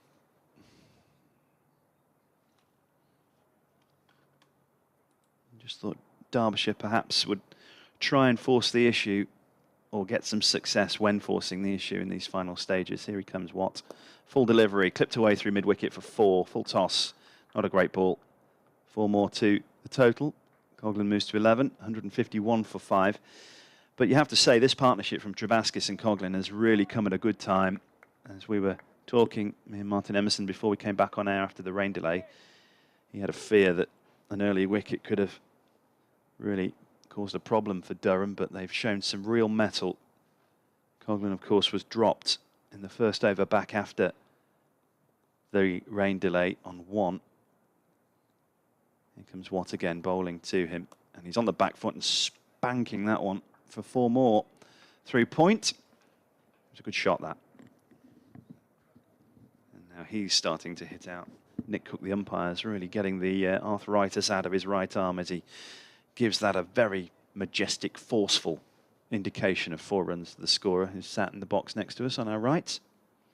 155 for 5 now.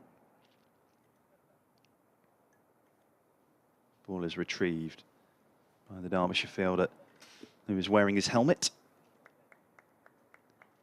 Just wonder whether could be the last over. Here comes Watt again, bowling.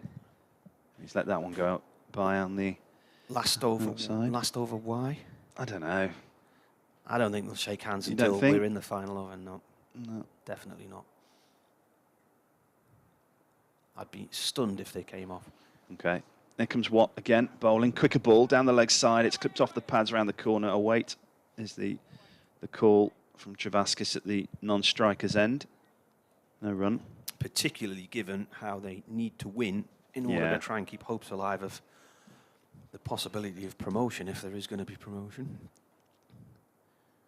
Here comes 1, 2, 3, 4, 5, 7 round the bat here. Watt again, bowling, and then dabbing down into the offside. I've just been talking about how this partnership of 49, I mean, we spoke, didn't we? We said that, you know, if Derbyshire take an early wicket, that could be a problem for Durham, but this partnership has really turned the screw on Derbyshire's ambitions here.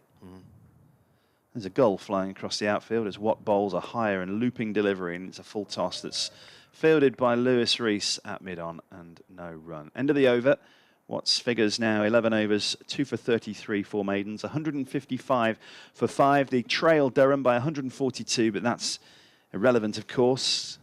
Derbyshire's total of wickets needed is 5, and that's probably beyond reach now.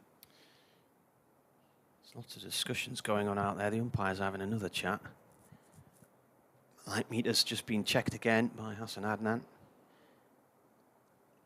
So Harry came with his occasional off spin deliveries, 24 years old. He's played for Dorset in the minor counties, Kent's twos, Derbyshire. Came up through the Hampshire system. He bowls here, right arm round, and that ball is fired through the leg. Who's that in there? Is that Wayne Madsen? Yeah. Wayne Madsen's now in it.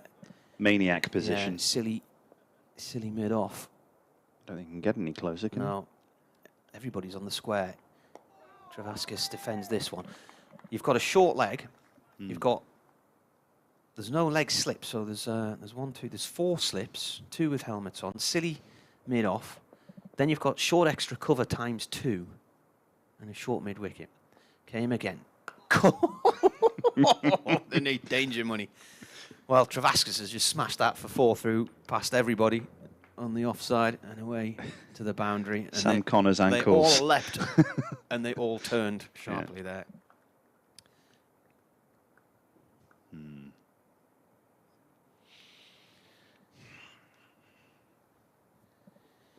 Travaskis moves on to 33 from 45 balls. They're now going to say the ball's wet again and can it be changed, aren't they? Watch this. Dahl's cleaning it, drying it. 50 partnerships up. Is it? 53. What's going on now? Oh, look, there's a helmet coming on. Who else wants to go in and... Somebody's going to field in the crease.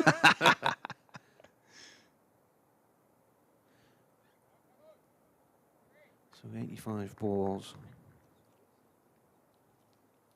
Coghlan dropped on 1, remember. First over after the rain break. Now they've brought the leg slip in, yeah. I thought something was missing.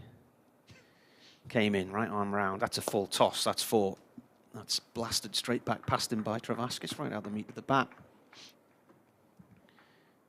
Durham now have, what's the scoreboard? 163 for 5 on the board, 135 more required, so that's out the window as far as considerations. But another 4 takes Travaskis to 46.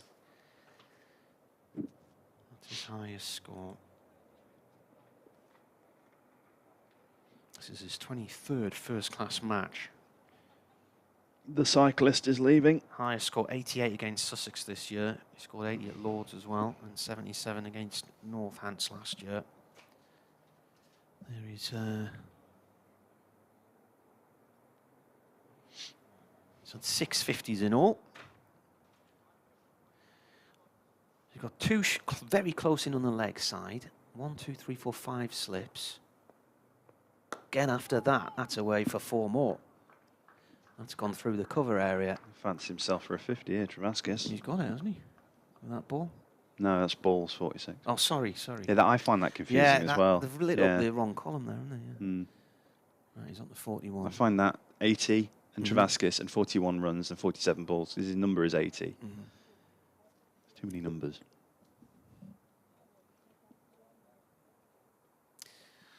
I think he hammered that into the floor and it bounced over Anush Dahl and shot off to the boundary. Wham. Just watching the replay. 1 ball left and then 4 overs to go for Durham to hold out for a draw. In terms of wins in the county championship, as things stand, this is their worst season after 1996 when they didn't win 1. They have managed 1 victory this year. In terms of draws, it's probably some kind of record. Taking his time here, Travaskis. Well, they're still drying the ball, that's why. That's true, yeah. Durham have only lost 2 in 10 matches so far in the championship this year. Came in. That's left. Couldn't have got much more high pitch there. There are a few cats scarpering after hearing that one in Somerset. Well, Travaskis left this delivery from Kame and it went up and past the off stump and into the keeper's gloves. I think it was quite a good leave, actually. Yeah.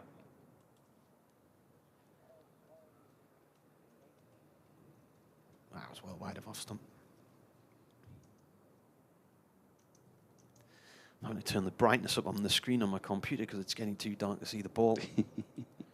4 overs to go then, here on BBC Radio Derby and BBC Radio Newcastle.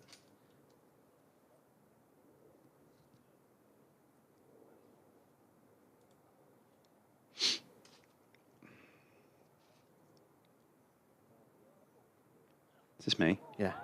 Well, what bowls? And I'm getting distracted by something else. What bowls? And that's not really defended very well by Coughlin. And it's picked up in the offside. Oohs and ahs once more. Here he comes again, bowling, driven, and that'll go for 4 unless the outfield stops it. But it's got a little bit of motor on it. It's got some momentum, hasn't it? Yeah. Across the rope it goes. Yeah. 19 to Coughlin, 171 for 5 for Durham. Yeah, I got distracted because the programme at 6 o'clock is now being presented by someone else, and it was going to be me, and it's all kind of the cricket's gone on too long, basically. Yeah, I'll tell you another thing now. It's gone dark now, isn't it? No, it's gone dark, but the cloud is now drifting in from the southeast and not the southwest, so there's a big bank of murk heading our way, and it's raining. It is. Just over beyond the football stadium. This might be it then in terms of start getting a few raindrops, and that might be that. Mark Watt again, bowling from the city end. The catches go down. And it's just defended with consummate ease by Coughlin into the offside. Just puts his bat there and it dies into the pitch. I'm going to have to look through all the county championship league tables for 30 years to see if Durham got a record number of draws on the board. That one defended back up the pitch by Coughlin. I think it was around about 2012 where they drew a lot of matches because it was a really wet summer that year, and they just couldn't get games finished. It was wet, yeah. Both back-to-back years, wasn't it? With floods. Yeah. Here comes Watt again, bowling, quicker, flatter, driven off the back foot by Coughlin to mid-off. Fielders just drop out to see if he fancies a single or a big hit on the final ball of his over. 2 for 37 for Watt. Coming to the end of his 12th, and he bowls to Coughlin. It's down the leg sights through everybody. I'm not sure if that's got the speed to go. I think it will. Do you think? Will it be signalled as byes? It is. It's just over the rope, and it is 4 byes, isn't it? Cook waves to me. And that is the end of his over. 3 overs to go. If the light holds. I reckon if I went out there now with my light meter on my phone, it would be right on the cusp. Have you got a light meter? Yeah. You've got everything, you haven't you? Umpires are looking at each other here again. Kame's going to bowl another over. It's a good app, actually. I'm sure I just saw a flash of lightning over there. Did you, where? Over by that bit over there, behind the pavilion, old pavilion. Right. Something caught my eye. Yeah.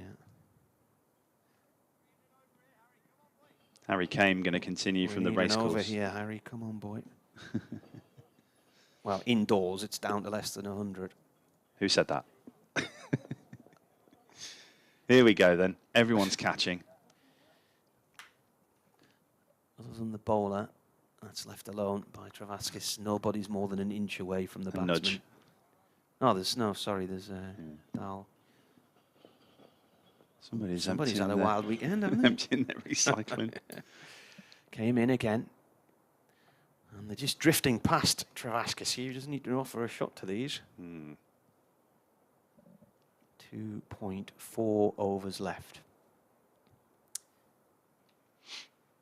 Kane bowls. Quicker delivery. Ouch, Oh, ouch, ow, ow, ow, ow. It was a half volley, and Travaskis has smashed that off Wayne Madsen at silly point, but he saw it coming and he leapt. And it's hit the back of his heel, I think. Yeah. He was in the air, other wasn't way. he? He's got shin pads on as well. Did it hit him on the underside of the foot or the heel? Or he's very lucky because he smashed that. That wouldn't have been a very good end to the season for him. I think it's hit as he's spinning in the air, trying to get out the road. I think it's whacked off his pad and shot off the other way. Coughlin's on strike now. Came right on over. Coughlin forward, defends. Is it raining? It's about to rain. It's about to absolutely chuck it down, I reckon. Coming this way. Yeah. It's going to be a direct hit. Just as I have to walk over to the other side to interview Mickey.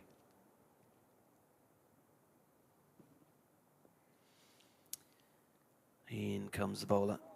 It's defended.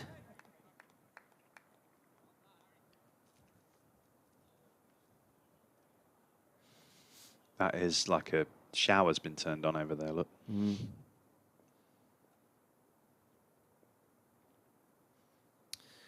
Bowler comes in again. Oh, an inside edge onto the pad, and it leapt across towards silly point, but he couldn't quite get hold of it. I did the interview at the end of the day's play last night with Scott Borthwick, the Durham skipper, while there was a thunderstorm going on. Yeah. It was in Ajmal Shahzad's interview with Dave as well that I played out in the show. And it sounds great when that happens because nobody's expecting it in the interview, and you can't help but be a little bit shocked. 2 overs to go, and as we await the end of this championship game, of which Derbyshire would really have fancied winning. What's going on here? Some sort of conversation? No, some sort of conversation. I'm not sure what was going on. I think they all looked up here for a moment. 2 overs remain. 70 runs in 100 balls. It's been a very good partnership. 108 for 5 when it started raining. And they've come out and hit 68. Here comes Watt starting a new over. Forward comes Travaskis defending into the on the side. His final over of the day.